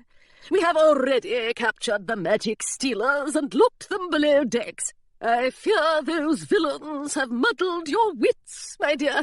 I simply can't believe there's a bit of truth to your tale." The gargoyle puffed out his chest. "Enchantress," he said, "do you mean to say that you don't believe your own gargoyle?" "You were always fond of fanciful stories," said Miss Pym. "This one is no different. My treasure has been perfectly safe for centuries, and I assure you all there is no need to worry about it. This trip to Gunpowder Island has been rather exhausting, and I intend to deposit the villains in the royal dungeons and wash my hands of this nonsense once and for all." She peered at her embroidery and unpicked a thread. "I certainly don't intend to worry any more about magic. I left the post of Enchantress long ago, and I have no wish to return to it." "Well, that's just silly," said Claire. Miss Pym arched an eyebrow. "I'm terribly sorry," Claire hurried on, "but who wouldn't want to be an enchantress? Travelling all through the kingdom, using magic, bossing people about? It sounds very grand." Miss Pym was silent for a moment. Then she put down her embroidery. "As you all are so fond of story-telling," she said, "I shall tell you a story of my own." She turned to Hilary. "It concerns a long-ago relation of yours, my dear." Miss Pym rummaged through her travelling trunk and pulled out a square object wrapped in purple silk. When she unwrapped the silk, Hilary saw it was the same silver-framed sketch Miss Pym had kept in her office, the sketch of the old-fashioned gentleman in the balloon basket. "Simon Westfield was a great explorer and a kind man. We were to be married, but this was all many years ago, of course." The gargoyle sighed happily. "I love a good romance." "I hardly think good is the proper word for it," said Miss Pym. "I was very young when I first became the Enchantress, and even then there were plenty of scoundrels like Mr. Fletcher." They wanted all the kingdom's treasure for themselves, and they certainly didn't want an enchantress telling them what to do with it once they'd gotten it. When they realized that challenging me with magic was useless, they went after Simon instead. She looked down at the gargoyle. I tried to protect him, of course, but Simon didn't care for magic. He thought it was unnecessary. All he would allow me to do was carve a gargoyle for Westfield House, where Simon could ask him for protection if he was ever in danger. The gargoyle's ears perked up. That's me! Miss Pym nodded. But it didn't matter in the end. The scoundrels came for him when he was out in his balloon, with no protection to speak of. They conjured up a fearsome wind, and that was the end of it. She wrapped the purple silk around the frame once more. After that, I wanted nothing more to do with magic. I couldn't tolerate being the enchantress for another moment. But there was no one suitable to take my place, and I couldn't leave all the kingdom's magic sitting about without someone to look after it. So I gathered up as much as I could and hid it away. Miss Pym tucked the picture of Simon Westfield back in her travelling trunk. And I can't say I'm sorry. Magic has brought me nothing but misery, and we are all better off without it. I don't understand, said Hilary. If you've washed your hands of magic, why do you give magic crochet hooks to all the girls at Miss Pym's? Miss Pym pursed her lips tightly, as though she wanted to keep the words inside from tumbling out. If you must know, she said at last, I am still searching for the next enchantress. I'd like nothing more than to put magic aside, return to my home in the Northlands, and get a bit of rest. But I simply can't abandon my treasure until I'm sure it is in good hands. Being the enchantress requires something of a knack for magic, you see. I felt sure that a high society girl with that knack would pass through my finishing school one day, and the responsibility for overseeing the kingdom's magic would fall to her. So far, however, I have been utterly disappointed.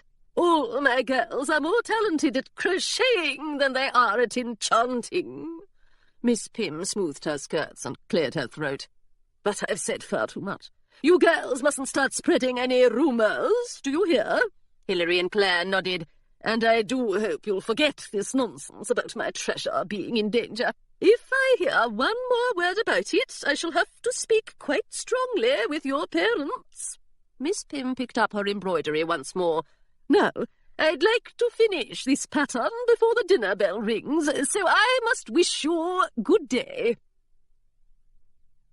Blast! said Hilary, once they'd returned to the safety of the empty dormitory.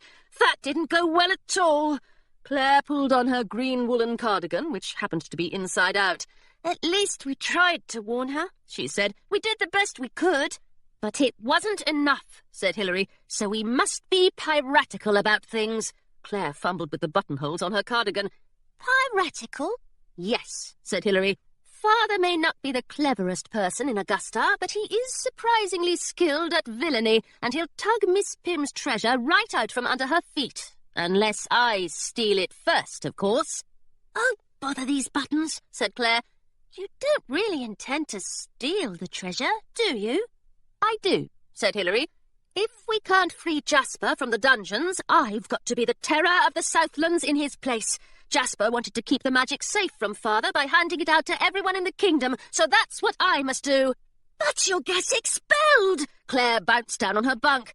Don't you think there's a rule about not stealing things from the headmistress, especially magic things? What if you're caught? Oh, Hilary, what if you're sent to the dungeons forever and ever, and I'm not allowed to visit you, and you catch a terrible illness, and you can't even write to me? She clutched at her cardigan.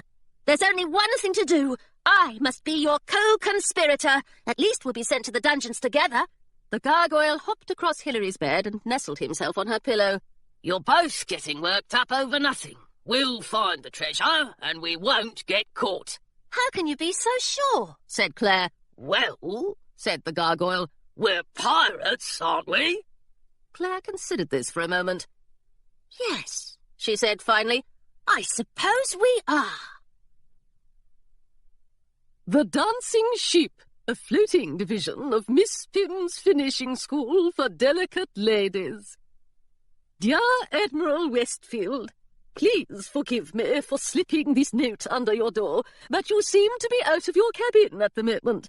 I am delighted to hear that you will be staying on in Pemberton for a few days when we reach the mainland. Of course, you are eager to spend time with your daughter, and I appreciate your desire to learn more about our fine institution. I shall have a spare bedroom made up for you at Miss Pym's when we arrive in a few hours' time. I must admit that I have a delicate favour to ask of you in return. As you know, I intend to enroll the boy Charlie Dove at the Queensport Academy for difficult boys. However, I fear that it may be several days before the Academy can find a place for him, and he cannot be allowed to spoil his own future by running away in the meantime. Would you be willing to watch over him at Miss Pym's to ensure that he does not escape from the building, or, good heavens, wander the halls of the school? I feel the boy could learn a great deal from your noble example. If you will allow him to share your accommodations, I will happily provide you with a lock and key. Yours in gratitude, Eugenia Pym. From the humble pen of Eloise Grayson. Dear Hilary, I hope this note finds you well. I regret that I was not able to say goodbye when we came ashore. The guards seemed rather insistent on dragging us away as hastily as possible. However, the royal dungeons are lovely at this time of year, and one guard was kind enough to bring me some writing paper. I have had to inscribe my own letterhead, of course, and I do wish I had my good fountain pen with me, but the guards assure me that criminals do not use fountain pens. As they are experts in criminal behaviour, and I am not, I have no choice but to believe them. Are you enjoying Miss Pym's? You must throw yourself into your studies and devote yourself to becoming a young lady of quality. I would not want you to do anything rash and end up in the dungeons. Not that the dungeons are anything but pleasant. I have even befriended a small field mouse. We share the lump of cheese that I receive each day, and I have told him all about your courage and pluck. He sends his best regards. Jasper occupies the cell adjoining mine, and he is just as cheerful as one might expect, given the circumstances. He has asked me to send you his good wishes, and he says that he hopes you are living up to your new title. I'm sure I don't know what he means by that. We have been told that we may be given a trial if the royal judge is in the mood for one, but he is vacationing in his mountain lodge at the moment and cannot be reached. In any case, I hear that he is not too fond of pirates, so he shall probably send us straight back to the dungeons. I have asked for some curtains and rag rugs to make my cell more welcoming. It's nothing like the bookshop I dreamed of having, but it makes one appreciate the simple things in life, and I'm sure I will be a better person for it. I must admit that I wish we were all back on the high seas, but please, Hilary, do not turn to piracy in an attempt to rescue us. I know you never listen to a word I say, but you must understand that a few years of finishing school is highly preferable to a lifetime in the dungeons. With love, Miss Grayson. Chapter 17. All the lanterns at Miss Pym's finishing school for delicate ladies had been snuffed out hours before, but Hilary had no intention of sleeping. She paced the deck, or the floorboards rather, of the room she shared with Claire. Then she folded and unfolded the letter she'd received from Miss Grayson in that evening's post. On the bookshelf above her bed, the gargoyle rested his snout on Treasure Island and grudgingly made space for Fitzwilliam, who had snuggled under the gargoyle's left wing. If you were the enchantress, Hilary said, where would you hide your treasure? Claire sat on the edge of her bed and poked at her guttering candle. I suppose it could be anywhere in Augusta. Oh dear, what shall we do if the treasure is buried up in the Northlands? We'll never find it then. Hilary began to pace again. It made her feel a good deal more like the terror of the Southlands, though she was fairly sure the previous terror had never paced the decks in a white eyelet nightgown. It simply can't be in the Northlands, she said after a while. Father has decided to stay on in Pemberton, and I doubt he's making social calls. He must believe the treasure is somewhere nearby. Perhaps he's right, said Claire. We're searching for the Enchantress's treasure after all, and the Enchantress herself is right here. She wrinkled her nose. What if it's in Miss Pym's private rooms? What if it's in her laundry? A pirate must consider every possibility, said Hilary, no matter how terrifying. Claire shuddered. I believe I have a new respect for pirates. On the bookshelf, the gargoyle sat upright so suddenly that he sent Fitzwilliam flying through the air. "Listen," he said. "I hear footsteps." Hilary stopped pacing. Beyond the door, in the heavy hush of the dormitory staircase, someone's boots scraped up the steps. The gargoyle leaped off the bookshelf and dove into Hilary's blankets. "It's the ghost of Simon Westfield," he cried. "Come to seek his revenge." "Or Philomena," whispered Claire. "come to turn me into a fish stick." "Or even worse," said Hilary, "it's father." The boots scraped closer. Then, just outside the door, they paused. Claire gave a little shriek, and the door swung open. "Oh, thank goodness!" Hilary let out the breath she'd been holding. "It's only Charlie." "Only Charlie?" Charlie blew out his candle and shut the door behind him. "I slip out from under the Admiral's watchful eye, swipe a spare candle, wander the halls of this draughty mansion for nearly an hour, find my way to your room without stumbling over any sleeping schoolgirls, and I'm only Charlie? It hardly seems fair." Hilary laughed and hugged him. "Whatever are you doing here? Shouldn't you run away before Miss Pym sent you to that horrid academy?" "I thought about it," said Charlie, "but I'm a pirate, and I can't abandon my crewmates. If Jasper wants us to find that treasure, I'll—" He stopped, and his smile slipped straight off his face. "Hilary," he said quietly, "did you know there's a finishing school girl in here?" "Oh, this is Claire. I suppose the two of you haven't met." Hilary turned to Claire, who was standing at the foot of her bed in her nightgown and robe. "Claire, this is my friend Charlie." Claire curtsied. Then, for good measure, she took Charlie's hand and shook it heartily. "Hello," she said. "It's ever so lovely to meet you. Are you really a pirate? You're the third pirate I've met, after Hilary, of course, and the gargoyle. Hilary has told me all about your adventures on the Pigeon, and it's terribly kind of you to help us find the treasure. We don't need help, truly, but it will be pleasant to have company. I think Admiral Westfield is simply dreadful, don't you?" Charlie turned to stare at Hilary. "What do I do?" he whispered. "Why, Charlie Dove," said Hilary, "I do believe you're scared of finishing school girls." Charlie crossed his arms. "A pirate is never scared," he said. It's nice to meet you, Claire." "How did you get away?" Hilary asked. "Isn't Father supposed to be keeping an eye on you?"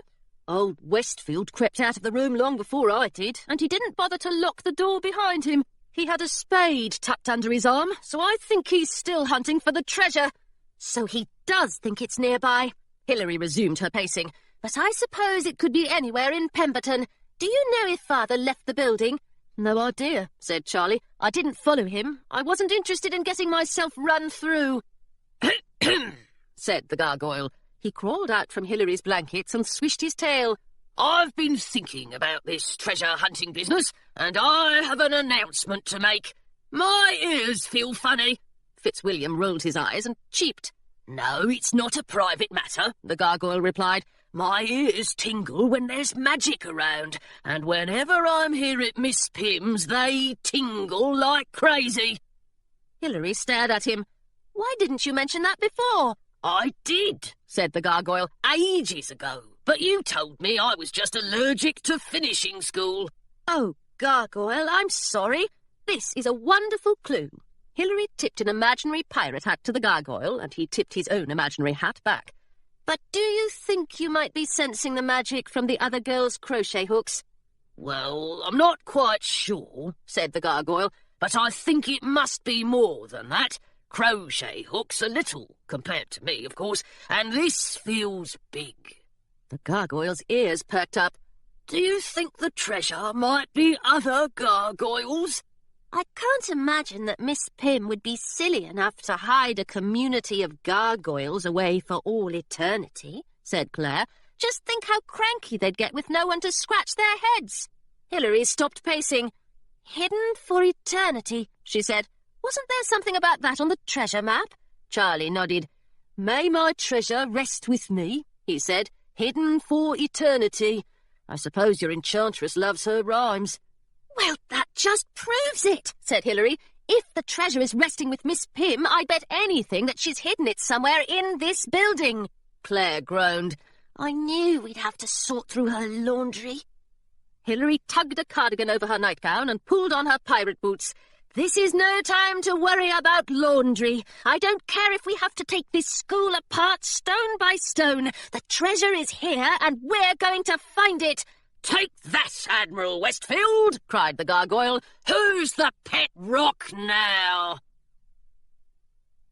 For 3 nights they searched every inch of Miss Pym's. On the first night, Charlie climbed to the cobwebbed rafters of the refectory, Claire dug up the gardening mistress's prize lilacs, and Hilary dove to the chilly depths of the swimming pool. By dawn they were dusty and dirt-streaked and blue-lipped, but they still had not found the treasure. Charlie hurried back to his room so Admiral Westfield would not notice his absence, and Claire and Hilary prepared themselves for a tedious day of waltzing and embroidering and fainting. Hilary would have preferred to abandon her lessons altogether. A few dozen absence notices were of no concern to the terror of the Southlands, but she didn't dare give Miss Pym any reason to be suspicious. On the second night, the gargoyle hopped on every paving stone in the garden, but his ears refused to tingle. Fitzwilliam flew to the roof of Miss Pym's and found nothing but an unfriendly flock of pigeons. Charlie nearly smothered himself in an avalanche of clean towels as he searched the housekeeping quarters. Claire peered inside all the cookery pots in the kitchen, and Hilary explored each of the 14 powder rooms. The treasure was nowhere to be found. As Hilary and Claire made their way back to their bedroom at dawn, they caught sight of Admiral Westfield crossing the grounds, swinging his spade and looking rather grumpy. That's a bright spot at least, said Hilary. Father hasn't found the treasure yet either. Claire yawned and rubbed her eyes with a handkerchief. I'm starting to think, she said, that Miss Pym has a summer house we don't know about, or a vault at the bank in Queensport, and the treasure is miles away, and we have absolutely no hope of sniffing it out. I'm sure that's not true, Hilary said, but she wasn't sure at all. On the third night, the treasure hunters gathered up their courage and walked slowly past Miss Pym's sleeping quarters. Do you feel anything, Gargoyle? Charlie whispered. Are your ears tingling yet? But the gargoyle shook his head. Not any more than usual, he said. There's no magic here. They trudged downstairs to the main hall, where they spent a good part of the night searching behind paintings and under carpets. The gargoyle even asked the stones in the walls for advice, but they didn't seem interested in making conversation. I had no idea piracy would be so exhausting, said Claire. She sat down on the floor to catch her breath.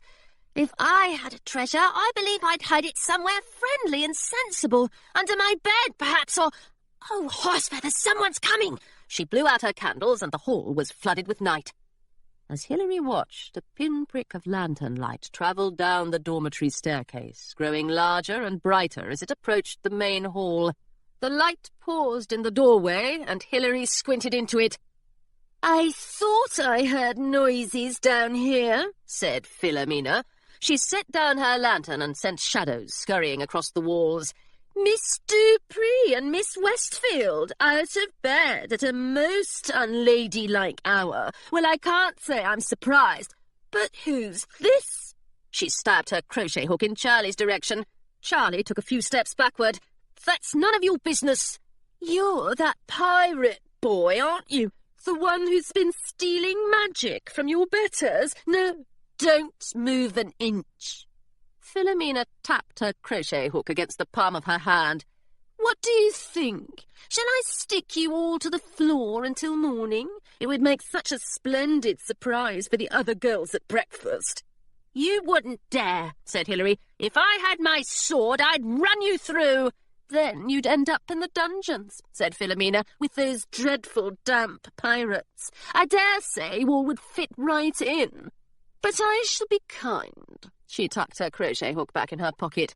I won't stick you to the floor this time. I will, however, report your misbehaviour to Miss Pym, and I expect she'll want to see you all in the morning. The lantern light faded as Philomena turned away. And Miss Dupree, she said over her shoulder, do stop trembling. I'm sure it won't hurt you so very much when Miss Pym takes your scholarship away. Miss Pym summoned Hilary and Claire to her office before breakfast had even begun. As they walked through the echoing halls, Hilary dug a piece of hardtack out of her canvas bag and offered half to Claire, but Claire swore she was far too terrified to eat. Do you think I've truly lost my scholarship? She said. My parents will be absolutely furious and I'll never be allowed in high society, and if I have to wrap up one more trout, I think I shall scream. Hilary gave Claire a quick hug. I suppose it could be worse, she said. Miss Pym could put all our heads on that spiked fence outside. She did her best to laugh, but Claire didn't join in. When they reached Miss Pym's office, Miss Pym herself was already seated behind the wide wooden desk. Across from her, wearing a freshly ironed suit and looking positively miserable, sat Charlie. Miss Pym looked up and tapped her fingers together. "Hello, girls," she said. "Please sit down. Miss Tilbury tells me that the three of you have not been entirely virtuous. Is that true?" Claire squirmed in her chair, and Hilary sat straight. "It's all my fault," she said. "I'm a pirate, you see, so it's practically impossible for me to be virtuous. You mustn't blame the others." "You can blame me," said Charlie. "I'm a pirate too." Claire squirmed again. "And so am I," she said in a small voice. "Oh, please don't put my head on a spike." Miss Pym dabbed her forehead with a handkerchief. "All this talk of piracy is quite ridiculous," she said. "Miss Dupree, I understand that you are new to high society. I will remind you, however, that your presence at this school depends upon your good behaviour. If you continue to disregard my rules in the future, I see no reason why you should continue your education here. Do you understand?" Claire's voice grew even smaller. "Yes, Miss Pym." "As for you, Mr. Dove," Miss Pym leaned across her desk to gaze at Charlie. "It's clear that even Admiral Westfield is unable to control you. I simply cannot have pirate lads running loose in my school. Why, the thought is scandalous." She dabbed at her forehead once more. "I've received word from the Queensport Academy for Difficult Boys that they have a place available for you, and you shall be on the first train to Queensport tomorrow morning." Miss Pym shooed away Charlie's protests and began to lecture Hilary about behaviour befitting an admiral's daughter. Hilary groaned and slid down in her chair to give the lecture more space to soar over her head. She did not want to listen to Miss Pym describe the glorious future of high society balls, charitable works, and good manners that awaited her if only she would try a bit harder. Nor did she want to think about Claire, one slip away from being sent back to the fishmongers, or Charlie stuffed into that horrid suit and shipped off to a future far from the high seas. What sort of pirate couldn't find treasure? What sort of pirate put her friends in danger? The temporary terror of the Southlands had made a terrible mess of things. Hilary couldn't meet Charlie's eyes or Claire's, and she especially couldn't bear to look at Miss Pym. Instead, she stared at the embroidered sampler on Miss Pym's wall that warned her to beware the dangers of reverie. She nearly laughed out loud. Villainous fathers and thoughtless enchantresses seemed quite a bit more dangerous than reverie at the moment. Another motto assured her that a lady never shrieks, but Hilary felt quite sure that she would shriek if Miss Pym's lecture continued much longer. The most ridiculous sampler of all, however, was the one directly above Miss Pym's head, with its rhyme embroidered in clumsy green thread on a stained square of fabric. The greatest treasure in all the land, the delicate touch of a lady's hand.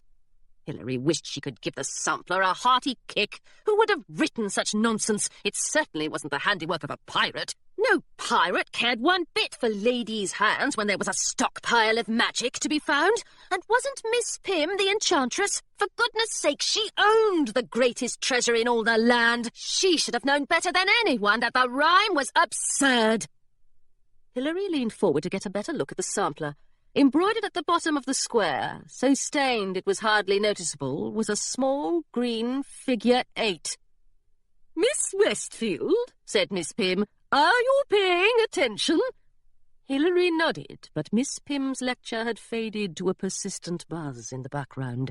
That hideous sampler must have been Miss Pym's own work, or, more precisely, the work of the enchantress. She enjoyed writing in rhyme, the figure 8 was her signature, and the sampler mentioned treasure. It couldn't be a coincidence. The delicate touch of a lady's hand, Hilary murmured. Was it truly nonsense? Or, she leaned forward so eagerly that she nearly toppled out of her chair, was it an instruction? She could hardly sit still, but when the lecture ended at last, she tried her best to look solemn and sorry as she followed Claire and Charlie into the hallway. "I'll never be able to show my face on the high seas again," Charlie was saying. "The scourge of the Northlands wouldn't be caught dead in a starched shirt." Claire covered her face with her hands. "And I'll be knee-deep in trout by autumn." "No, you won't," said Hilary. "And Charlie, you won't have to go to that horrid school. By breakfast time tomorrow, we'll all be heroes." Claire peered out from behind her hands. "Whatever do you mean?" "I mean," said Hilary, "that I know where the enchantress hid her treasure." The clock in Pemberton Square struck midnight as Hilary slipped out of bed, changed into her pirate clothes, and woke the gargoyle. He peered out from under the bedclothes, flapped his wings a few times, and yawned, showing his fearsome teeth. "Did I fall asleep?" he asked. "Did I miss the treasure?" "You haven't missed a thing," said Hilary. Then she crossed the room to wake Claire. "You mustn't come with me if you don't want to," she whispered as Claire rubbed her eyes with the sleeves of her nightdress. "I won't have you getting expelled on my account." Claire swung her legs out of bed. "How silly," she said. "I've never had an adventure before, not a proper one at least, and I don't intend to be left behind. Just think how thrilling it will be to find treasure. My sister Violet will seethe with jealousy." Hilary picked up her candle in one hand and her gargoyle in the other, and Claire let Fitzwilliam settle on her shoulder. Then they slipped through the doorway without a sound. The halls of Miss Pym's were quite cold and dreary in the daytime, but at midnight they were positively chilling. Hilary's candle flickered in the draughty staircase, and the gargoyle jumped at every small sound that echoed through the school. At the bottom of the staircase another candle flickered. Charlie was waiting for them. "All's clear," he whispered as they walked through the main hall. "The Admiral snuck out nearly an hour ago, and I followed him for a bit. I lost track of him when I came to meet you, but I think he's poking about in the library." The gargoyle shivered in Hilary's arms. "Where are we going, anyway? You haven't told me where the treasure is." "I have a hunch that it's in Miss Pym's office," said Hilary, "but I'll need you to feel around to be certain. Do you think you're up for it?" "A gargoyle can overcome any obstacle, large or small," the gargoyle said. "But to tell you the truth, we're much better at overcoming the small ones." The first small obstacle they faced was the lock on Miss Pym's office door. From somewhere within the waves of hair piled on the top of her head, Claire retrieved a hairpin, and Charlie used it to fiddle with the lock. After what seemed to Hilary like a great deal of experimentation, something clicked, and the door eased open. The gargoyle looked around, he sniffed, then he wiggled his ears. "I don't see the treasure," he said, "but I think my ears are tingling more than usual." Hilary set him on the floor, and he hopped to the far wall of Miss Pym's office. "Yes," he said, "it's stronger over here. There's magic nearby, lots of it." "Excellent," said Hilary. She placed the gargoyle on top of Miss Pym's desk to give him a better view. Then she stood on her tiptoes until she could reach the sampler that hung in the centre of the wall. Taking care to be as delicate as possible, she touched the sampler. Nothing happened. Charlie sighed, and Fitzwilliam let out what Hilary could only assume was a squawk of scorn. She stomped her boots on the floor. "Oh, curses! I was sure that would work. To find the greatest treasure in all the land, you've got to apply the delicate touch of a lady's hand to the sampler." "It makes perfect sense," Claire agreed. She hurried to the wall and touched the sampler herself, but the treasure refused to appear. Then Charlie touched the sampler, and then all three of them pressed their palms against it at once, but still nothing happened. "Perhaps we're simply not ladylike enough," Claire said at last. "Oh, honestly." Hilary stood on her toes again and snatched the sampler from its hook. "Maybe there's something we're missing." "Like a big figure 8 carved into the wall," said the gargoyle. "Yes, I suppose that would be convenient, but I hardly think—" Hilary broke off as she followed the gargoyle's gaze to the wall above her. In the space where the sampler had been, a large stone was marked quite distinctly with a figure 8. "Well," said Charlie, "that looks awfully promising." Push it, then, said the gargoyle. I mean, be delicate about it and everything, but hurry up. Hilary took a deep breath. "Are you sure this is the right thing to do?" Yes, said Claire and Charlie in unison. There's a treasure behind that wall, the gargoyle added, and you are a pirate. I don't think you have a choice. "All right, then," said Hilary, and she touched the stone. It wasn't a particularly ladylike touch. It was more of a shove, really, but it seemed to do the trick. The stone sank back into the wall, and then, with a great rumbling noise, the entire wall slid away into the side of Miss Pym's office. Framed embroidery crashed to the ground, sending bits of glass flying, and on Miss Pym's desk the portrait of Simon Westfield trembled. Hilary held up her candle and stared. In front of her, in a room twice as large as Miss Pym's office, piles upon piles of magic coins glinted golden in the candlelight. Stone shelves behind the coins were lined with rows of magical objects, carving knives and step stools, candlesticks and flower pots, all quivering a bit from the surrounding magic. And a crate at the front of the room was stacked high with shimmering golden crochet hooks. Charlie grinned, Claire gasped, and the gargoyle jumped up and down, making little dents in Miss Pym's wooden desktop. You've done it, the gargoyle cried. You've found the treasure. You're the terror of the Southlands for sure, and I am your gargoyle. Charlie whistled. I've never seen so much magic in one place before. No one has, said Hilary. No one but the enchantress. These coins and candlesticks must have belonged to her own great-great-grandparents, and to their friends, and to all the long-ago people of Augusta before Simon Westfield died and the enchantress took their magic away. Claire sank into Miss Pym's chair and stared at the magic. It seems terribly unfair that it's been locked away all these years, she said.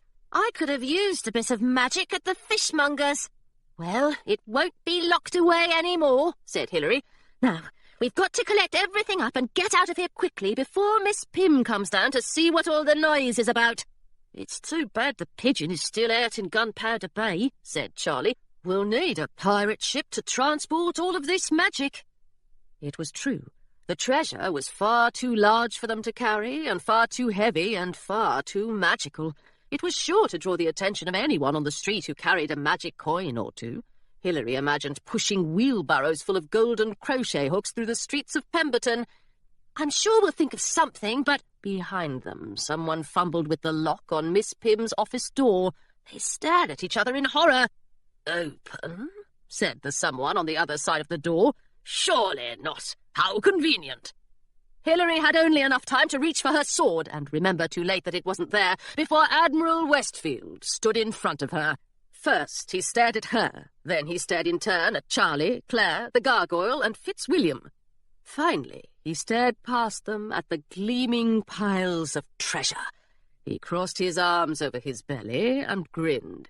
Hilary, my dear girl, he said at last, I must say I'm proud of you.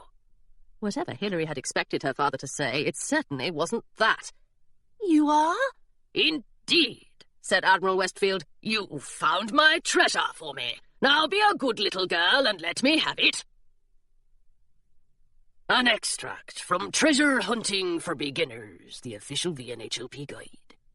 If you must betray a fellow pirate, betrayal is a serious matter, and it must not be taken lightly.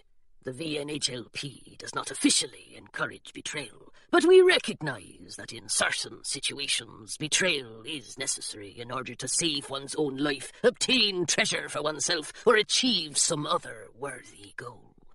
When you are struck by the urge to betray someone, remember to stop, think, and act. First, stop. Do not utter foolhardy phrases such as, "Ha, I have betrayed you," before you are sure you have made the proper choice. Next, think.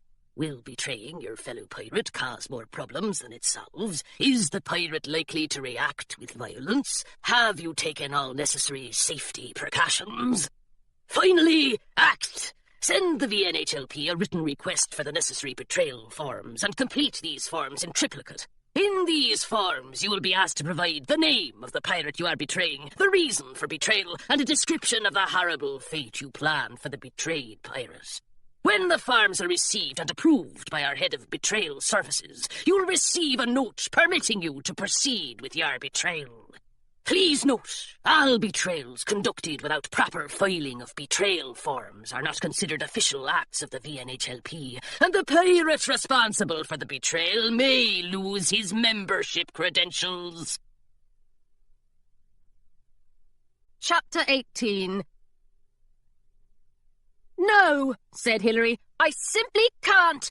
Admiral Westfield rubbed his ears as though he hadn't heard Hilary properly. What did you say, my dear? Charlie stepped forward before Hilary could stop him. "She won't let you have that treasure," he said, "and neither will I." He grabbed a porcelain-handled letter opener from Miss Pym's desk and held it out like a sword as he approached Admiral Westfield. Charlie was quick, but the Admiral was quicker. He lunged forward and caught hold of Charlie's arm, twisting it backward and holding it there until Charlie yelped with pain. The letter opener clinked to the floor. "Father," cried Hilary, "let him go at once." Admiral Westfield sighed and let go of Charlie, who winced and dropped to the floor alongside the letter opener. "I admire your gumption, lad," he said, "but I've got no time for duelling." He reached into his pocket and pulled out a small golden coin that glinted in the candlelight. "Do you recognize this magic piece? I pinched it from your friend Jasper, and if you don't do exactly as I say, you'll wish you were in the dungeons alongside him. Do you understand?" Charlie rubbed his shoulder and nodded. "You're a horrid beast, you know," said Claire, "threatening people with magic." Admiral Westfield's eyes widened. "What's this? A little girl in a nightdress? Do you intend to attack me too?" Hilary turned to Claire. "Whatever are you doing?" "Defending you, of course." Claire smoothed the ruffles in her nightdress. "It's the only proper thing to do." "But I don't need defending." Claire put her arm around Hilary's shoulder. "I'm sorry, Hilary, but I shall defend you whether you like it or not. Now, Admiral Westfield, I don't intend to attack you. I'm not very strong, if you must know, and I'm also not entirely feather-brained. But if you don't leave this building at once, I shall scream very loudly, and Miss Pym shall come running. Surely she'll believe your villainy when she catches you trying to run off with her treasure." She cleared her throat. "I'll be screaming shortly, sir, and I warn you, I'm rather good at it." Now, there's no need to be hasty." Admiral Westfield plucked an embroidery sampler from the floor, shook off the stray bits of glass, and mopped his brow with it. "A lady never shrieks. It says so right here on this handkerchief." "Oh, dear," said Claire. "I suppose that's another rule I'll be breaking, then." She smiled sweetly and took a deep breath. Admiral Westfield made a fist around Jasper's coin. "Make that foolish little girl be quiet," he said, "and make that pirate boy be quiet too while you're at it." Claire opened her mouth, but no sound came out. She stood quite still for a moment, clenched her fists, and let loose a string of perfectly silent words that Hilary guessed were not at all complimentary to Admiral Westfield. On the floor by Miss Pym's desk, Charlie was doing much the same thing. The Admiral dusted his hands together. "Terribly sorry about your friends," he said to Hilary, "but it will be much easier for us to talk now that everything is ship-shape." Hilary glared at him. "You don't care to magic me as well?" "Magic my own daughter?" The Admiral looked scandalized by the thought. "It would hardly be proper, and after all, you're a reasonable girl. You understand, of course, that this treasure belongs to me. I have been searching for it for quite some time." "So have I." "Ah, but there's a difference between us. This isn't a silly game for me. You can't possibly understand how important this treasure is." Behind him, the gargoyle growled. "I want to pounce on him," he said. "Shall I pounce?" "You'd better not." After the way Admiral Westfield had treated Charlie and Claire, Hilary couldn't bear to think what he might do to the gargoyle. "Father, I won't allow you to tyrannize the kingdom." Admiral Westfield folded the embroidery sampler he was holding into a neat square. "Tyrannize," he said. is rather a strong term. I will simply be guiding the citizens of Augusta toward order and propriety. And throwing them in the royal dungeons if they prefer not to be guided? Well, naturally. But I expect that my vast stores of magic will be enough to persuade even the most fearsome scallywags to do as I say. He smiled down at Charlie. Isn't that right, lad? Charlie reached for the letter opener again, but Admiral Westfield tapped his forefinger against the magic coin and Charlie punched the floor instead. Admiral Westfield turned back to Hilary and put his hands on her shoulders. Now tell me, he said, what would you like? Hilary stared up at her father. He looked almost as she'd imagined him as a child when he was away at sea and she was landlocked, tall and confident, and every inch a sailor, from the tips of his shiny boots all the way up to the beads of sweat on his brow. He dabbed at the beads with the embroidery sampler and gazed down at her. I'll give you whatever you'd like, he said, if you step aside and leave the treasure to me. I shall rule the kingdom soon after all, and I want nothing but the best for my only daughter. Fine dresses, a whole new wardrobe, with those lace petticoats the girls like so much. Would that suit you? Or a sure-footed pony shipped straight from the Northlands? Admiral Westfield paused. Of course, how foolish of me. 2 ponies it shall be, and a new wardrobe besides. The gargoyle snorted. "Oh, for goodness sake, I don't want ponies," said Hilary, "and I don't want a wardrobe." She removed her father's hands from her shoulders. Did he truly believe lace petticoats would do her a bit of good on the high seas? Well then, tell me what you want. I'll give you whatever your heart desires. Anything at all, as long as you let me have that treasure. Her father gave her a hopeful sort of look, and for once he showed no inclination to pat her on the head. They stood face to face, naval officer and pirate, and perhaps, just this once, the officer might respect the pirate's demands. Hilary hesitated. "Anything at all?" Claire clapped her hands over her mouth, and Charlie shook his head furiously. You can't be taking him seriously, the gargoyle said. "Will you let Claire and Charlie speak again?" said Hilary. She took a few steps backward. "And will you free my friends, Jasper and Miss Grayson? Will you let them out of the royal dungeons immediately?" Admiral Westfield wrinkled his brow. "Well, I suppose—" "I'm not done yet." Hilary took another step away from her father. "Will you promise never to outlaw piracy? Will you ensure that the Navy never attacks another pirate ship without reason?" "My dear, I really can't—" Hilary stepped backward once more. Out of the corner of her eye she could see the crate of golden crochet hooks on the floor beside her. "And if you truly want nothing but the best for me, father," she said at last, "will you give me your finest ship for my very own to captain as I see fit?" Admiral Westfield stared at Hilary for a long moment. Then he burst out laughing. "My finest ship, and you as captain! My dear, you had me quite convinced for a moment there. You gave me a terrible turn. Come now, be serious with me." "I am quite serious," said Hilary. "Quite serious indeed." She spoke more loudly than she'd intended, and her voice sounded worryingly similar to Fitzwilliam's squawk, but she hardly cared now if she woke Miss Pym. She'd wake the whole school and spend a lifetime in the dungeons if it meant Admiral Westfield would be down there too.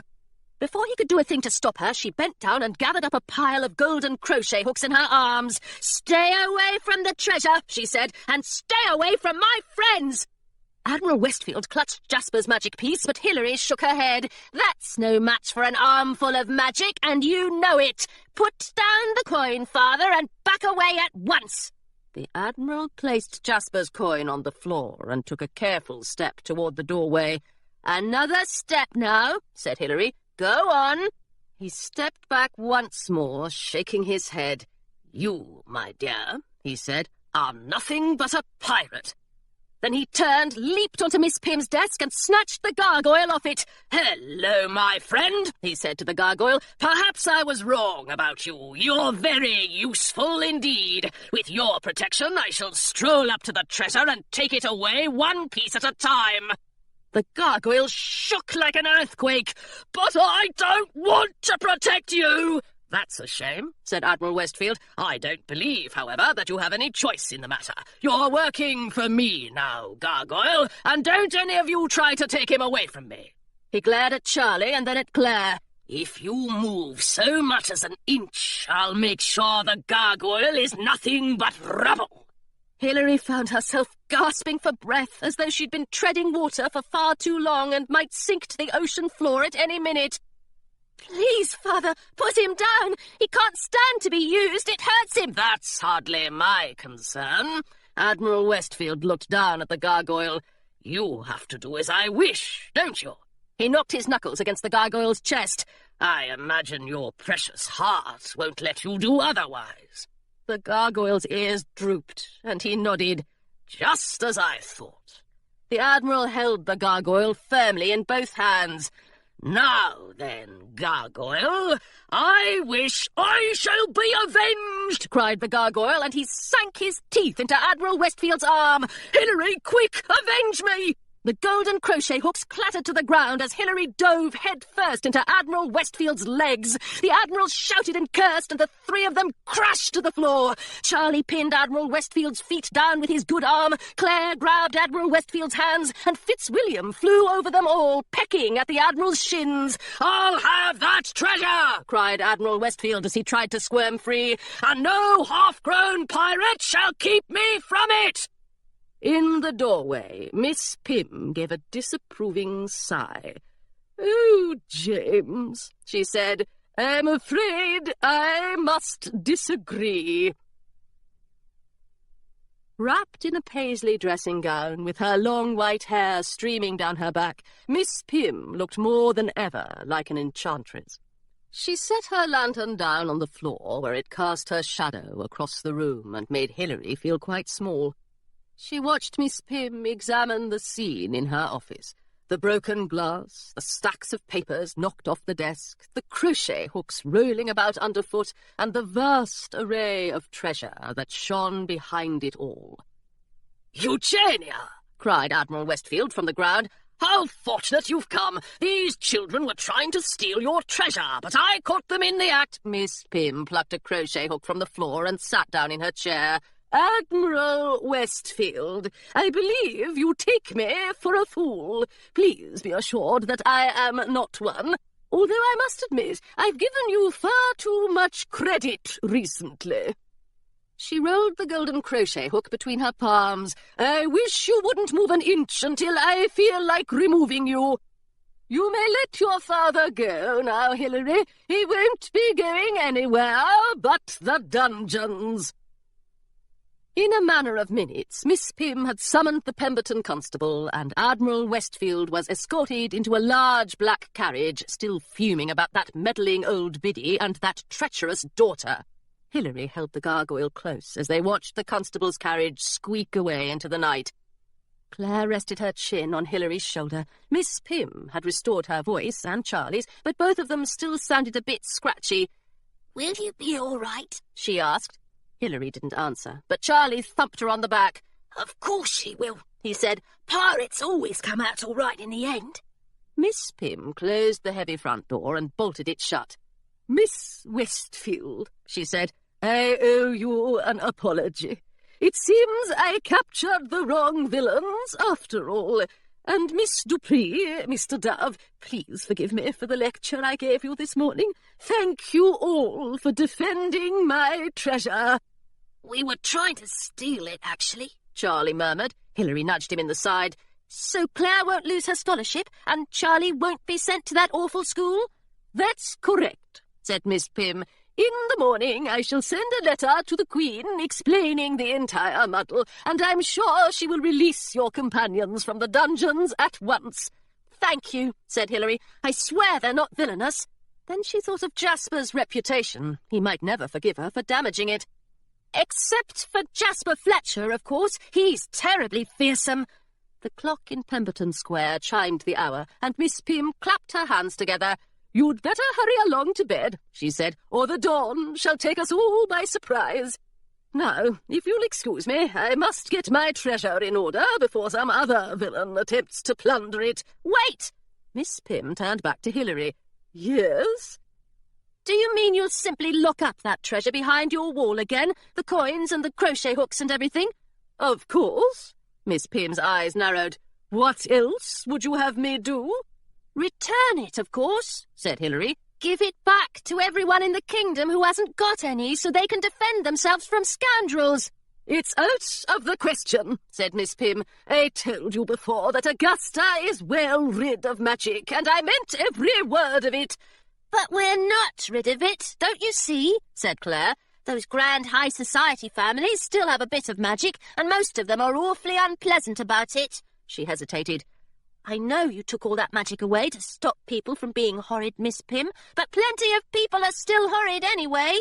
And I can't bite them all, said the gargoyle. I've only got so many teeth. Miss Pym tapped her fingers together.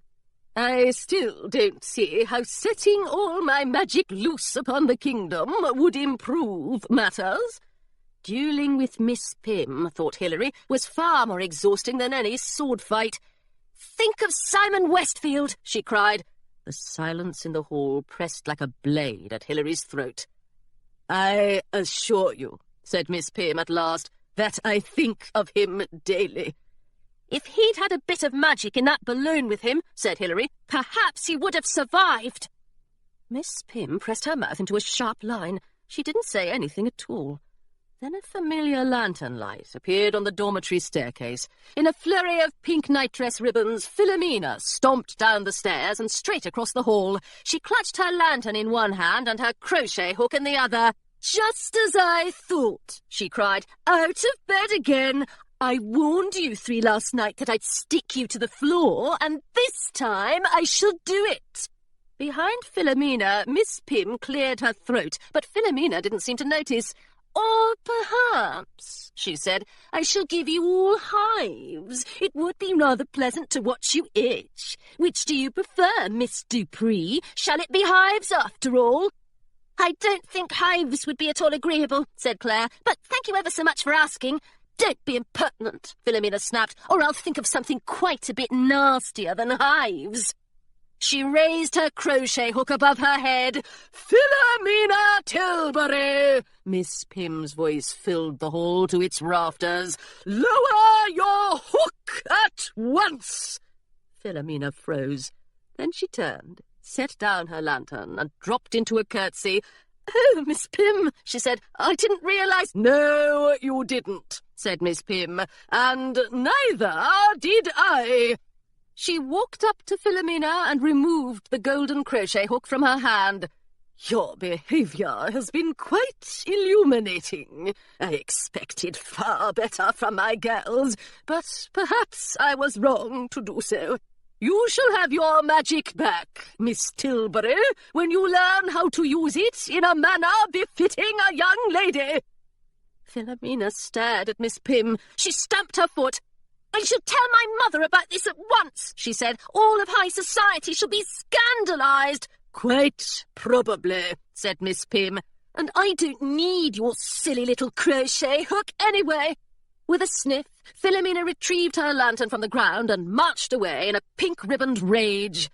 "Oh, dear," said Miss Pym. She rolled Philomena's crochet hook from one hand to the other. "Perhaps I was too hasty after Simon's death," she said after a while. "I simply didn't want anyone else to be hurt." "Giving magic to Philomena was a bit of a mistake, then," said Charlie. "It seems I've made a number of them lately." The candlelight flickered across her face, and for a moment she looked nothing like an enchantress. She simply looked tired. "I suppose I must do what I can to set things right." "Then you'll return the treasure?" said Hilary. Miss Pym closed her eyes. "I will," she said at last. "A bit at a time, but I'll do it. Sending magic into the kingdom may help me locate the next enchantress, and then I might have some rest at last." The gargoyle hopped down the hall to Miss Pym, pressed his ears against his head, and bowed. "Thank you, enchantress," he said. Yes, said Hilary, and she bowed to Miss Pym as well. The terror of the Southlands thanks you too. From the Illustrated Queensport Gazette, your gateway to the civilized world. Royal Navy Admiral arrested in magic thefts. Pemberton, Augusta. High society is simply abuzz. In a shocking turn of events last night, James Westfield, former Admiral of the Augusta Royal Navy, was taken into custody in connection with the string of magic thefts that has plagued Augusta for months. As this fine publication previously reported, 2 pirates were arrested for this crime only last week. However, it now appears that these individuals, while they are surely rapscallions of the highest degree, had nothing to do with the thefts in question, and they have been released from the royal dungeons. We have Pirate Hilary Westfield and her fine crew to thank for this change in our fortunes, said Jasper Fletcher, one of the innocent victims of a wrongful accusation. Pirate Westfield is the terror of the Southlands, you know, bringing villains to justice and all that. And she's got quite good aim with a tin of beets. Any ship on the high seas that stands in her way should be shivering its timbers. If the VNHLP knows what's good for them, they'll accept her as a member on the spot before she hunts them down and feeds them to the sea monsters. A spokespirate for the VNHLP could not be reached for comment. In a related incident, a young naval apprentice named Oliver Sanderson was apprehended last night in a bungalow in Wimbley-on-the-Marsh. Mr. Sanderson was attempting to break into the bungalow while carrying a large sack of stolen magical items when he was noticed and chased by a band of irate pirates. Aye, we captured the bilge rat, said one gentleman who identified himself as Cannonball Jack. I respect a good plundering as much as the next fellow, but leaving your treasure at a pirate's house, that's just bad form. The items in Mr. Sanderson's possession are believed to match some of the items recently stolen from the noble houses in Queensport, and they shall be returned to their owners in short order. Mr. Westfield and Mr. Sanderson refuse to say where the rest of the stolen items are located, however, and the Queen's inspectors are still searching for this stash of magic. The inspectors also hope to determine whether Mr. Westfield and Mr. Sanderson were assisted by additional villains. Mr. Sanderson will be sent without delay to the Queensport Academy for Difficult Boys. Mr. Westfield currently resides in the Royal Dungeons, where he is said to be healthy, but rather damp. The Enchantress of the Northlands, Royal Office of Magic Regulation, Pemberton, Augusta. Dear citizen of Augusta, it is my duty to inform you that our kingdom's long-lost collection of magic has recently been located by an astute individual. Regretfully, this astute individual has also located me and persuaded me to write this letter. Do not think, citizen of Augusta, that you shall receive correspondence from me on a regular basis. I assure you, we shall not be pen friends. In the coming months, you will receive a small portion of the recovered magic, along with instructions for its use. All individuals, regardless of status, will receive equal shares, each equivalent to 10 magic coins or 2 crochet hooks. The notable freelance pirate Jasper Fletcher has kindly volunteered his services to this office, and he shall be travelling throughout the kingdom on his ship, the Pigeon, to deliver this share of magic to you personally. I shall oversee all magic use in Augusta from this moment onward, and I shall have no patience with those who use magic unwisely. So I presume, citizen of Augusta, that you will behave yourself. When everyone has received a share of magic, I shall begin a kingdom-wide search for the next enchantress. If you observe a particular knack for magic in your friends or relatives, or if you possess such a knack yourself, please contact me at once, so that I may set aside this nonsense once and for all. I may be reached in my permanent position as headmistress of Miss Pym's Finishing School for Delicate Ladies, Pemberton. Sincerely yours, Eugenia Pym, Enchantress of the Northlands. Chapter 19. At one end of the small room above the empty bookshop, a round glass window looked out over Queensport Harbour. Its curved edge nearly touched the floor, allowing Hilary to lie on her stomach and watch the ships sail into port, load their decks with cargo and sailors, and ride the grey waves out again. In the distance, a naval ship sailed past, but it was hardly as quick or as grand as the Augusta Belle, and it was hardly as interesting as the hulking galleon that had just arrived in the harbour, with billowing black sails and polished brass cannons. Hilary watched a group of 3 men lower themselves from the galleon, row to shore, and disappear somewhere in the streets under the bookshop. A few moments later, Miss Grayson hurried up the stairs. Hilary, she said, there are some elaborate visitors here to see you. Elaborate? It's not Mother, is it? No, I'm afraid not. Mrs. Westfield had refused to come out of her bedroom since her husband's arrest, and upon discovering that her daughter was the pirate responsible for his capture, she had fallen into a swoon finer than that of any Miss Pym student. Hilary and the gargoyle had thought it wisest to stay with Miss Grayson until Hilary's mother no longer spent a good portion of her day locked in her wardrobe. I'd put on a pot of tea, said Miss Grayson, but I don't think these callers are the tea-drinking type. I may have a bottle of grog in one of these boxes, though. Hilary hurried downstairs and opened the door to find 3 elegant and imposing pirates lined up on the front step. The one on the left sported a peg leg, the one on the right an eye patch, the one in the centre, who managed to look every inch a pirate without any of the traditional accessories, bowed to Hilary. "Hilary Westfield, I presume?" he said, with a twirl of his hand. "Yes," said Hilary. "Who are you?" "I," said the centre pirate, "am Captain Rupert Blacktooth, and these are my colleagues, Hugo St. Augustine and One-Legged Jones." "From the VNHLP," said Hilary. "Of course. Mr. Jones, I believe we've corresponded in the past." One-Legged Jones looked down at his peg leg and murmured that perhaps they had. "Won't you come in, gentlemen?" Hilary was not entirely sure how Miss Grayson felt about having strange pirates in the house, but she guessed that it would not be proper to leave them standing in the chilly sea breeze. "I'm afraid we don't have any furniture yet. The floor's quite comfortable, though, if you'd like to take a seat." But the pirates declined. "We've only stopped by for a moment," said Captain Blacktooth, "on our way to a dueling exhibition on the other side of the harbour. Hugo, the trunk." The pirate named Hugo reached behind him and heaved an enormous wooden trunk into the bookshop. He handed Hilary the key to its gleaming silver lock. "On behalf of the VNHLP," he said, "with our most humble apologies." "Yes," said Captain Blacktooth, "we hear that we have you to thank for the preservation of piracy, and we regret any miscommunication that may have taken place between us. Don't we, Jones?" One-Legged Jones shifted his weight to his good leg. "Oh, yes, absolutely.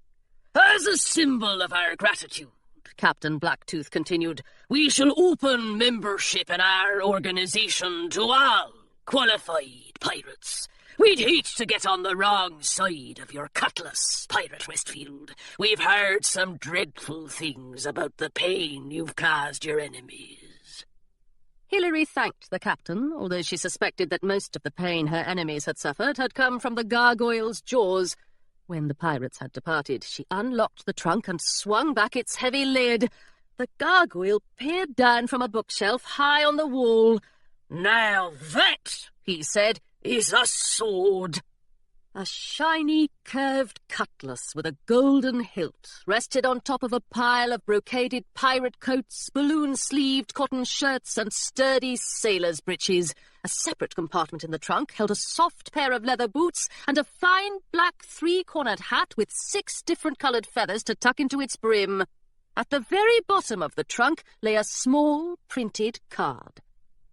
"This document certifies that Pirate Hilary Westfield is a full member in good standing of the Very Nearly Honourable League of Pirates."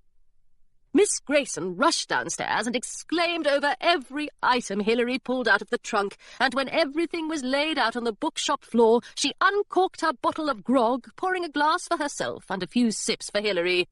"It's not fair, though," said the gargoyle as he munched on a celebratory spider. "I bit Admiral Westfield twice, but do I get a hat? No, not the gargoyle." "It does seem rather unjust," said Miss Grayson. "Perhaps I shall sew you a hat myself, if I can find a pattern that leaves room for your ears." She sipped her grog and looked around at the empty shelves surrounding them. It's a lovely bookshop, said Hilary. Is it just how you dreamed it would be? "It is indeed. But now that I'm here at last, I can't help but feel that something is missing." "No kidding," said the gargoyle. "You don't have any books. Do you want to borrow Treasure Island?" Miss Grayson laughed. "It's not just that. I wonder," she said to Hilary, "what people would think of a floating bookshop." Hilary imagined Miss Grayson in her bathing costume, bobbing in the waves and handing out sea-soaked novels to passing fish. But no, Miss Grayson was far too practical for such things. "Would the bookshop be on a ship?" "Precisely. I could sail from town to town, and I could advertise to pirates and naval officers who get bored on the high seas." "I think it sounds lovely," said Hilary, "but I suppose you'll need a ship and someone to sail it." Miss Grayson flushed again. Perhaps her stay in the royal dungeons had made her more sensitive, for she seemed to flush quite a lot these days. "I thought," she said after a while, "that the Pigeon might do." "Well, yes, but then you'd have to sail with Jasper." Hilary stared at her governess, who was now entirely pink. "You're marrying Jasper! Miss Grayson, you are positively scandalous!" Hilary leaped to her feet and hugged Miss Grayson. "However did he convince you? It was the dungeons, wasn't it?" "It was quite a bleak moment in my life," Miss Grayson agreed. "But I was ever so grateful to have Jasper in the next cell. It seems we've grown rather attached to each other." "I bet they held hands through the bars," said the gargoyle. Miss Grayson would neither confirm nor deny this. "I believe a pirate may be good for me," she said. "You'll make a wonderful team," said Hilary. "Just think, you can torture his enemies with hours of lessons." "But I do have one concern." Miss Grayson clutched Hilary's hand. "What is it?" "I don't think I'll be able to call you Mrs. Fletcher. It's not a particularly dashing name for a pirate's wife." "Ah, it shall have to be Eloise, then. Although," she whispered, "I won't mind if you call me Miss Grayson." The wedding of a former governess to a freelance pirate proved to be a much grander affair than anyone had anticipated. Jasper and Miss Grayson had planned to be married in Jasper's vegetable garden in Wimbley-on-the-Marsh, but word spread quickly that pirate Hilary Westfield and her friends would be in attendance. Soon scourges and scallywags from across the kingdom were clamouring for an invitation and a chance to meet the heroes who'd found the enchantress's treasure and bested the pirate-loathing admiral. It became clear that such a crush of pirates could never fit in Jasper's garden without tromping all over the beans and popping tomatoes under their boots. When Mrs. Westfield finally emerged from her wardrobe, Hilary hurried up to Westfield House to meet her. "Please, Mother," she said, nearly knocking over Mrs. Westfield's best china teapot in her enthusiasm, "you've just got to let Miss Grayson get married here. No other lawn in the kingdom is large enough to hold all the pirates." Mrs. Westfield nibbled on a cucumber sandwich and closed her eyes. "Pirates on the lawn of Westfield House," she murmured to herself. "No, I couldn't bear it. Pirates are far too violent. Besides, they trample the peonies." "We'll ask them to step lightly then," Hilary pleaded, "and they can leave their swords at home. Just think, Mother, the wedding is sure to be the buzz of Augusta. Wouldn't it be a grand thing to be its hostess? I'm sure pirate weddings will be all the fashion next season." Mrs. Westfield looked up from her sandwich. She was still very pale from her time in the wardrobe, and Hilary had not seen her smile since Admiral Westfield had been taken to the dungeons.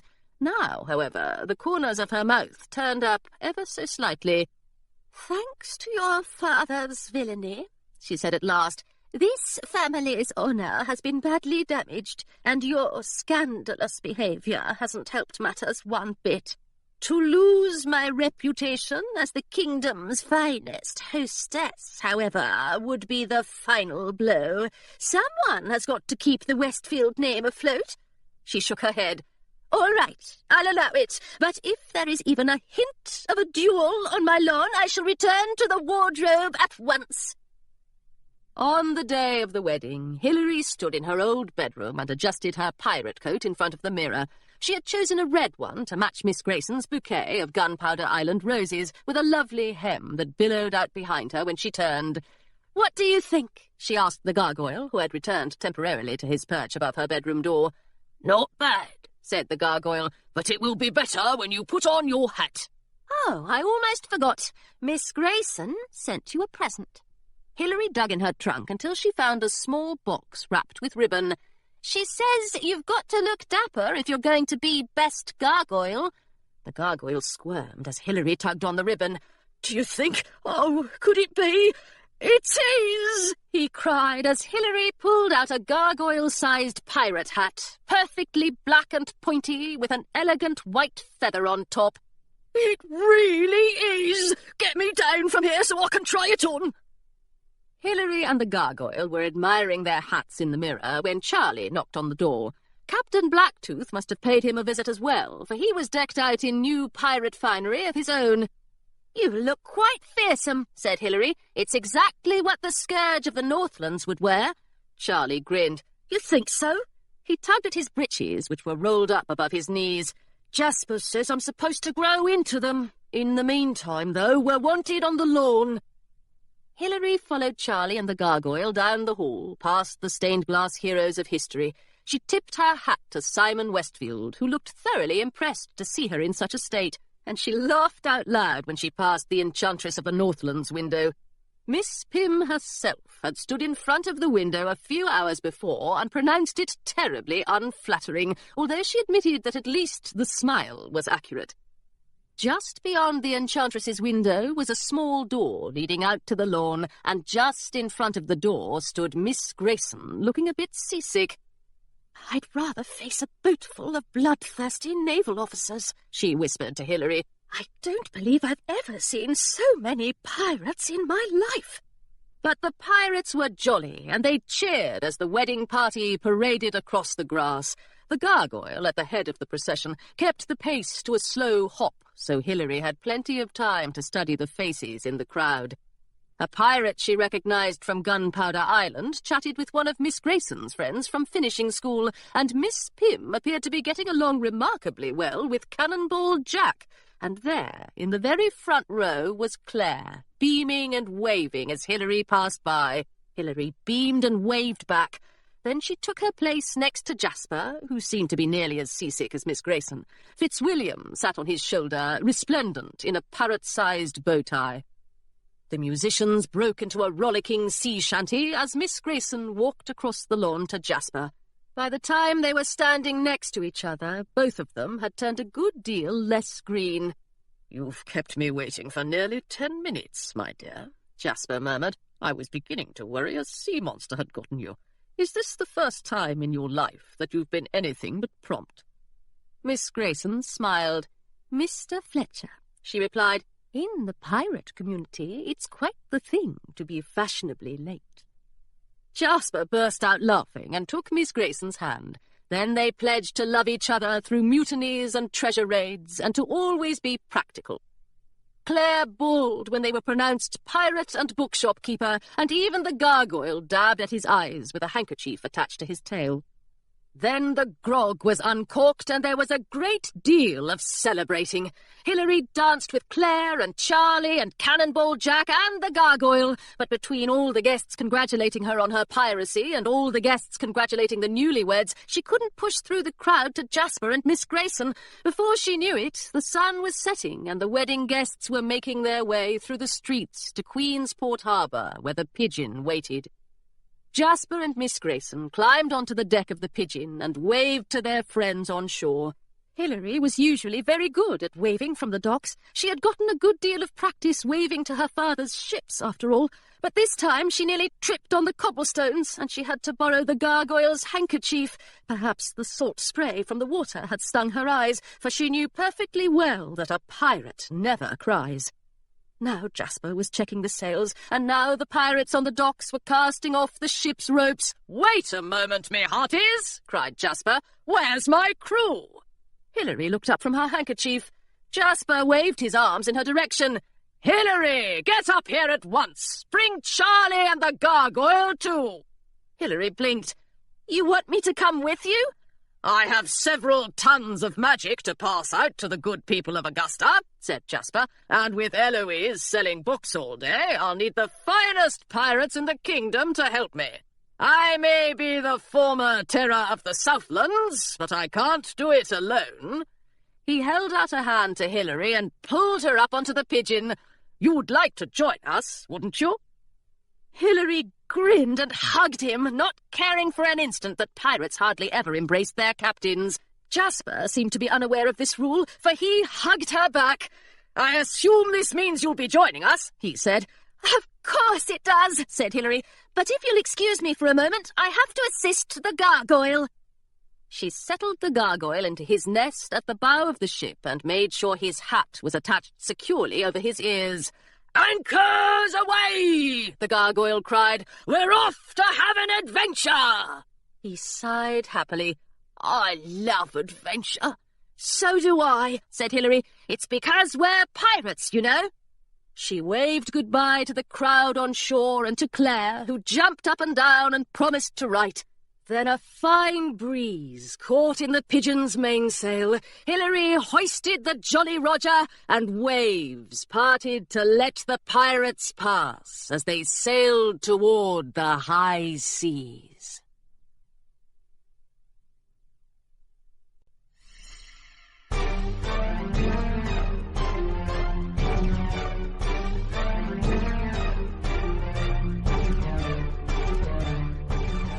This is Catherine Kelgren. We hope you have enjoyed this unabridged production of the Very Nearly Honourable League of Pirates, Book 1, Magic Marks the Spot, by Caroline Carlson. This programme was produced by John Marshall Media. Executive producer, Caitlin Gehring. Text copyright 2013 by Caroline Carlson. Production copyright 2013 by HarperCollins Publishers. All rights reserved. Thank you for listening.